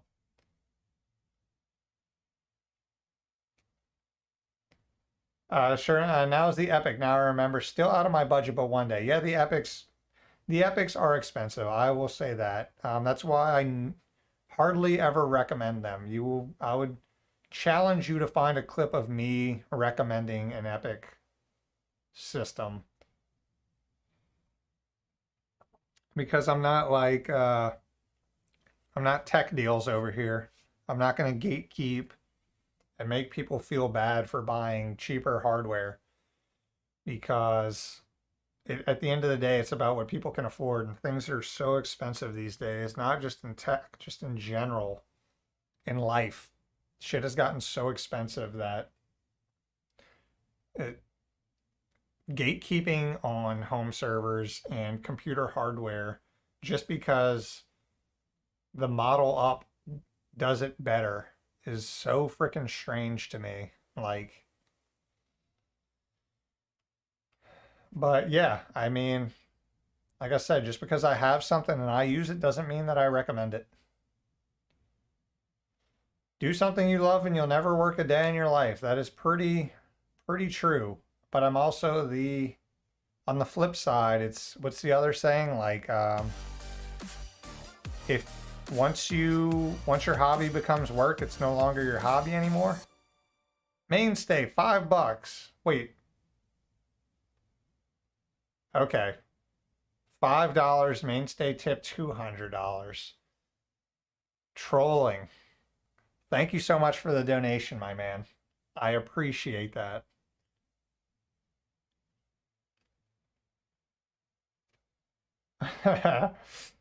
Absolute troll. No, I caught it. I caught it. Only because it like makes it bold the donation amount. Look, dude, any donation, small or large, is generally appreciated. So again, being a YouTube member, awesome. I appreciate that for the tip. I appreciate that as well, my man. Thank you so much. The computer passed everything and installed Windows 11 right off without a workaround. Do not understand why. Wouldn't now. Only change I've made is add more RAM up from 12 to 28. And what is it doing? Is it giving you any type of like error message? Is it like, that's so strange. Frankly, I dislike Intel for artificially segmenting ECC memory. All memory should be ECC memory. In my book, having to debug a production program because it failed from memory error sucks. And that's what, so with DDR5, it kind of has built-in ECC capabilities. I don't think it's called ECC, but it does have some form of error checking, I believe. I could be wrong, but I'm pretty sure DDR5 has some type of error checking built in. So once DDR5 isn't like freaking $500 for a 32 gigabyte kit, then it'll be fun to see how the market and the consumer field changes in terms of like home servers when consumer stuff no longer needs dedicated ECC RAM when your standard DDR5 can handle error checking pretty well. So that'll be interesting to see. But I think we're a long ways away considering how expensive DDR5 is right now. It's disgusting. What did I miss Zach's question? Oh, so a home server build that deals with no more than 8 terabytes of data definitive. So a home server build that deals with no more than 8 terabytes of data definitely needs ECC question mark. So you don't need ECC RAM to run a server. You don't need it. Is it good to have? Absolutely, 100%. Personally, I would take a lower power.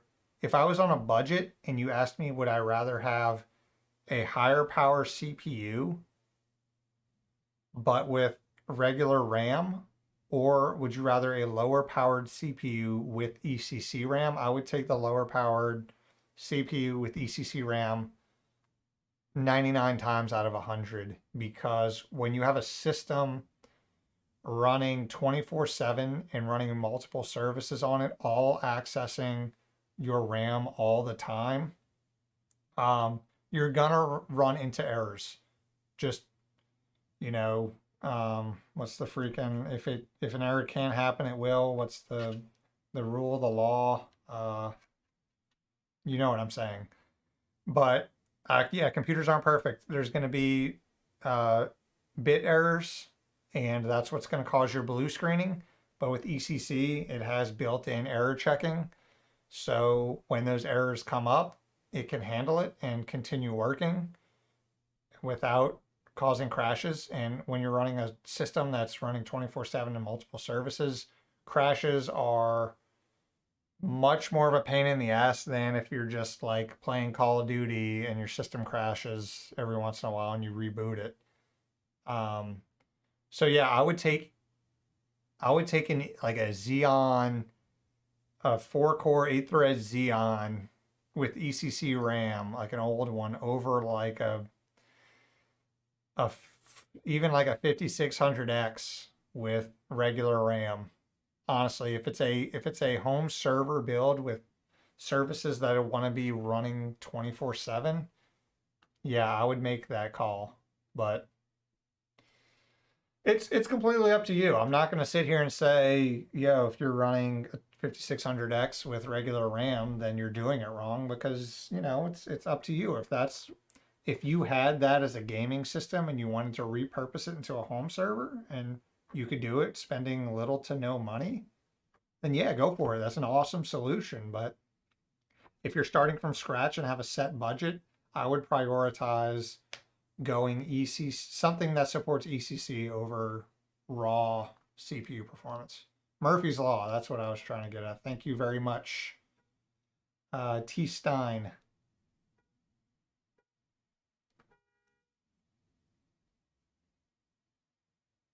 Bruh, they're just making some noise. It's on chip ECC, not server ECC, but it's a step in the right direction. Are you talking about the i3? Oh, the DDR5. Yeah, it's on chip ECC, not server ECC. Yeah, I know it was different, but yeah, like you said, it was a step in the right direction for sure. Just natively supporting some type of error correction is pretty freaking sweet. Matt Sargent, good night, everyone. Have a good rest of your stream. Thank you so much for stopping by, Mr. Matt Sargent. You've been here like the entire time. I appreciate it so much. Thank you, Mr. YouTube member. I feel bad. I left him out on the last video, my shout outs, because I have a template, like an ongoing template for my YouTube members and Patreons. And I guess an old one got thrown in and I left him out. I felt bad. So Mr. Matt Sargent, you're getting your personal shout out right now, and I already have updated that template. So for next video, we're good. Jorgen Phillips, yo, what is up? What is up, Mr. Jorgen Phillips? Not much. We're hanging out. My fiance is out of town, so I got no plans. I figured let's stream, let's drink some beers, hang out, talk about tech, see what you guys are up to. Here's a cat cam. That's my cat. And we're chilling. I hope you're having a good night.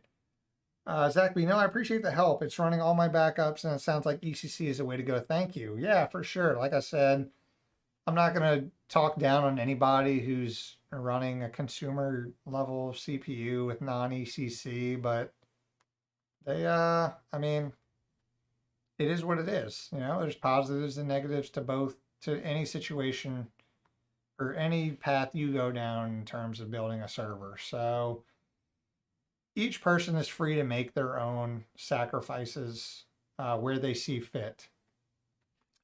Jorgen Phillips grabbed a shirt from the store. They look sick. I appreciate that, man. I plan on, so I'm gonna add some more designs in the near future. I'm trying to find the best way to do that in terms of a t-shirt manufacturer as well as a designer for a new t-shirt design. But yeah, thank you for picking one up, man. That's awesome. Thank you for repping the merch. But in the future, yeah, I plan on I want to have like not just, Raid Owl promoting merch. I want to have like actual cool designs that people will want to buy. Just in general. So that is an idea kicking around. I'm trying to find the best way and the best avenues to go about finding t-shirt manufacturers and the best way to go about doing the logistics of it. So we'll see. But again, thank you. Sean says, hey, Richard, so from what I can see, there's still a TPM bypass setup. Might want to consider either planning a reinstall of Windows 11 to ensure enrollment or can do a reg edit to remove the watermark. Do they really watermark it? Like, that's what they do? That's kind of obnoxious. What the hell? The hacking that, Noah. I have a Raid Owl shirt too, yeah. Noah's got an exclusive Raid Owl shirt. So I ordered a while ago to do promotion back in the day, like when I thought my brand was just starting out. I ordered a bunch of shirts because I don't know, I figured I'd be like giving them out to people to promote my channel, but I never did because that's kind of dumb for a channel with like 20 subscribers. So I have a bunch of shirts. So if you're like a Patreon or a YouTube member, and you occasionally, I sell off a lot of things that I get sent for usually a lower price, a lot lower price than what they're worth. And if you're lucky, you'll get a shirt with those purchases. So yeah, but again, I plan on doing some better merch. I know the stuff out there is pretty generic. I do like the logo for the site or for the channel in general. I think it blends for a good um, merch logo, but I do plan on doing some cooler stuff in the near future. Jorgen says, tech tip I'm up to. I have a ZFS compressed single disk 4 terabyte, and I've been trying to rsync over to RAID ZFS. ZFS sent it a lot faster. I wish I found out about it before spending days rsyncing. So you're doing like a ZFS,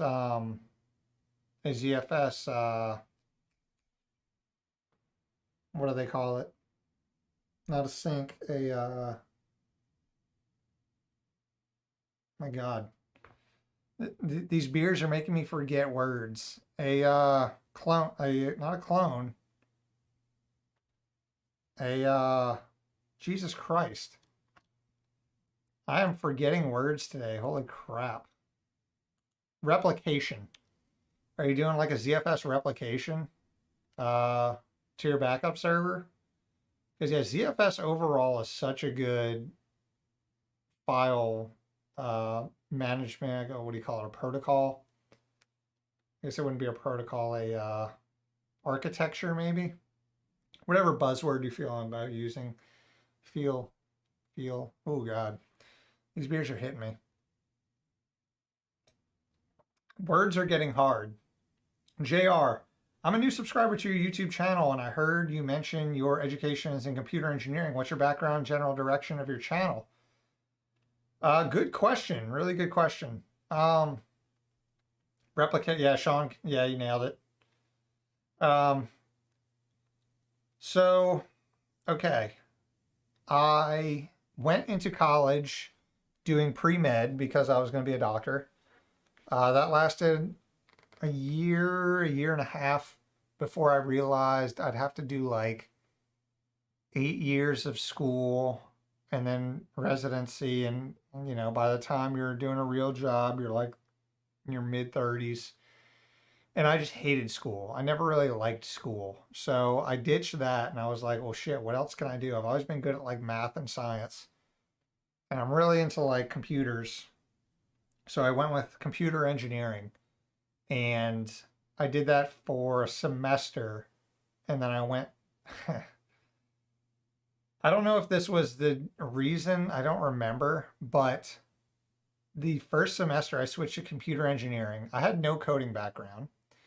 And one of the classes, obviously, when switching to computer engineering was intro to programming. It was a C++ class. It was your general introduction to programming.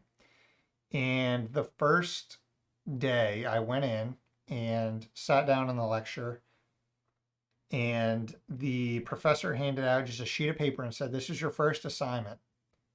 And looking back, I mean, it was pretty basic. It was literally he showed us the code, and our assignment was to type in the code and compile it.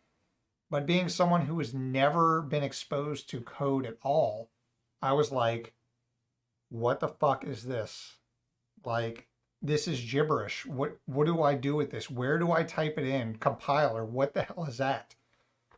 And I was like, guys, what the hell's going on?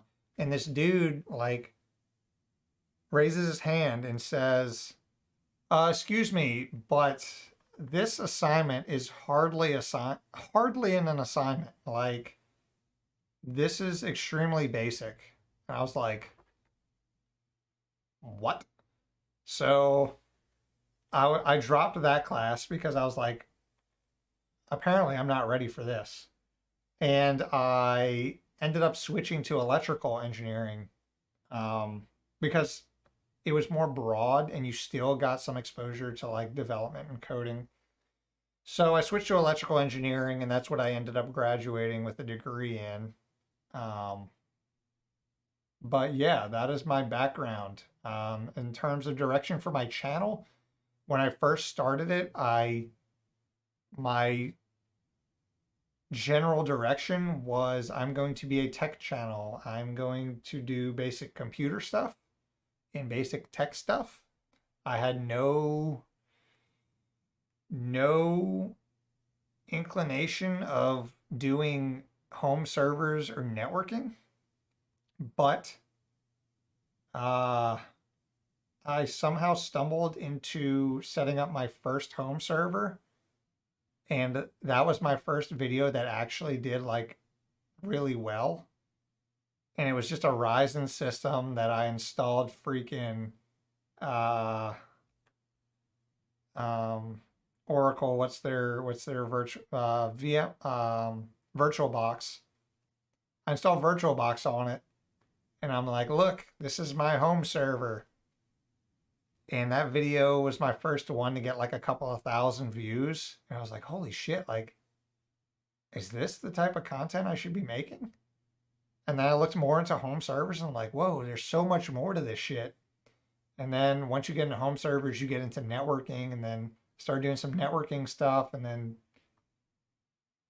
that eventually evolved into now where my channel is, where I'm kind of a casual home lab dude who does somewhat entertaining tech videos, somewhat informative tech videos. I'm never going to be the most entertaining YouTuber. I'm never going to be the most technical YouTuber by any stretch of the imagination, but I like being somewhere in the middle where I consider myself a slightly above average person when it comes to technology and software and hardware understanding, and just being able to document my experiences and share what I learn and what my failures are with everyone is kind of where I see it going. So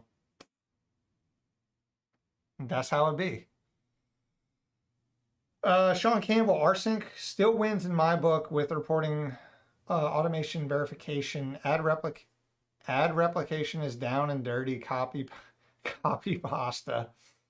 I was using rsync for a bit to do my backups when I didn't have two ZFS systems.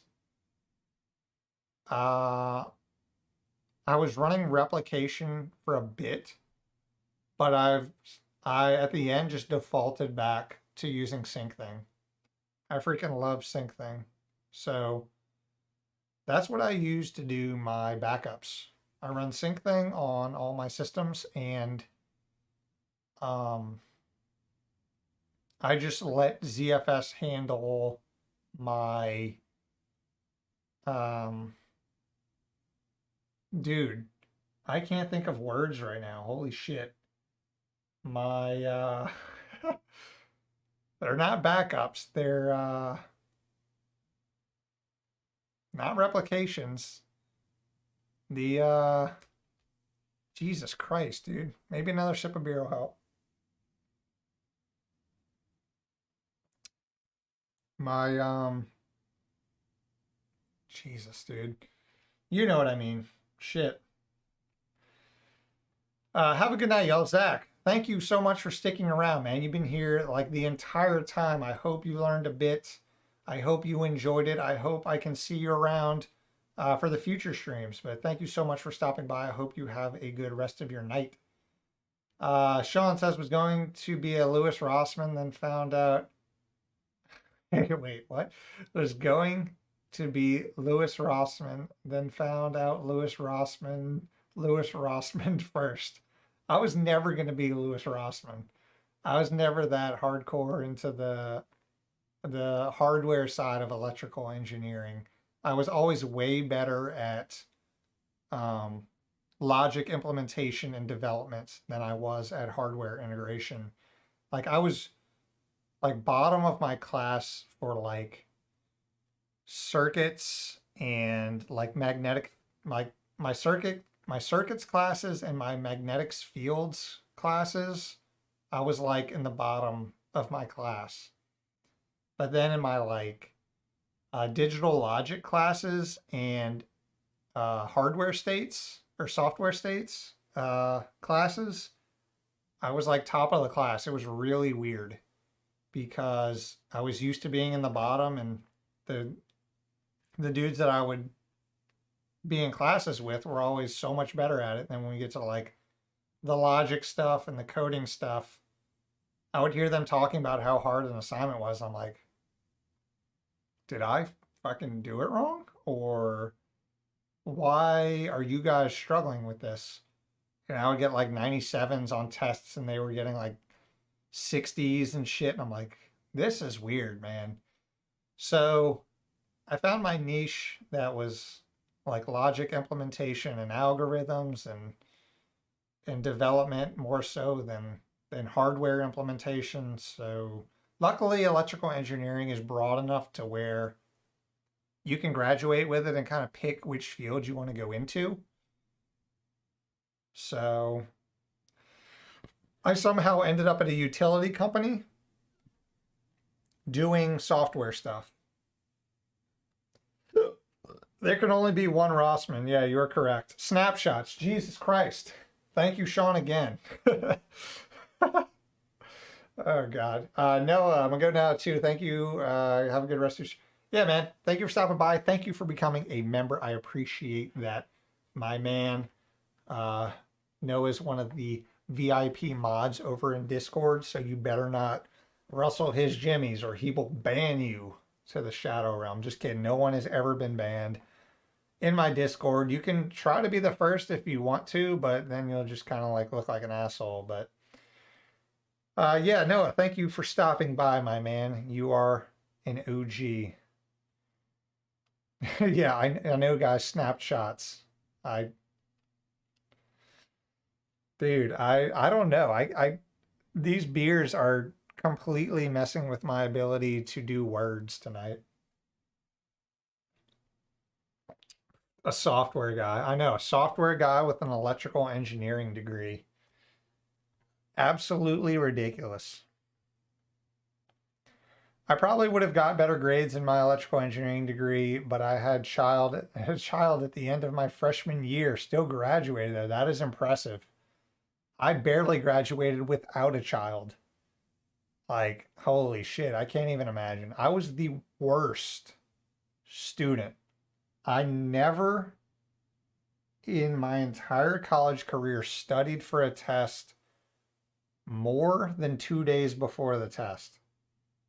That was my rule. My sleep schedule was bad. I slept. I was getting like 4 hours of sleep a night. Like, if I could go back and do it again, I probably would do the same thing, but I would have liked to change a lot of things about how I approached my degree back in the day. But yeah, I was a terrible, terrible student. Actually, it was maybe the end of sophomore year. Either way, that is I couldn't even imagine being in the mindset that I was in as a freshman or sophomore in college and having a child, especially with the girlfriend I had at the time, especially as a freshman. Ooh, even as a sophomore. Yeah, nah, that would not have gone well. Woo. Yeah, we are glad that didn't happen. Oh my God, there's a hair in my drink. Eh,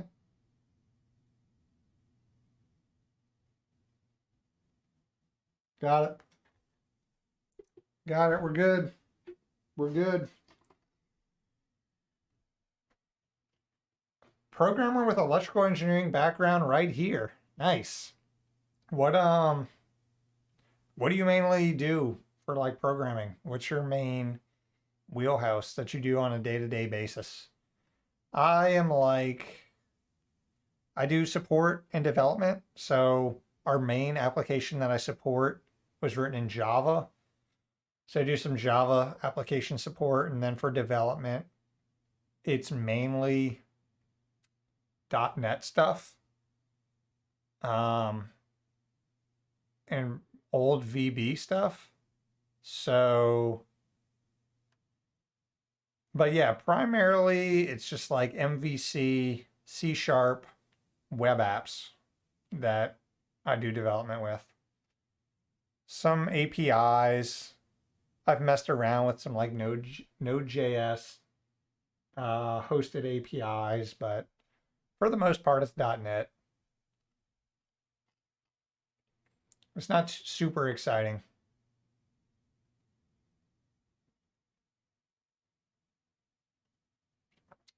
but that's okay.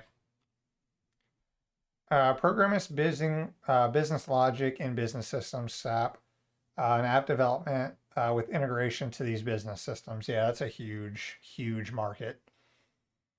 Freaking, I applied. I had an interview, I would say like 6, 7 months ago with Amazon for a software engineer position. And I got to the final like on-site interview, and holy shit, that was brutal. They ended up going with somebody else, but they have contacted me like 3 times now. Like, hey, we have open positions. Are you interested? You want to apply again? And I'm like, nah, sorry. If y'all didn't want me the first time, then I'm good. And it's not just, I know that sounded like holding a grudge or like a vendetta against Amazon. And it might be a little bit of that, but it's more so that I've realized the position I'm in now, I like the people I work with. I have a really good work-life balance. My pay is decent. And going to work for Amazon, I would I would definitely make more money, but from what I've heard from people who have worked at Amazon, the culture isn't the best, depending on who your manager is. The work life balance can be not so great. And I'm kind of leaning towards the side of work life balance over money because it'd be cool to make more money, but I'd rather enjoy my life than just making more money. So I've kind of stepped down or kind of tempered my expectations on getting a new job for a fancy tech company. So yeah. So again, it's not always about money because I do like having the work-life balance to be able to work on YouTube things and be able to live stream. Cat. Can you not? Did y'all hear that, like, sleep talking that just happened from Cat? Anyway, uh, yeah. I mean, it's not always about money. Long story short. Um, lingo for wanting to hold out until you go full-time YouTube. I don't see me going full-time YouTube anytime soon. Um, I like my job too much. The work-life balance is really good. The pay is good. And I make like very little money from YouTube right now. So I would have to have a substantial increase in viewership and subscribers to where I'm getting consistent like sponsorship deals. Because to this day, I have yet to be paid directly from a brand to sponsor a product.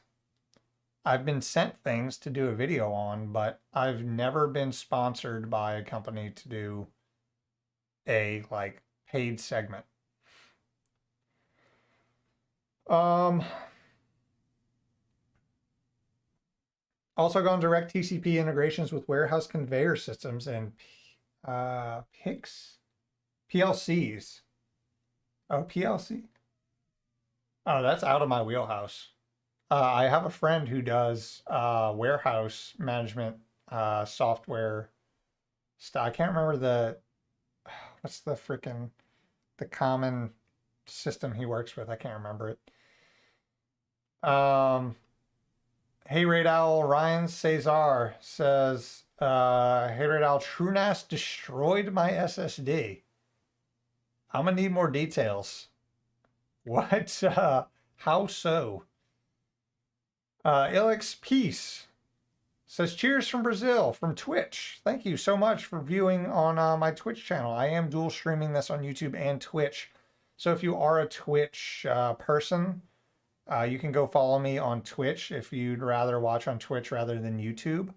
Raid Owl TV is what my user is on Twitch. But yeah, thank you so much for joining. I appreciate you stopping by. If you want to talk tech or have any questions, we are just chilling, drinking beer. But yeah. But does it have electrolytes? Does what have electrolytes? This beer? Absolutely not. I guess it has some salt in it, maybe. It's good to find a company that treats you like a human. Yeah, my boss is, yeah, my supervisor's really cool, down to earth dude, really technical, um, doesn't micromanage, super chill. So yeah, it's a good position. What is your job? I am a application support and developer. I deal mostly with C#, .NET stuff, and some Java. Ryan says, I set up a ZFS pool and it burned out my SSD and it was saying pool degraded.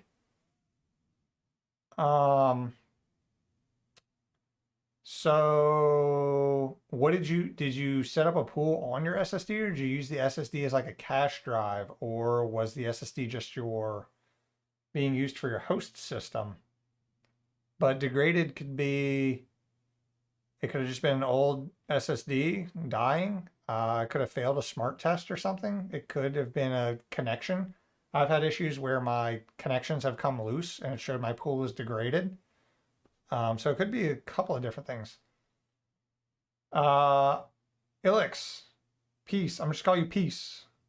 Peace says, yes, I'm also drinking some IPA beer and studying for my projects. I'm a product manager of an AI company. Interesting. Very cool. What IPA you got? I've said earlier, I'm not a huge IPA fan, but hazies I can do. And the trend for IPA seems to have come down from being like freaking disgustingly hopped to more balanced. So, no, I use an NVMe as my cache drive. Yeah, so a degraded pool could be a number of things. It could be a hardware thing, like I said, like a connection gone wrong, which I've personally had before. And I just literally reseated my SATA plug and it popped right back into being healthy. If you have smart test set up, I would go check your smart logs to see if the SSD has any issues with it. Um, but yeah, there's some avenues to check on what is causing the degradation of your pool. A Brazilian one. It's called Ekut. Ekot. Bruh, I can't say words, man. I really, really, really enjoy having viewers from all over the world. It's freaking awesome to know that a small YouTube channel that's filmed in my office slash extra bedroom of my house in suburban Texas is being watched by people all over the globe. But when you guys come in with names and things that are hard to pronounce, it's difficult, man. I'm kidding. I'm half kidding. Um, I really enjoy seeing you guys come in from all over the globe. That's freaking awesome. Thinking about Unraid, then Windows 11 in a VM. I only have one large hard drive, 12 terabyte. Can I run a pool of one? Yes. For the most part, you can run a pool of one. Um, you're not obviously not getting any of the RAID benefits, but you can run a pool of one drive. Um, I assume Unraid has built in to their VM stuff integration for setting up Windows 11 VMs. I know Proxmox did a while ago with TPM triggers in their VMs to have it natively support running Windows 11. So I assume Unraid's done that. They're pretty on top of the game when it comes to new features and creature comforts. I found the SSD that was degraded, took it out and put in another system and it would connect. It's like it destroyed the SSD. So the new one is fine, but the old one is like dead. What if you put the old one in like a different system? Is it performing okay? Wolf, welcome. We got a full-blown wolf in the chat. Where are you from? Um, my ancestors are German, French, and Irish, and English. I personally am from New Orleans, Louisiana, but I currently reside in the Houston, Texas area. So I already visited South by Southwest in Texas. That's yeah, in Austin. Austin is freaking sweet. I love Austin. If our if my company had like office space in Austin, I'm pretty sure we would move there.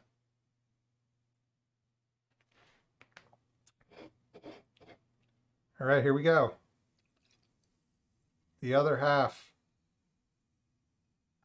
Boom. Um, I'm in, yeah, oh yeah, Austin or Dallas. Nope, neither. Houston.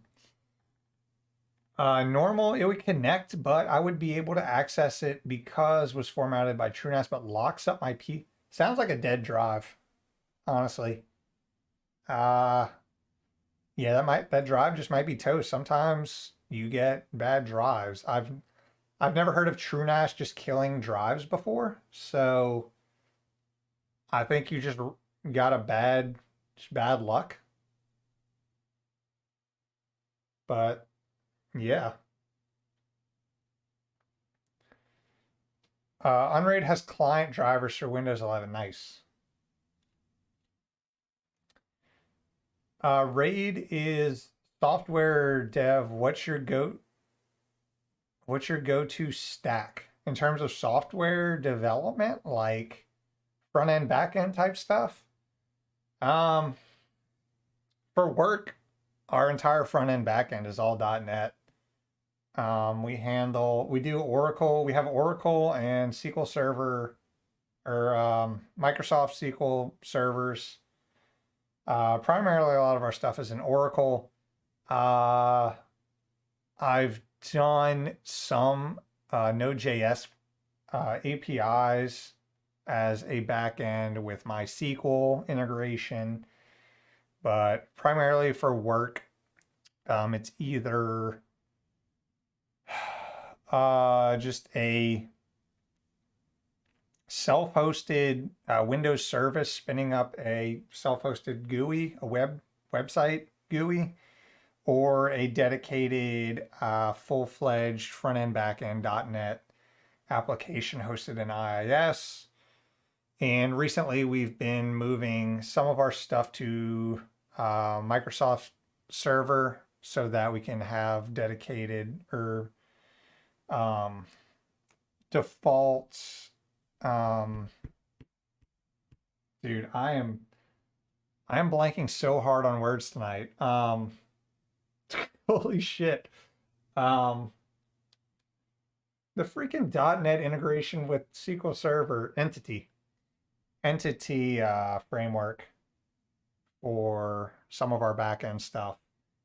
And the front end will usually just spin up like whatever bootstrap template we feel like using with some JavaScript and Razor pages. So that's our stack essentially for work. It's not super exciting. It's not bleeding edge, but whatevs. Sean Campbell, oh shit, I'm in Katy. All the way down in Katy. Well, dude, we'll have to meet up for a Micro Center tour because I've yet to visit the Micro Center in Houston. I emailed the manager. I emailed the manager of the Micro Center in Houston and was like, "Hey man, do you mind? I have like a smaller-ish tech YouTube channel. Could I come by and film? Like, because I've never been to a Micro Center. I think it'd be cool to make a video. I'm totally down if you guys have ideas or certain products or features you guys want me to feature in it. I'm totally down on doing like some type of collaboration or whatever you guys have in mind." And he just never responded. Um, he at first said, "Oh, cool. Let me know what you have in mind." So I replied with all my ideas and said, whatever you have in mind would be cool. And they never responded. And I sent a follow-up email like, "Hey, are you still interested?" No response. So at this point, the plan is going to go there and just bust in with a camera and just walk around Micro Center and film.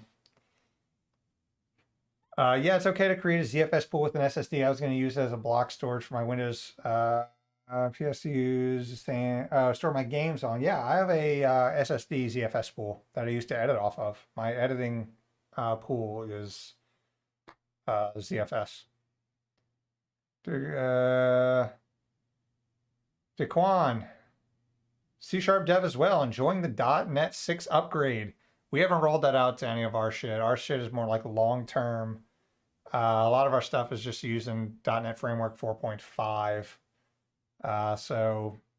But some of the newer stuff, I've been wanting to upgrade to .NET 6 just so that we can step into some modern technologies in terms of what Microsoft has to offer. And .NET 6 seems to be pretty freaking legit. So I think for the next project I get assigned or that comes into our group, I'm going to push that we step up our framework to .NET 6. So we'll see. If you use Trunas and you move a lot of data and use a low write endurance QLC drive, it will trash the drive pretty quickly. Yeah, I mean, definitely don't use a QLC drive for that. if you're going to be using SSDs in a heavy read-write environment, go with NAS rated long-term SSDs that are designed to be in NAS systems. If you want the best endurance, obviously. TypeScript and Python for me. Yeah, I want to so I've been dabbling with React, just because. So I wrote an app for iOS using Swift, and it was fun. I just did it for fun to see what it's all about. And Swift is so much different than what I was used to, so it was a good learning experience. Then I stepped into React and learned that React with I haven't messed with it in so while. I'm blanking on the framework that allows you to deploy a React app to web, Android, and iOS. Shit, what is it called? React with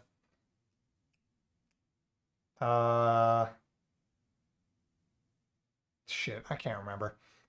But I was dabbling in React and TypeScript, and I haven't done it in a while. I got to get back into it because I remember being like, "Oh, TypeScript, it's different.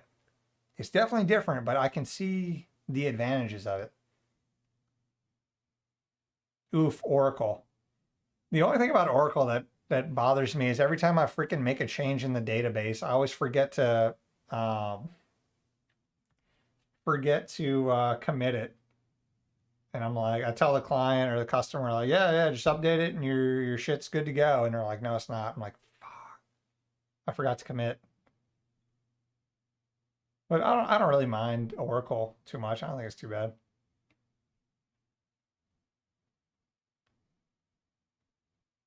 Uh,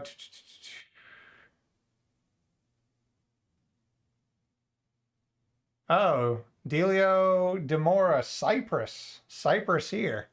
So we got people from all over the world, and then we got people like in the Houston area. If we get enough Houston folks, we got to do like a Raid Owl meetup at some point. Yeah, what is up, my Houston brothers? We got Delio, and Sean, the H-Town crew. I only heard unpleasant things about it. Uh, I I guess I can't speak for other people. I've personally had no real bad things to say about Oracle. I mean, I like Microsoft SQL just because Entity is the freaking bee's knees. So if you've never used Entity, dear God, it's so freaking convenient. It's going a step further with I want to start messing around with Blazor um, for Microsoft.net. It's like a step up from Razor Pages, and it's like combining Razor and like Entity into like this whole thing. It looks freaking sweet. I've messed around with it a bit, but it looks so convenient. Like some of the shit Microsoft's coming out with in terms of .NET and the newer frameworks looks so freaking cool, but we support a lot of like long-term stuff. So a lot of some of our stuff is just stuck in like .NET 4.0, .NET 4.5 that we just keep using it. But I do wanna upgrade.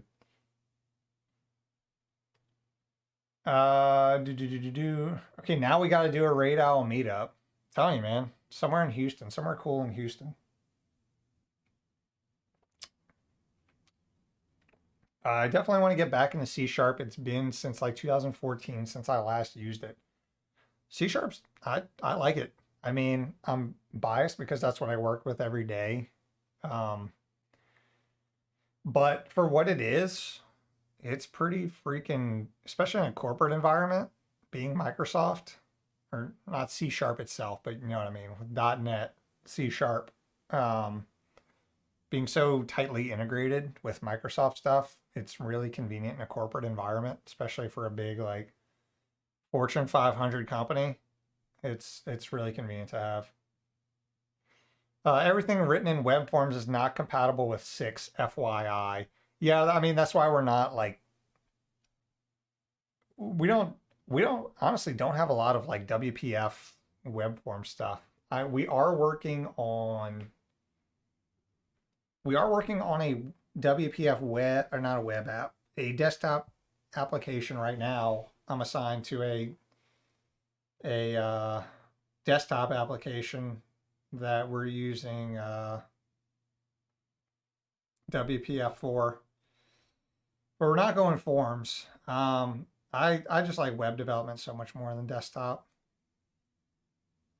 But yeah, we it's hard to convince. Well, in my group, we have a lot of authority in terms of what we're allowed to do, or we have a lot of leeway in terms of what we're allowed to do for our projects because we're not really assigned like group project. Like it's very rare that our group gets like a major funded like a major project with like project managers and like a budget and timelines and shit.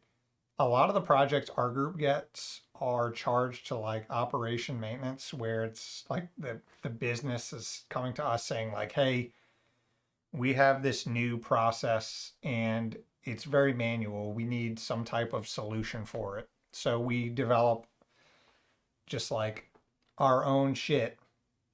And it's very like one person gets assigned a project and it's on you to develop it. So if you want to freaking take it and do it in Python, you want to do like an R script to do it all, you want to spin up an Excel document and code it all in VBA, go for it. So it's very, in my job, it's very, you have a lot of leeway when it comes to what architecture you want to go with.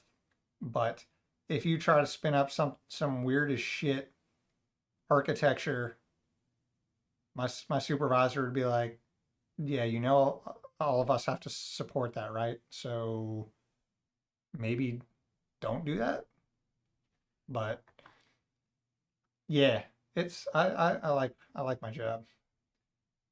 I had a legacy app in Adobe Flash that was fun to maintain. I would tell them no. Someone has to rewrite this. I'm not supporting an Adobe Flash app, considering that literally has a nail in its coffin.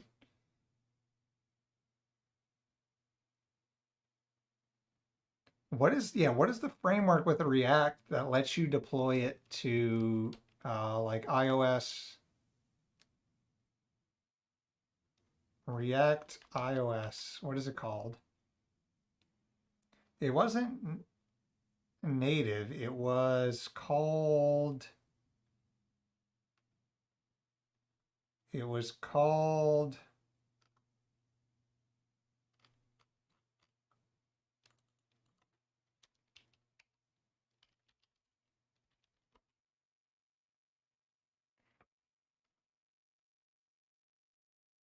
Ionic. Ionic. That's what I was trying to think of. So I was using Ionic framework with React to do cross-platform development, and it was pretty sweet. I mean, it worked. I messed around with it and learned a good bit. It was fun, but you know, I never did it with an like a goal in mind. So I did it to learn, and I did it until I got bored and then stopped. But yeah, Ionic, Ionic.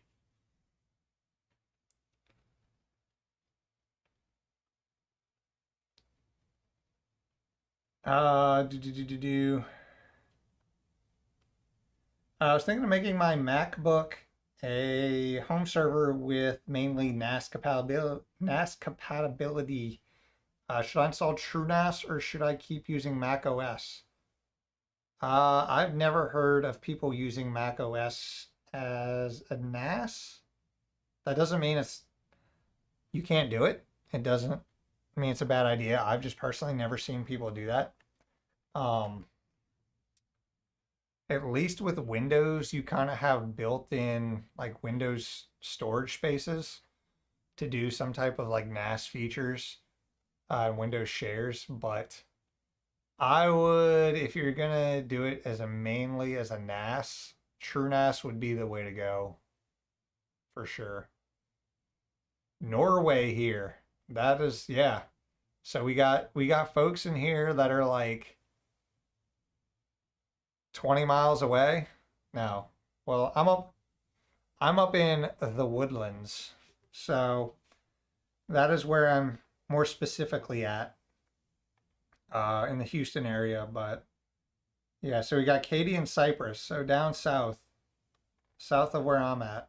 Norway is very east of where I'm at, or very west, depending on which plane you take.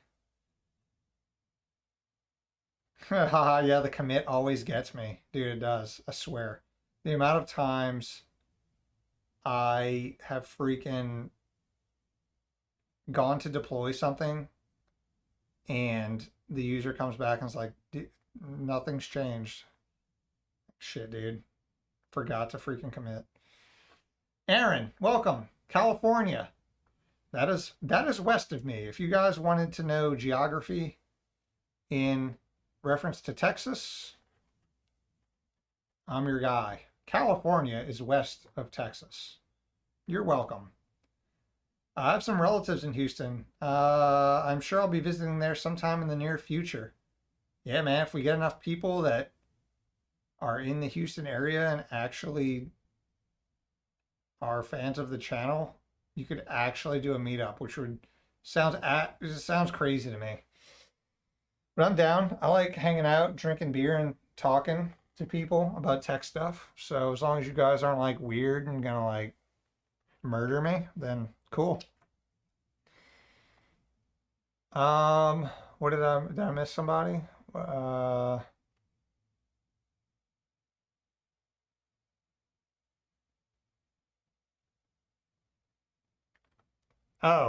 Sean saying if you really want to and have a spare MacBook, I'd honestly consider Unraid over TrueNAS simply due to your hardware situation. Unraid on a MacBook? That sounds interesting as hell. I wouldn't even know what, yeah, I wouldn't know what you would throw on a MacBook in terms of a NAS system. Yeah, laptops and NAS don't really go together that well, I guess. I don't know. Any hardware can do whatever you want it to do if you throw enough adapters at it.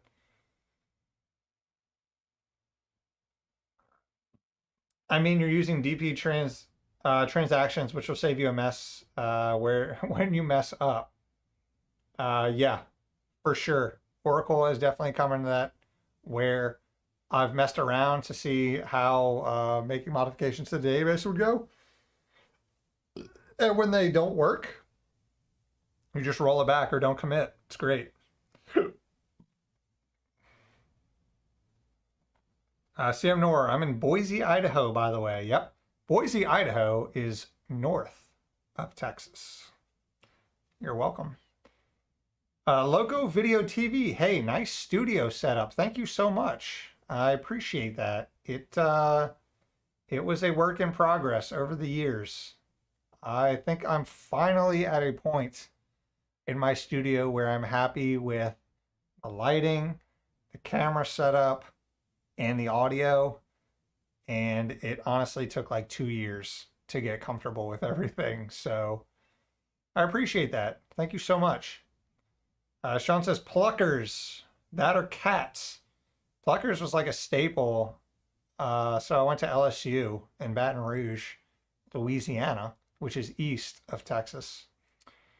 And yeah, we had a Pluckers right down the street. So I frequented Pluckers all the time.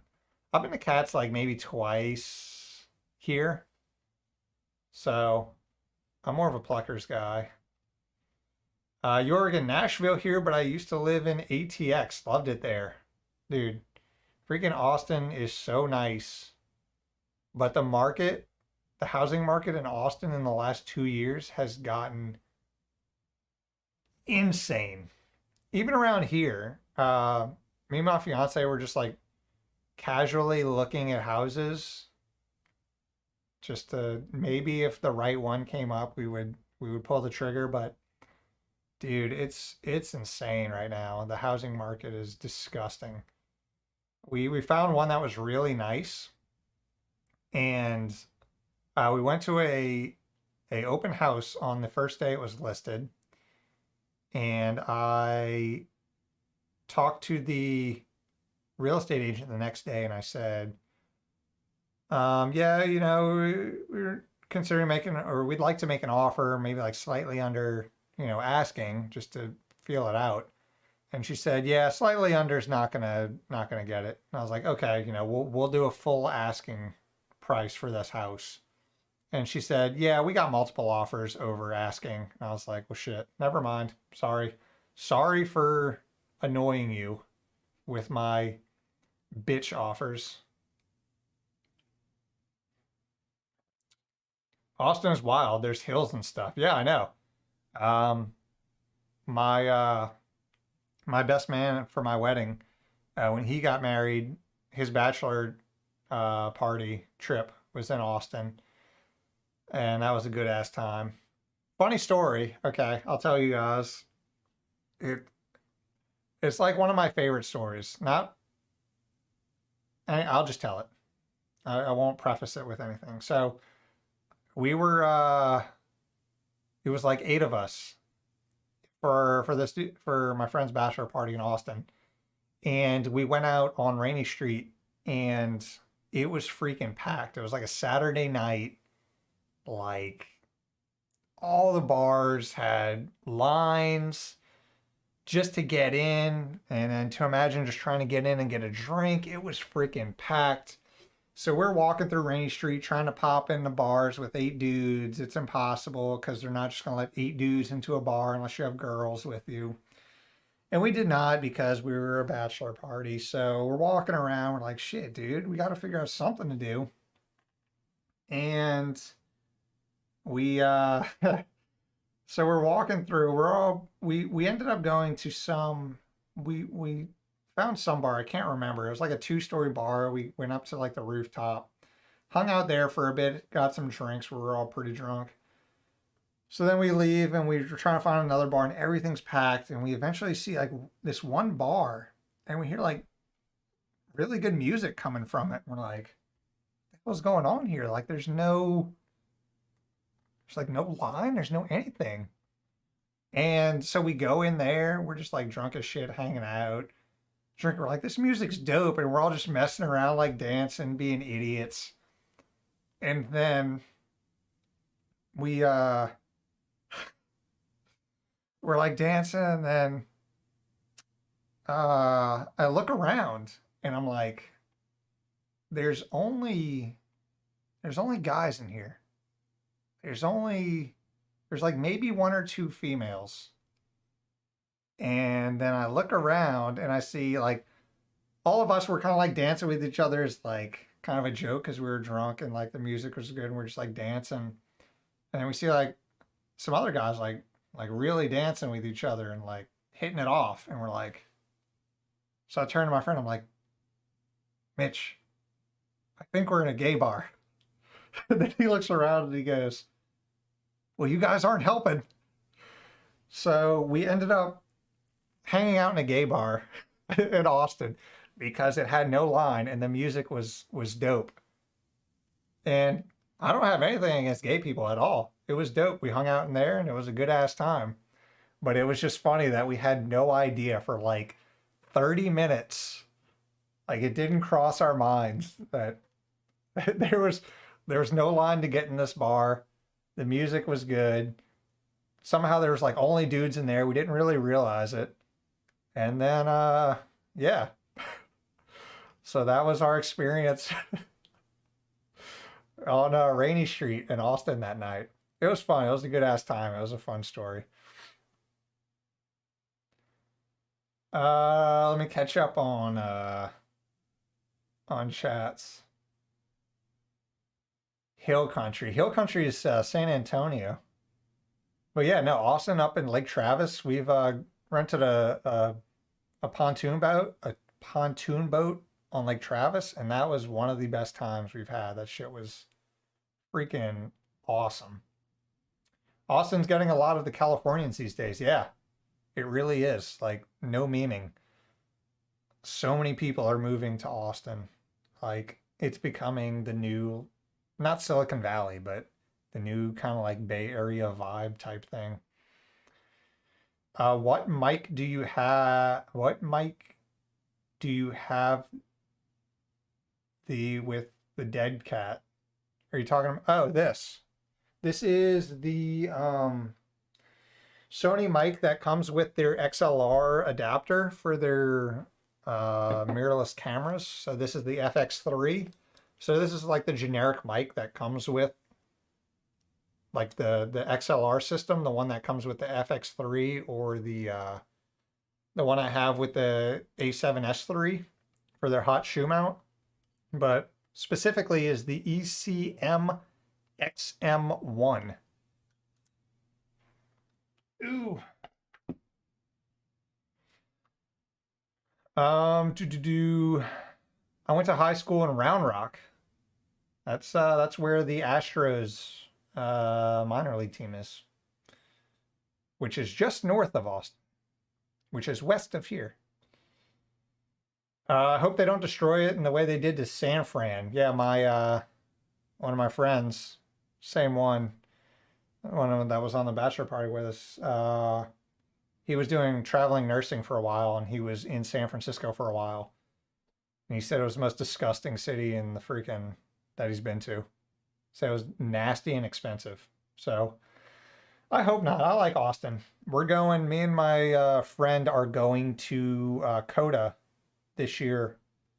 We went last year for one day for the F1 race. This year we just bought tickets yesterday for the full weekend. We're camping out at Coda in Austin, which is a freaking jam. Even if you don't like racing, like F1 racing, the event is just so cool.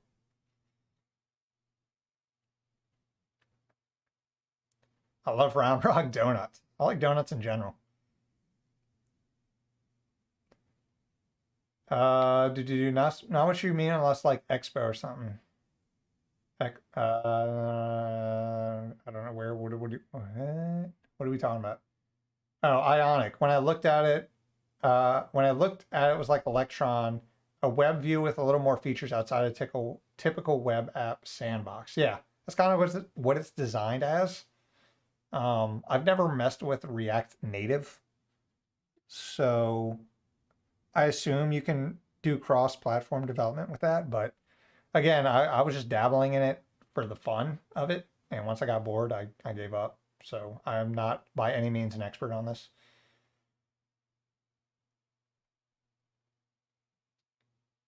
Panther Creek was my stomping ground in the 90s. Nice, dude. I'm like down the street from Panther Creek. I work downtown, still going to the office almost every day. I'm in once a week. I work in the Woodlands, so I got to go in once a week now. I was fully remote for 2 years, but as of a month ago, I'm in the office once a week. I won't murder, but I'm definitely weird. Hey, man, we're all a little weird. As long as you're not like an asshole, that's okay. I can handle weird people. I just don't like assholes. Oh my God. Valentine. I'm not even gonna try that last name. I'll try it. Brozovic. Valentin Brozovic. Came here to say hi to everyone. Well, hello to you. I appreciate you stopping by. Where in the world is Valentine? Are you east of Texas? Are you west of Texas? If we weren't weird, we would really be here at 12:30 at night watching you get drunk. Actually true, not false. Actually true. Checkmate. Yeah, Richard does have a point. Imagine just watching somebody get drunk and talking about tech. Imagine. Brown Boy Tech. Yo. Hope you're doing well, mate. Big ups from New Zealand. Always love your content. Unique touch. Anon, I'm the best tech YouTuber. Keep at it. You're an inspiration, dude. That is so awesome to hear. I sincerely appreciate those kind words, man. I want to visit New Zealand one day. That was supposed to happen at some point in my life, but I never got around to it. One day. We were kicking around New Zealand for a honeymoon idea, but we settled on Greece. So in June, I will be going to Greece. Not related to New Zealand at all, but yeah. Yeah, unique touch and I'm definitely not the best tech YouTuber. I'm not the smartest I'm not the smartest tech YouTuber. I'm not the most technical tech YouTuber. I am a regular dude who is interested in tech, tries to make entertaining videos, and really into cameras and stuff. So maybe that's why my production quality is slightly better than other tech YouTubers, but that's only because I'm like a camera nerd. But yeah, I appreciate that, man. Thank you so much. Jorgen has now become, bruh, these beers are hitting. Jorgen has now become a YouTube member. Thank you so much, dude. That is awesome. You can now use some emojis in the chat, and sometimes I post member-only posts on YouTube. But again, I appreciate that, man. Thank you so much. Drop Dash over in Twitchland says tech background ? I have an electrical engineering degree, and I've been doing application support and development for about 7 years now, primarily in .NET and C#. So that is my tech background. But I've been into tech, consumer tech, and PCs and whatnot pretty much my entire life. So take that for what it is. Whoa, why did I? Oh, I skipped so many things. Yeah, I realized she probably didn't. She just wanted you to go higher. I mean, maybe, but market price for that house was, when I saw that house, I was like, there's no way this is going for market price. So I'm not surprised. I'm not surprised that there was multiple offers over asking price for sure. God dang it, dude. This is making me have a newfound appreciation for streamers who are just like who have like hundreds of people in their chat and can just spit off like names. If I see one that isn't like Brown Boy Tech, that's easy for me. I have to spend like a good 30 seconds trying to figure out how I'm going to say this name. So like Sumer, AU, Sumer. Sumer. That is not how you, Jesus. Anyway, don't worry. The housing prices in Sydney are much worse. Typical family homes have 1.5 million, about 30 kilometers from the CBD. Dude, yeah. It's like major cities are like, you can't even afford to live in major cities. There's got to be some type of like bubble pop coming soon, because it's getting insane right now. It is disgusting. Like I was talking to my fiance the other day, saying like there almost needs to be like really high taxes on owning property if your goal is just renting it out, because you have these people coming for money that are just buying up houses with the idea of just renting them out for investment opportunities, when you have regular families and regular people who are trying to just get a house to live in for their family, but can't because the market is being driven up by investors who are just hey, I want to buy like all these houses on the street because it's a good investment opportunity and I can make a shit ton of money, which sucks because then you have these families who want to just live in a house with their family but can't afford it because the market is being inflated by not only by people renting it out. They're not the only reason for this, but it just sucks that you have people that want to live near their job, near a good community, but can't afford it because the market just sucks right now. Oh my God, I'm so far behind in chat. Holy shit. Okay. I'm gonna catch up. Haha, I knew it. Gay clubs always have the best music. Yeah. Oh, LC, Linux Coconut. What up? Welcome. Just got done with my Elden Ring grind for the day. Welcome, man. Mr. Linux Coconut is in the house. Gay clubs always have the best music. When you said Rainy Street, yeah, it was just so funny. Like, if we were sober, we would 100% have been like, just looking at me like, yeah, it's a gay bar. But we just strolled in. Took us like 30 minutes before we were like, yep, we're in a gay bar.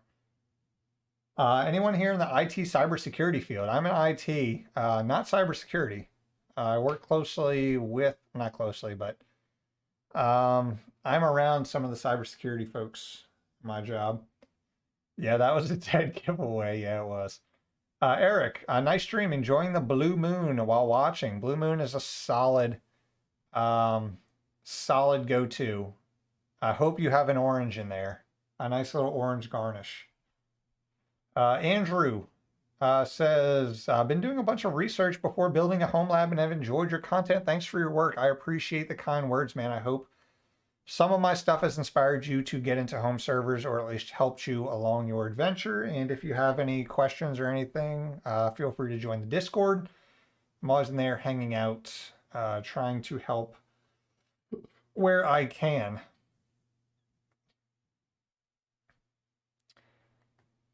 Let's see. Yeah, F1 Austin has always been on my list, dude. We went for one day. It was so freaking fun. So now we're going back. My dad has an RV, so we're taking my dad's RV to Coda for the entire weekend in October. It's going to be so fun. Anonymous, are you on an SDE? What is that acronym? That is not an acronym I'm familiar with, but maybe I should be.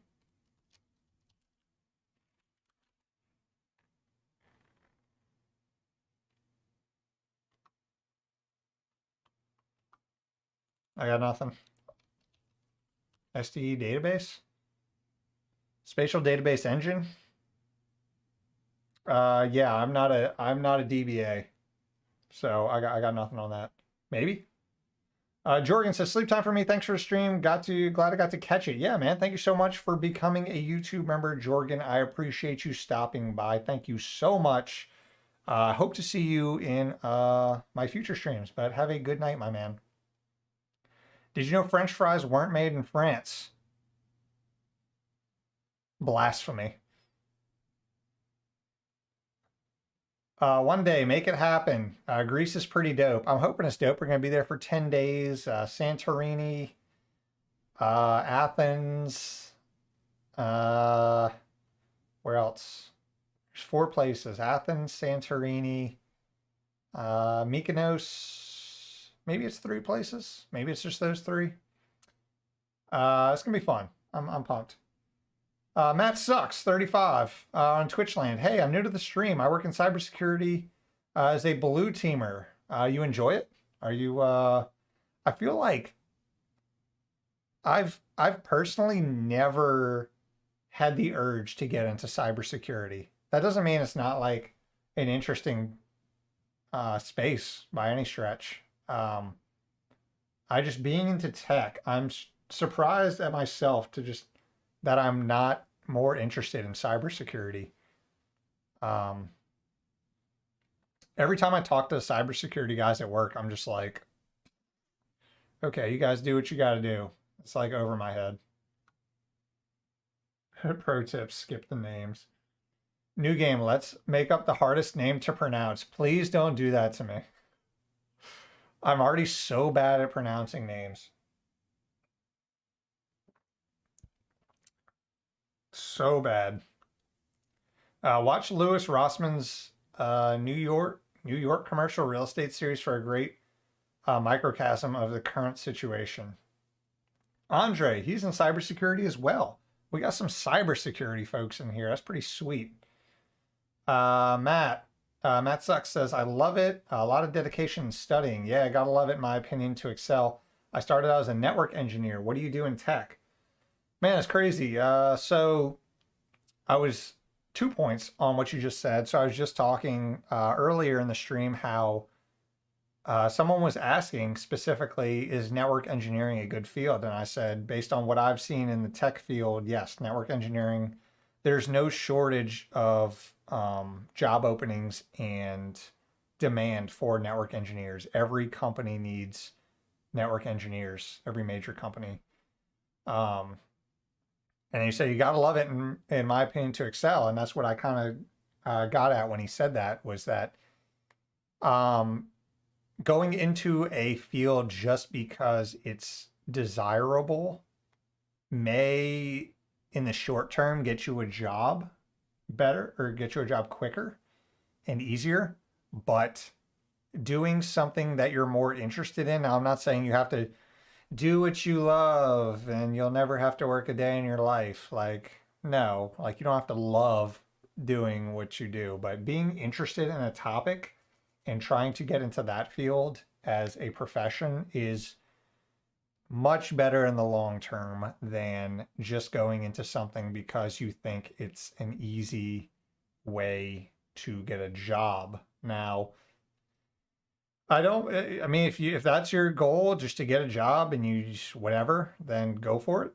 I mean, different strokes for different folks, but from personal experience, the things that I'm more interested in, I'm more inclined to learn about and push myself to learn more about and be better at, which will help you in the long term of your career.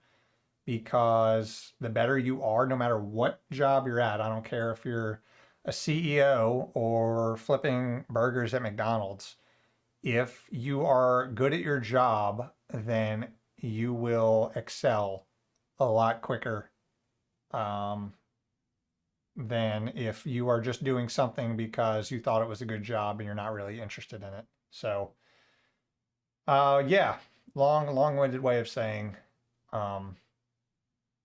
do something, try to find something that's interesting to you, regardless of if it's the best way to get a job. What do you do in tech? I'm a software application support and development, or I do software application support and development, primarily Java and .NET for a utility company. So real-time groups that are doing communications and operations on the electrical grid. I also have certification to operate the electrical grid. Fun fact. Adios, folks. Got to catch some Z's. Thank you so much, Mr. CM Noor, for stopping by. You've been here for a long ass time. I appreciate it. We are 20 seconds away from hitting 5 hours on the stream, which is absolutely bonkers. And we still have people in here hanging out. So this is wild to me. But thank you so much for stopping by. Hope to see you in the next one. I'm sure you'll be here. Mr. CM Noor is quite a regular around here. But have a good night. Thank you so much. Sean Campbell, networks are only growing in complexity. Exactly. Network communications and complexity and cybersecurity is only getting more prevalent. From the top down, from major corporations to small businesses. So network engineering is a really, really good field to be in right now. I study at least 2 to 3 hours a day for my SANS master's degree. Dude, I started my master's for my MBA and I gave up. I was like, 18 hours in out of like the 42. So I wasn't even halfway through it. And I was just like, man, I hate school. I don't ever want to be a manager anyway. Like, I'm pretty good, like compared to, so this is gonna sound weird, but in terms of like people skills and being extroverted in the IT field, in my business, I'm very up there compared to some of the other people I interact with in my IT department. So I'm like, man, if they wanted to like an actual manager to like manage people and deal with people, I don't even care to get my MBA. You just got to be good at like talking and being good at like dealing with people. So I hate school so much. I'm done with this MBA.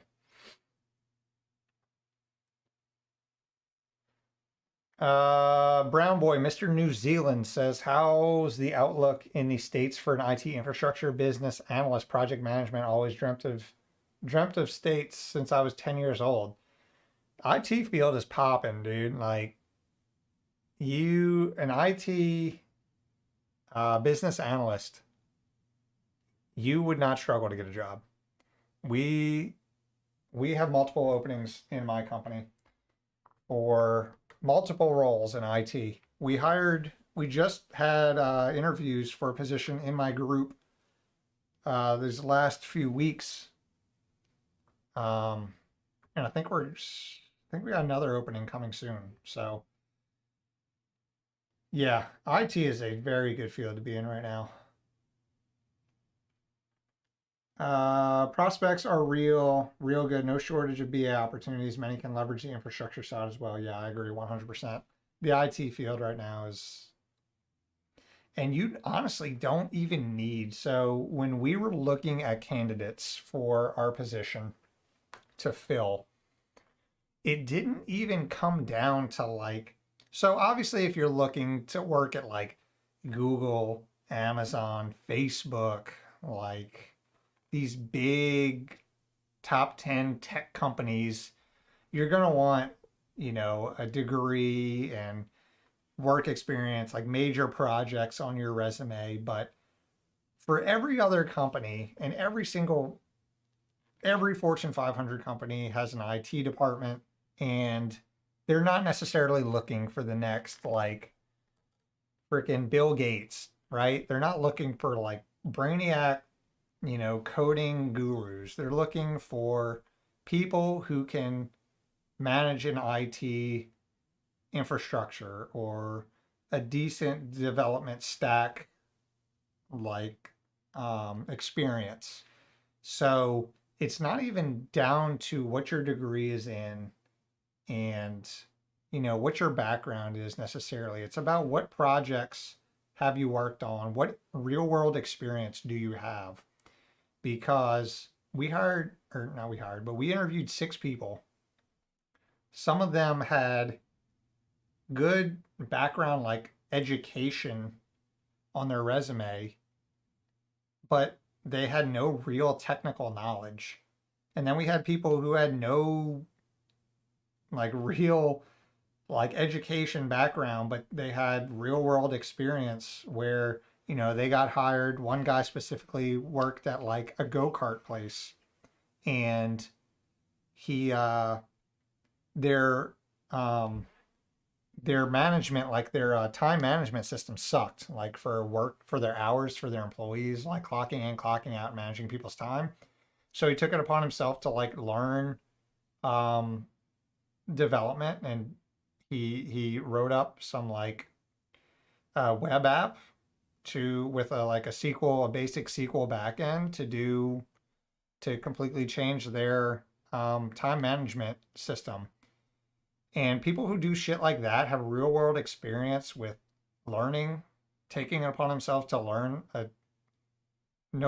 noticing an area for improvement, taking it upon themselves to learn a new skill, and implementing that all by themselves is worth so much more than someone who has, you know, whatever certifications. And, you know, I did this as my senior project for my computer science degree.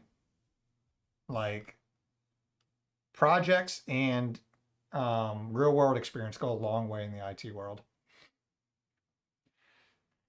Just having just having your MBA would be a good fallback, but with your extensive app dev experiment app dev experience, no worries. Yeah, that's kind of what I figured. I really don't want to be a manager. I like being kind of the code monkey.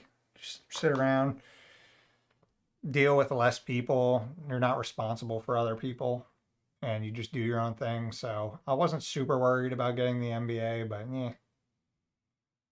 Devs can be introverted. Haha, wait till you meet malware devs, reverse engineers. Dude, I've met the most introverted folks were like the ones that were like the cybersecurity dudes. We had like a business-wide like mandatory training we had to do in all of IT. So we were all like mixed up in different courses. And I'm like relatively extroverted. Like I don't mind public speaking or anything. Fun fact about me, I got second place in my regional competition for funniest speech for Toastmasters. So if you don't know what Toastmasters is, it's like a organization that a lot of businesses push that helps with public speaking. So I was in that for a while, and they had a annual um, funny speech contest, and I won my local one. So I went to the regional one, and I got second place in the regional one. So I didn't get to move on to the statewide one. Unlucky, but yeah, man. Soft skills in Google. Just like I said, it all boils down to being interested in your topic. If you're interested in what field you're going to go in, you're going to obviously be more interested in it, which means you're going to want to learn more about it, which means you're going to excel more in it, which means you're going to get better ratings, which means you're going to look better, which means you're going to move up. It's that simple. I know it sounds really simple, but I mean, it is. Like, if you're just getting into IT because you think it's a good way to make money and you're not really interested in it, yeah, you might get a job, but you might hate it and you might suck at it because you don't actually want to learn how to do it. You just want to make money. So, Mr. Schiffles, what is up? Welcome to the stream. Hello, Owl, and happy St. Patrick's Day. Love the channel. Well, thank you. Technically, yesterday was St. Patrick's Day as of 6 minutes ago, but yeah, I appreciate it. Thank you so much for stopping by. I have like 3 greens on. This is kind of green. My pants are kind of green, and my underwear is kind of green. I'm not going to show that. I don't want to get YouTube slapped on the wrist. Naeem, should I connect my external hard drive to my router as a simple NAS setup or just use a dedicated NAS? I've done that before. I had a Netgear router and I hooked up an external drive to it, and it was super convenient for a place to send my Proxmox virtual machine backups. I think it's a great solution, honestly. It's a free storage solution or storage hosting solution for your LAN. So, I mean, if you want to go the dedicated hardware route, you can. I mean, you get more performance and like features out of it. But if you're just looking for an easy place to house some files, 100%, just throw an external drive on your router port or USB port and throw some stuff there. Now, yeah, it's not going to be the best performance, but like I said, I've used it. It was super easy to throw like a 4 terabyte external drive on there and just have like a secondary place to back up files just in case. Honeyem, I'd always side with dedicated hardware. Those routers are typically god awful slow and vulnerable. Oh, yeah. I mean, yeah. I don't know how vulnerable it is unless you're opening ports. You got like port 80 and 443 open directly to that router. Maybe, but I don't know, man. It's just so easy and convenient, especially for me, to just take that 4 terabyte external drive I have laying around doing nothing, literally just plug it into the router and have an easy place to store some files. But you do you. That's my 2 cents. You can go with it or not. Matt Sucks. I got to get back to studying. See you. Thanks for stopping by, Mr. Matt Sucks. I appreciate it. Hope to see you on next stream.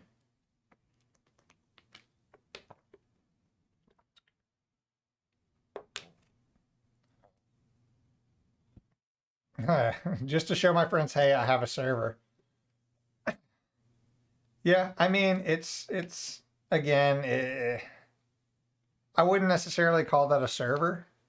I'm not gatekeeping by any stretch of the imagination. I hate when people gatekeep home servers. I would just call that a local storage solution, or a simple NAS.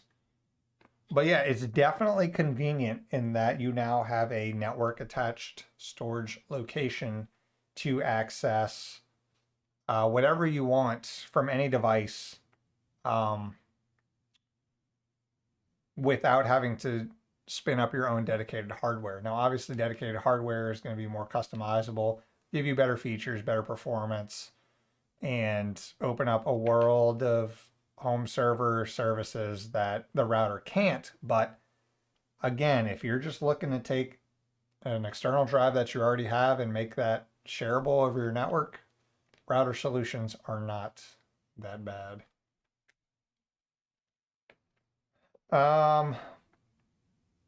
Yeah, so true. 80% soft skills, 101% agreed. I'm currently working as a BA PMO for an IT infrastructure. Yeah, it's funny how it's the difference between like in our group, we have some like support people, some development people, and then with another group we work closely with, we have some like what are they called? Solutions architects. And then we have another group that does project management. And the difference in like soft skills of these people is hilarious. Like the developers are very introverted. It's like stereotypical IT. The developers and support people are pretty like introverted and just do their own thing. The solutions architect are kind of like in between because they have to be technical, but they also have to interface with like the business and project managers, so they have to have some decent soft skills. And then you have the project managers who are like not technical. I mean, they have some technical knowledge, but their main like skill set is just being able to talk to people and manage people. And it's just so funny seeing like all these people interact with each other and how different it is. And it's all about like what your personality dictates. Like if you're that kind of person who is more extroverted and has technical knowledge, you would kill it as a project manager in IT.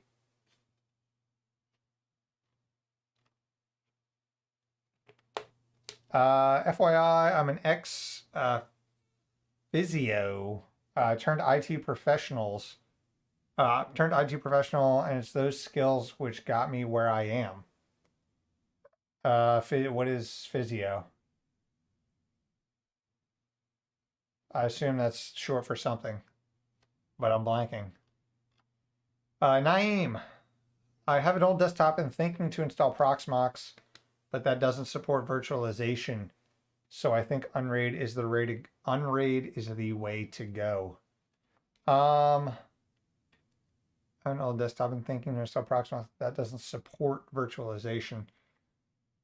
Yeah, I guess if that's Unraid is going to give you, you'll be able to way more easily spin up containers using their app store, and use it as a simple NAS, way more than Proxmox. Proxmox is pretty dead in the water if you don't have a processor that supports virtualization. So yeah, I agree 100% with that.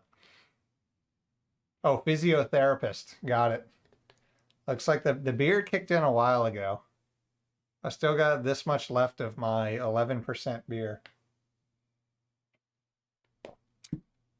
Once this is done, I gotta call it.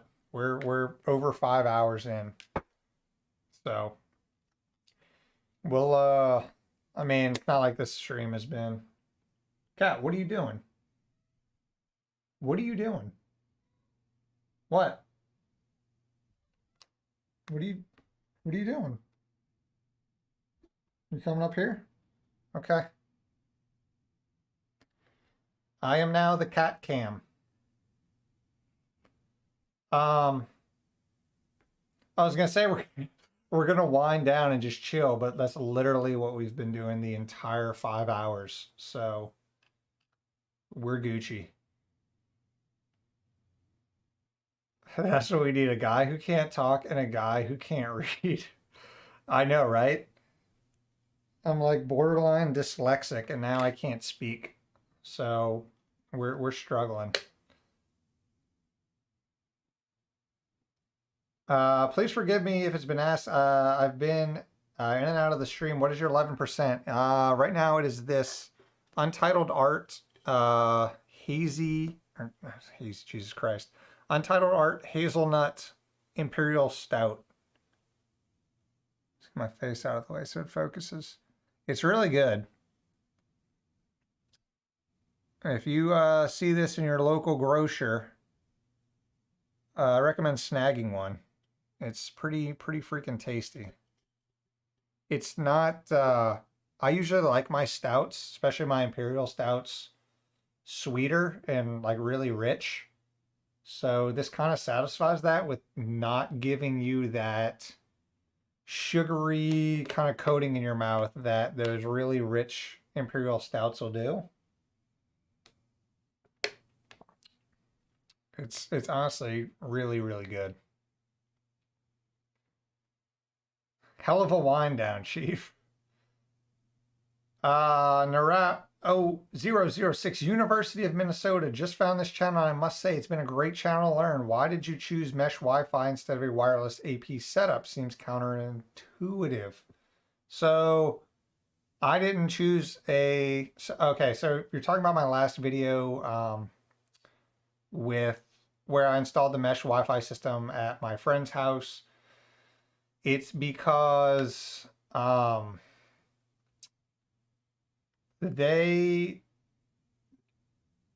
one of them are the most like tech savvy people. They don't want to deal with like multiple wireless access points and configuring them to run in access point mode and configuring them individually in their software. Even if in Omada is really easy, but dealing with the controller and multiple access points, they really didn't want that. They wanted like a plug and play simple way to get easy Wi-Fi coverage over their entire house. So I deployed a mesh system for them just because it's so easy. I wouldn't recommend that for every single person. For the people who just have a big area to cover and want something plug and play and super freaking easy that they don't have to deal with, mesh Wi-Fi systems work really good, especially if you're not hardwired throughout your entire house. Mesh Wi-Fi is a solid option. So TP-Link just sent me their mesh system. It's 2 units. I have them plugged in right now, actually, for testing. So I will have a video on that soon. And whether or not I'm going to continue using it, Because right now I already have a TP-Link access point that's Wi-Fi 6. And it does good enough to cover our house. So it's going to be interesting to see. Like, for reference, we have like a 2,100 square foot house and 2 stories, and the one wire or one access point does fine for the entire house. So it's going to be basically like, hey, do you need a Wi-Fi mesh system? Probably not. And you'll know if you need one. If you're on one side of your house and your Wi-Fi connection is absolute butt cheeks, then you might need a mesh system. But yeah, got to pick up some. Sucker for hazelnut. Yeah, if you like hazelnut, you will freaking love this. Stouts have really upped their percent level in the last year. Dude, yeah. Imperial stouts have gotten so popular. They're like the new IPAs. They're like the IPAs of 5 years ago. Like, IPAs were insanely popular like 5 years ago. And now it's Imperial stouts. Zahir, welcome. 5 hours later. Yeah, I usually cap out at like 3 hours. 3 hours is a good stream length for me, but I have no fiance here to entertain or feel obligated to stop streaming and go hang out with. So we're chilling. I got nothing to do. So yeah. I'm biased against CompTIA. What is CCNA is a solid cert that will give you a job. Yeah, for sure. CCNA you will not have an issue getting a job with. Illusory Owl, welcome. Illusory Owl was like one of my first Twitch or Twitter followers. Welcome to the stream, man. It's been a while. Long time no see. Yeah, I agree. I know, another owl. It's like we stick together, right? Ryzen 5 3600 or i5 10400 for home server security cameras, 4 to 5 megapixel cameras. Learn Linux backup on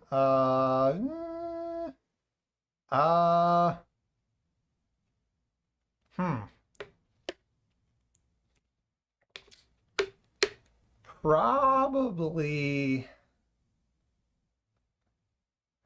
Is the 10400 hyper-threaded? I can't remember what generation. I think it was the 10th gen where Intel finally said, okay, we're going to hyper-thread the entire lineup instead of only doing it on the like i9s. I would say you can't go wrong with either, to be honest. I don't think either one of those is a bad call. I don't think you'll see significant performance difference between either of those. Motherboard price 3600 probably, just because you have better motherboard compatibility for future upgrades if you want to throw in a new CPU. Yeah, can't go wrong with either. Yeah, I agree, Sean. I've been in the community for a while now. Yeah, Illusory Owl has been around for quite a while, so it's good to see you in stream, my man. Brown Boy, all right, lads. I've got to skip out. Great stream. Got to head to work. See ya. Yeah, man, thanks for stopping by. Hope to see you in future streams. If you want to hang out, check out the Discord. Yeah, I'm usually in there hanging out, chilling. So I appreciate you stopping by. Illusory, in the process of configuring TrueNAS for my organization right now. Nice. Yeah, TrueNAS is definitely designed to handle corporate workloads. So good call there. Thanks for a dedicated response. Didn't know this was a regular occurrence. Time to pencil this in for every week. I try to do one every week. Sometimes I miss a week. Sometimes I end up streaming twice a week. But yeah, man, I always let everybody know through YouTube or Twitter when I'm streaming. So be sure to follow me on any of these. Arius. Mark, I told them the story of Tick's bachelor party in Austin where we ended up in a gay bar. Do you remember how hilarious that was when we realized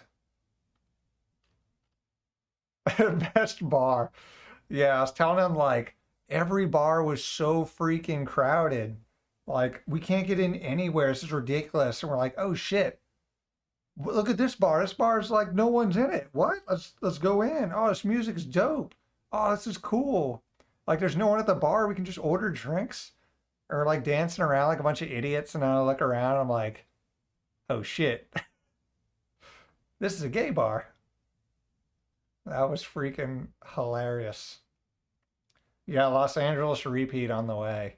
So FYI, my bachelor party is coming up in like a month. What, 3 weeks, 4 weeks? And we're going to Los Angeles. So we might end up at a gay bar again. I don't know, man. We didn't intend to do it the first time, but we'll see. It was a good ass time, not gonna lie. I have the 11400 in my unrated and Plex to Beast for QuickSync. Yeah, QuickSync is pretty convenient on Intel CPUs. Owls of a feather flock together. Yeah, it's a saying, right? It's totally owls of a feather. Yeah. Naeem says, make a video on PPOE, dynamic IP, and other things related to ISP connection. It's something I have to get into. I'm spoiled with having kind of a static IP with my ISP, so I haven't delved into dynamic IPs and PPOE very much. I know it's a common thing people want to learn about, but there's just so many things out there that I need to make videos on. I have to kind of prioritize them in some type of way, but yeah. RJ, thank you, sir. Appreciate the input. Stouts have been something I've stayed away from until the last year or so. My attempt at growing up and being sophisticated. I was never into beer, and I always thought like stouts were like hardcore because they're dark, but they're honestly the easiest to drink because they're usually just like mellow and sweet and more like rich. So you don't have to worry about that like some of them are bitter. Some of them can be bitter, but a lot of them are just like rich and sweet and tasty and smooth. So they look intimidating, but they're quite tasty.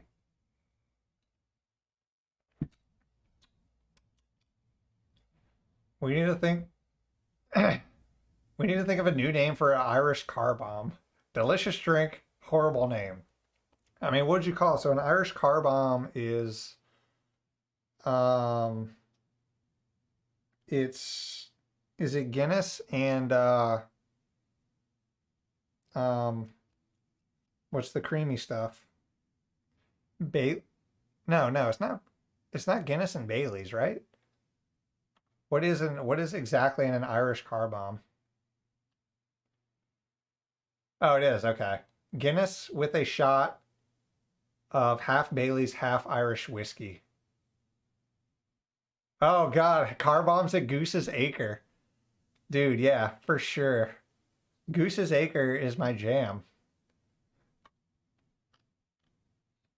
Bailey's, Guinness, and Jameson. RJ, rich, 100% sweet, not so sure. It depends on the stout. Some stouts are pretty rich and sweet. This one is in between. You can definitely get stouts that are less on the like sweet rich side for sure, but I feel like a lot of imperial ones uh favor more towards like richness and sweetness. But dude, I'm not a beer freaking expert. I drink beers and that's what I taste. Goose's Acre has some good wings. Irish whiskey and coffee. Dude, I can't even like Jameson just like smelling it. You know how you have like certain foods or drinks that you can just smell and it makes you like nauseous because you had some bad experience with them? I don't even remember a bad experience that I had with Jameson, but apparently I had one subconsciously. Whenever I like smell Jameson, it makes me nauseous. I can't, dude. North Coast Old Rasputin is a great stout. This one is really good. Mark, you ever had this one? It's Untitled Art Hazelnut Imperial Stout. It's pretty freaking good.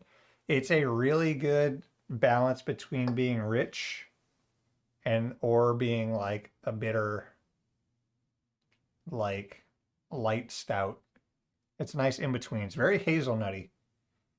Like if you like Nutella and hazelnut and you're not so keen on super rich stouts, this thing is quality.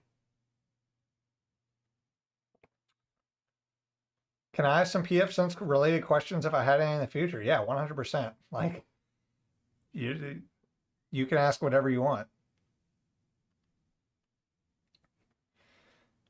Tequila.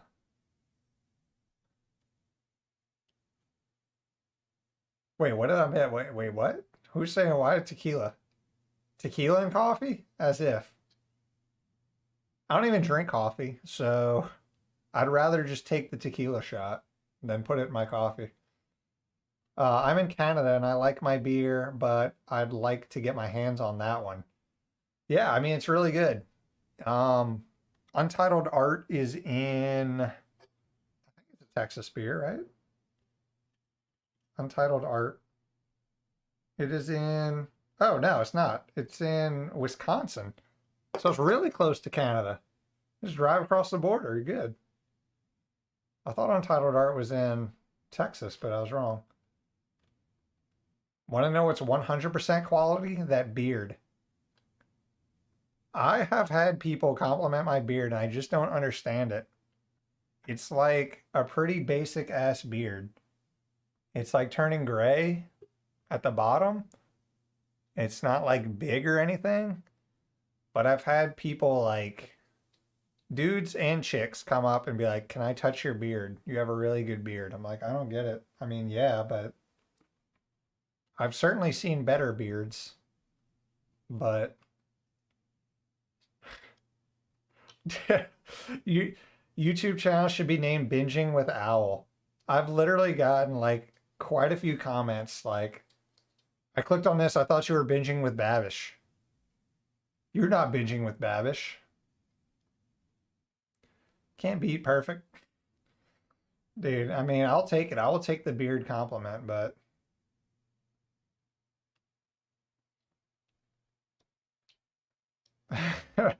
basic asset that's silver. It's just rare to see. Where to find an IT keeps up with it. I mean, look at me. Dude, I just trim it when it gets like too gross down here. I trim it here. I don't know, dude. I don't do any like crazy beard techniques.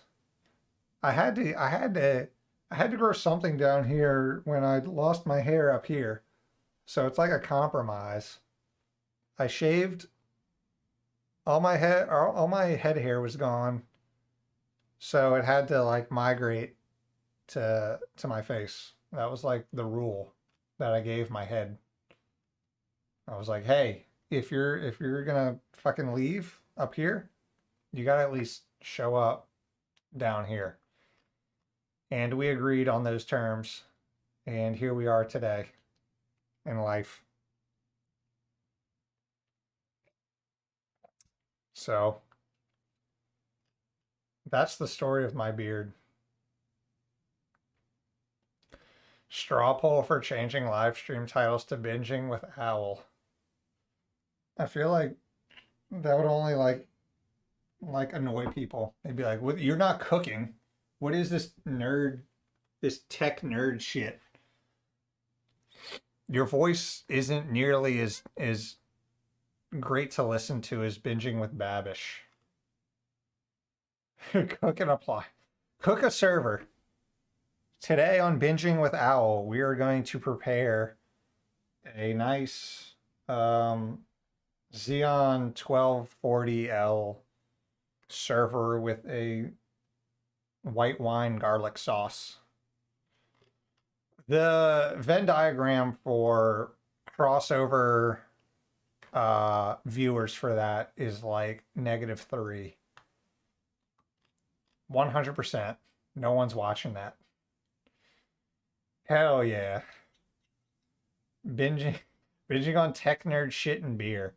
I mean, that's what the goal for this stream was. Like, I 100% when I posted the poll to YouTube, I thought everyone was going to say, hey, uh, we want you to try out XCPNG, but apparently everybody just wanted me to get drunk on stream and drink a lot of beer. So that's what we did.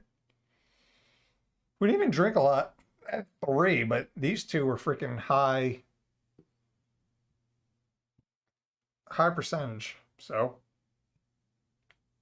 I'm not like drunk. I'm in like a nice tipsy coasting area. So it's not like we were pounding beers. Maybe if we do like a collab stream with somebody and we'll see who can get the drunkest and still stay coherent and deploy a virtual machine, a TrueNAS scale virtual machine, or a core virtual machine. Maybe that'll be a challenge. Voodoo is a slapper. I like all Voodoos. Have you had the hazy Imperial?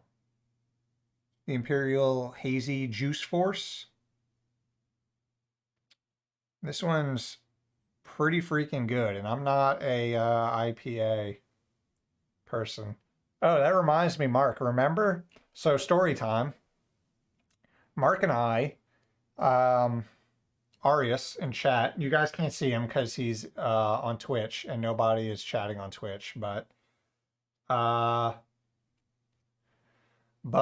Mr. Arius, we competed in a triathlon where we got, it was a team triathlon. So I did the running, he did the biking, and one of our other friends did the swimming. And we got first place. Remember getting first place in that triathlon? That was good times. I still have the shirt. Hold on. I'm going to find the shirt. I bet you have the picture too. I think the picture's on Facebook.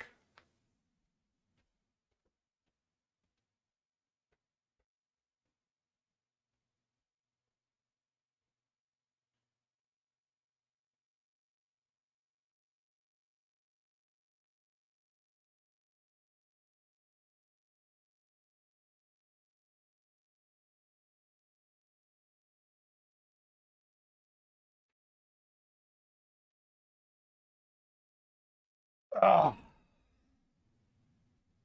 boom. First place in the triathlon, dude. We did, when was this? Holy shit. It's literally on, it's on 5/14/2016. 5/14 is me and Kristen's wedding date. Our wedding is going to be the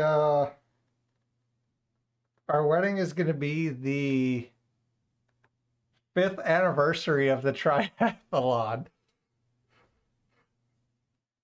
So the wedding isn't a celebration of love or anything. It's a 5-year it's a 5-year anniversary of winning the triathlon.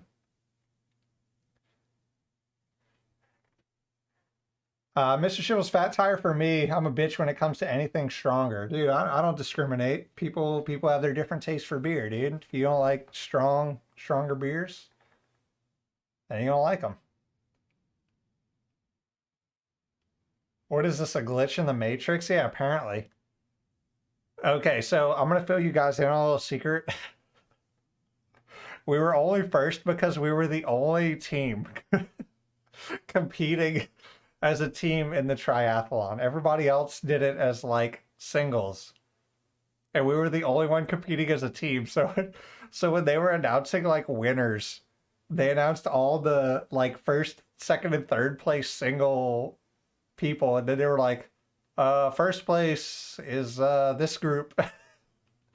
Because we were the only ones that did it as a team. Yeah. That was it was so funny because like my girlfriend at the time, her dad was like big into running, and as like a half joke, he was like, "So how did the triathlon go?" And I was like, "We won," and he was like so freaking pumped that we won. I didn't have the heart to tell him like, "Oh yeah, we were the only team." So yeah,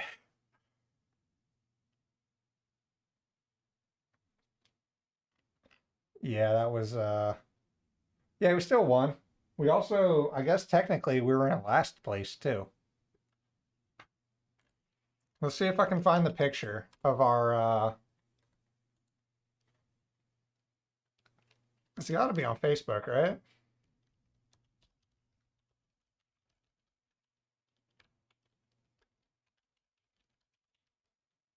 I don't even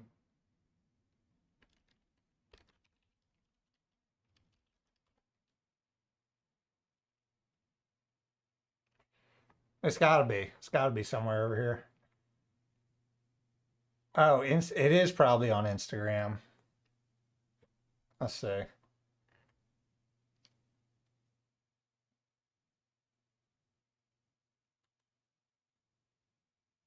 Why am I tagged in this? What?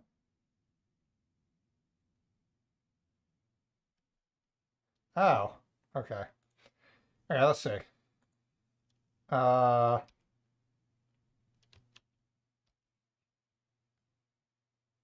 that's not you.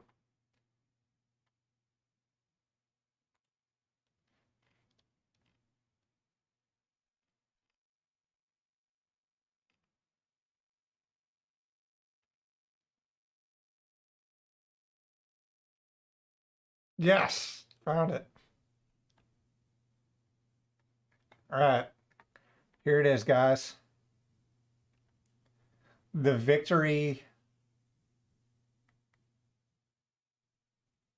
victory picture. Oh, I used to have hair, by the way. Check it out. We freaking killed it, dude. No one could stop us. Not even the water or the bikes.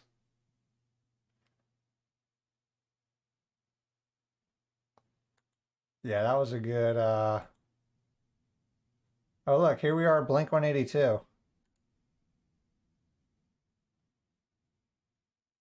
Ah, good old Blink 182.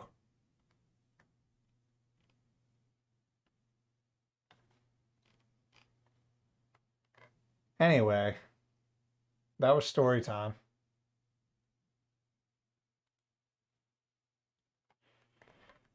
How I won a triathlon.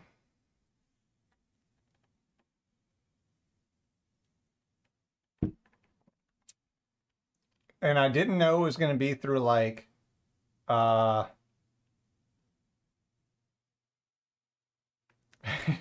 you look like the guy in the Chad beam in the picture. Good days, more to come. Yeah. We'll we'll uh we'll have some good times in Los Angeles and at the wedding. Oh yeah, Mark, me and Blake are going to Coda in October in Austin, the F1 race. We're uh we're snagging my dad's camper and we're camping out for the entire weekend in Austin for Coda. So if you're into F1 and you want to come hang out in Coda, it'll be a good ass time. Uh do you just need a ticket? I mean, technically if you yeah, I mean a general admission ticket isn't too bad for the entire weekend. I think it's like 200 something dollars, but it's Thursday. It's Friday, Saturday, Sunday, but we're getting there Thursday. And that just gets you into the entire thing. And it gets you into like all the music events and everything. It's pretty freaking sweet. I'm more of an F2 guy. Is it I know there's like F1 tiers. I don't know enough about F1 to know if F2 is actually a thing. I'm pretty sure it's not. So I'm not falling for that.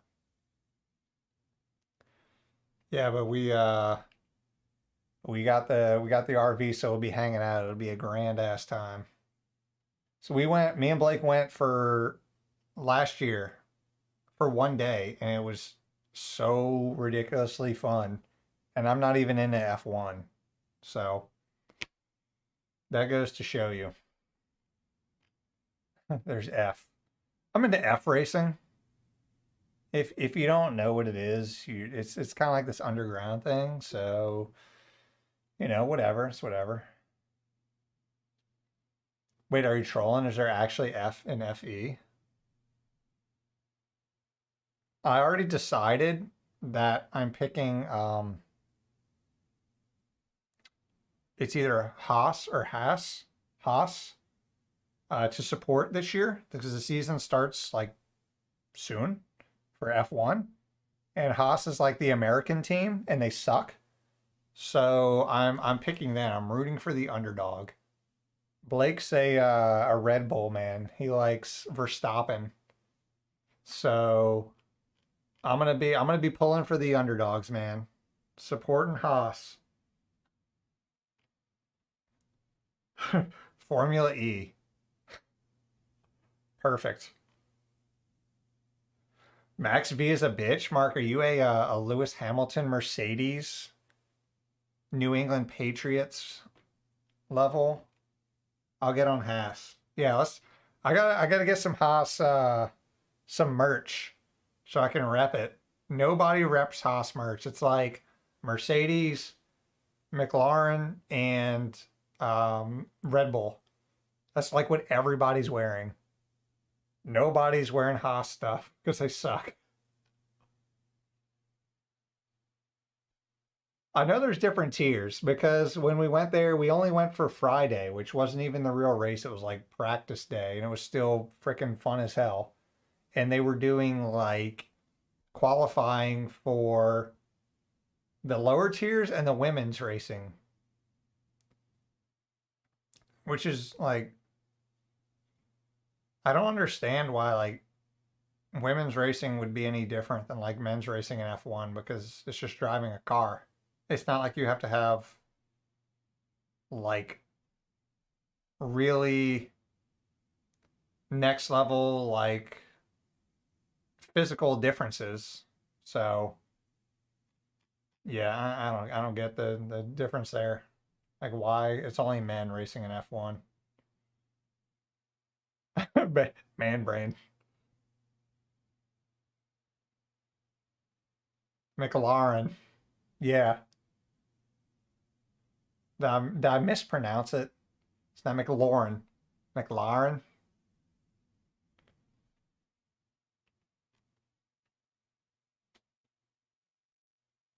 Dude, I don't know shit about F1. Like I know very little. That's what I'm getting at here is I think the event is super fun, but I know nothing about F1. I know what Blake told me. I know what I saw at Coda for one day, and I know what Blake's told me. So I know basically nothing. I know that Haas is like the American team that sucks. I know Mercedes is like top tier and Lewis Hamilton's the GOAT. I know Red Bull is really good and up and coming, and everyone loves Max Verstappen. And I know McLaren is also a top tier team. Other than that, I don't know shit.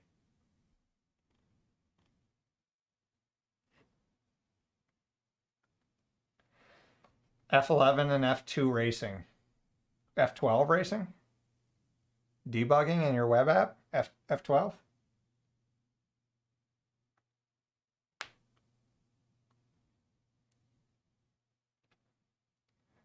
Women's racing has extra safety on the track, I guess. Dude, I don't know. I'm not touching that subject. This is 2022. I don't want to get canceled for saying anything.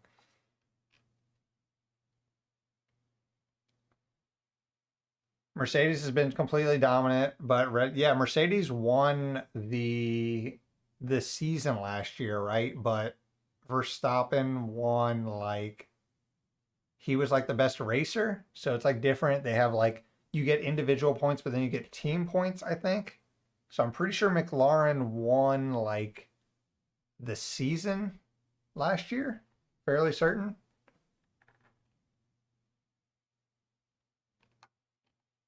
I'm gonna get canceled for saying nothing.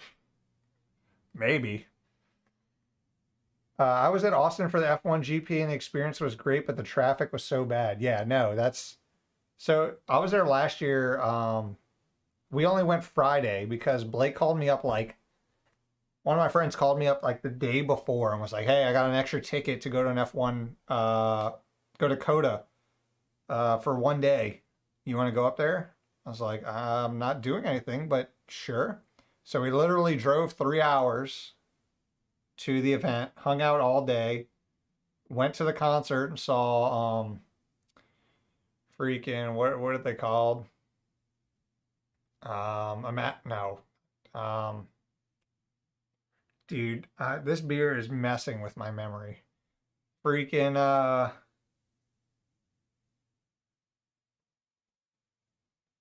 21 Pilots. And after 21 Pilots drove 3 hours home. It was nuts. It was a long ass day. But it was so freaking fun that this year we bought a camping spot and we're bringing a camper up there this year. So we don't even have to deal with traffic. It's going to be sweet. Hamilton is the Tiger Woods for F1. Yeah, I made Blake explain to me all the F1 stuff in terms of NFL. So he said Lewis Hamilton was the Tom Brady of F1. I wish it was Blink 182 instead of 21 Pilots, but I don't even think they've announced who the headliner is for the concert this year. If it's Blink 182, I'm gonna shit my pants. 2022 Coda.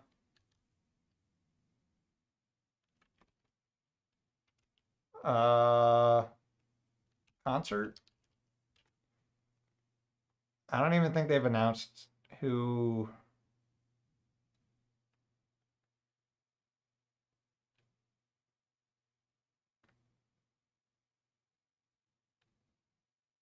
I don't see anything.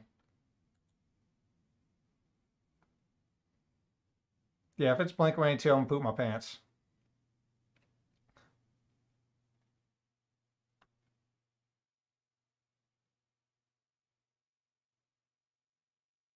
What am I missing? Pirate the Wolf. Hi, welcome. Welcome to the stream. We're doing absolutely nothing right now and just messing around talking about Formula One for some reason.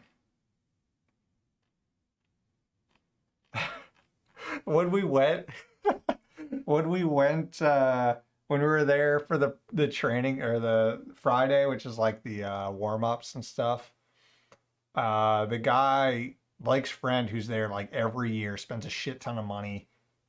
Somehow got these like fancy passes, and he gave them to us to walk around with in the event. And we were like, "Oh, this is freaking tight." So we kept going up to like these booths. They were like F1 experience tags, but apparently there's different like tiers. I guess this was like the bottom shit tier. So we kept going up to every booth like, "Hey, can we get in it?" Or like every like fancy tent. And we're like, "Can we get in here?" They're like, "Nah." We're like, "Well, what does this do?" They're like, "Fucking no." Like, I don't know. So we'd go to the next one and ask, and it did nothing. We tried so many. We thought we were going to get into all these like fancy ass places, and we didn't. It didn't do anything for us. It was freaking hilarious.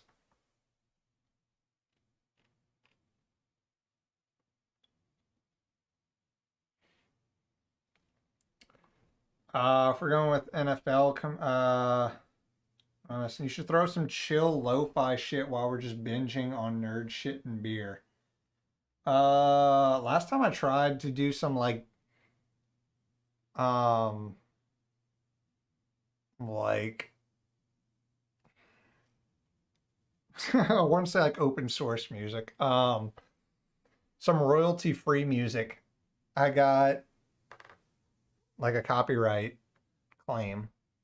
So I'm just like super paranoid about uh putting up any type of music on here.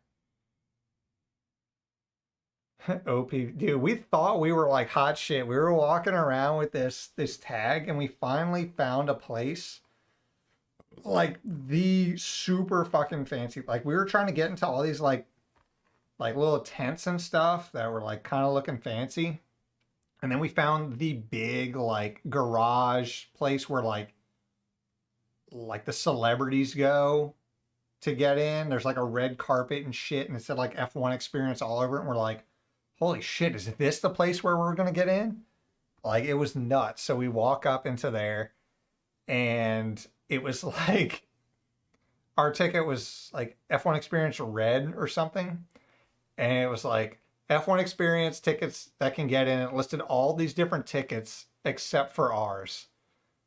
So we just walk up and they're like, "What are you doing here? Like you can't get in. Go away. Go away with your red F1 experience ticket." Yeah, like one of my I think my second stream I did some like I went on YouTube and did like royalty free music and I did like a playlist that was apparently royalty free. And then the day later, I got literally like 20 copyright claims for every single song that played. It was ridiculous. Is Tycho copyrighted? I don't know, dude. I could play Brother Blake. I know that's not copyrighted.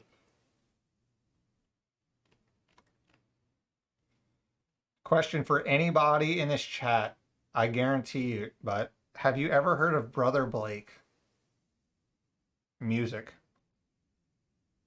I bet you haven't.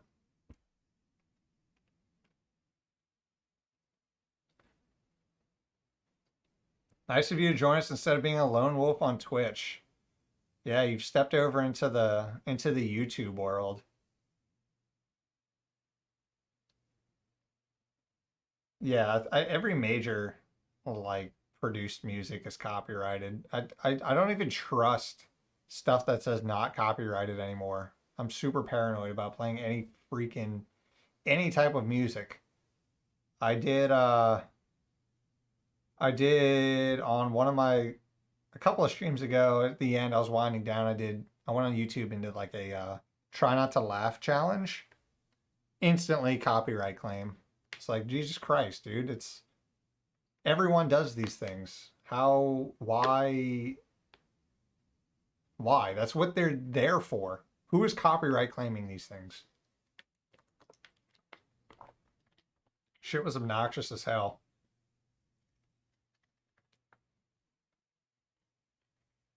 YouTube sucks ass for background, but Twitch would be great. I mean, that's the thing. I'm streaming on both, and I tried initially. The plan was to move over to Twitch just because it's a better platform for live streaming and it's easier for like building a streaming platform and monetization. But I didn't get much traction initially, so I'm just streaming to both, and maybe one day if I get enough traction on Twitch, I'll switch over. But for the most part, we're just chilling. We're just chilling. But yeah, Mark, look up Coda in October, and if you and Mitch want to come party, it'll be a good ass time. Camper, you walk around and just watch cars go fast and listen to music and eat a bunch of food. Then you head back to your camper. You hang out. You play cornhole. You drink a bunch. Take a nap. And then you go back out. And rinse and repeat. And you watch people spend a shit ton of money on merch. But yeah, it's a good ass time.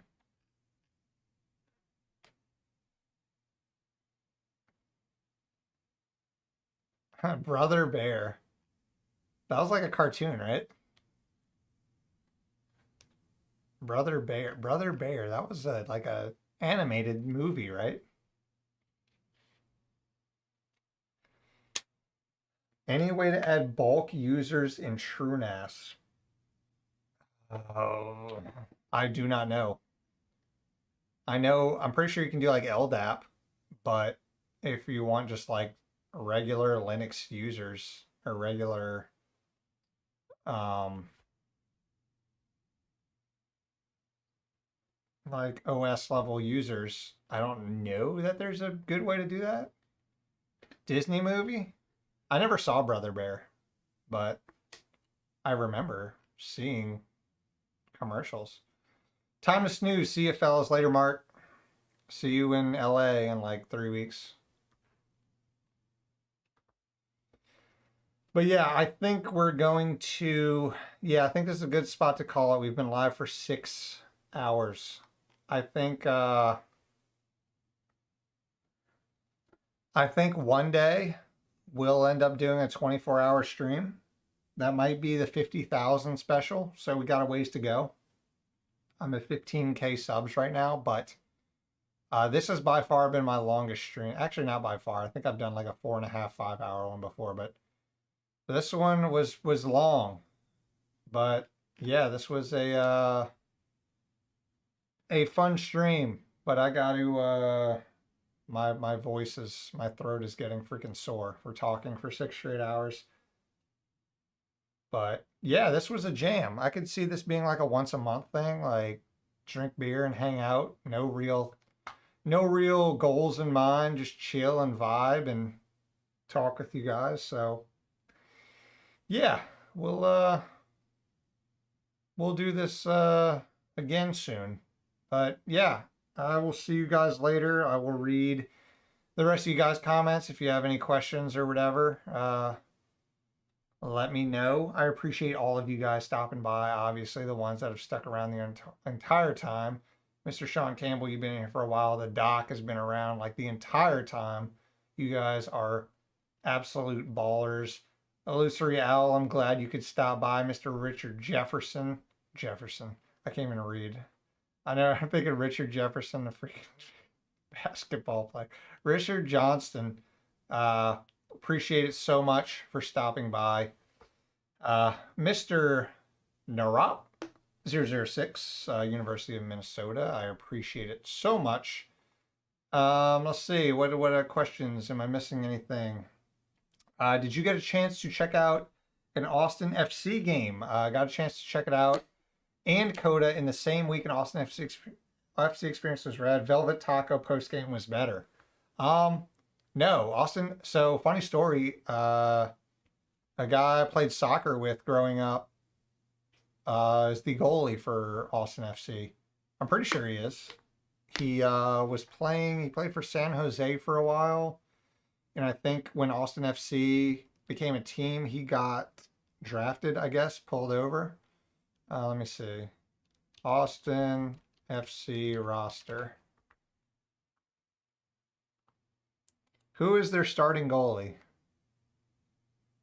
I guess he's not their starting goalie.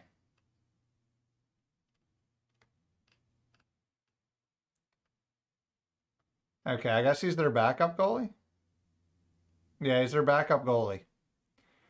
So their backup goalie I played soccer with and went to high school with growing up. So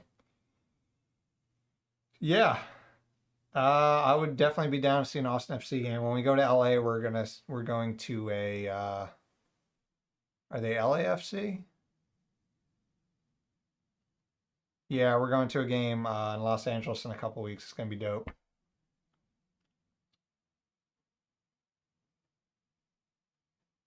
Oh, did we get some spam bots in here? I didn't see any of this stream. Surprisingly, I guess you zapped them.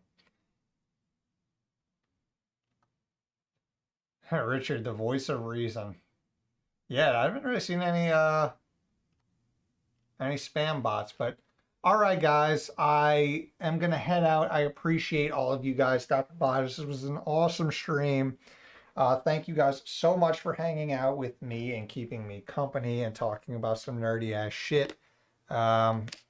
It's cool seeing couple of you from around the Houston area. That's pretty freaking dope. Also, as well, from seeing all you guys from all over the world. I never get tired of seeing that. Never get tired of seeing you guys come in and share your kind words with me, whether you found my videos entertaining or informative or both. It is really cool to hear that. So again, thank you guys so much. We just hit 15K subscribers on the channel and we're going strong. So I guess, yeah, this was kind of a little bit of a celebratory thing, but all right, it is time to go let the dogs out and grab a snack and lay down. Everything is down in the description below if you want to become a channel member, if you want to support via Patreon, if you want to buy some merch, if you want to join the Discord, anything, check it out down in the description. But again, I appreciate all of you guys stopping by. I really do.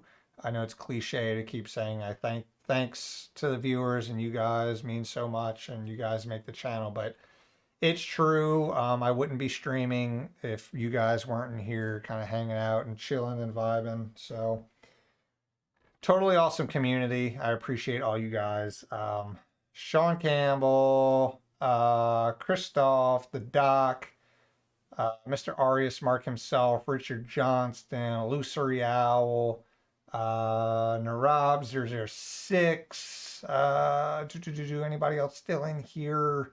I hope I'm not missing anybody, but all you guys are awesome. If anybody missed anything or want to go back and check out any of the stream, it will be in VOD form on the channel tomorrow, or honestly right after the stream. But that is it.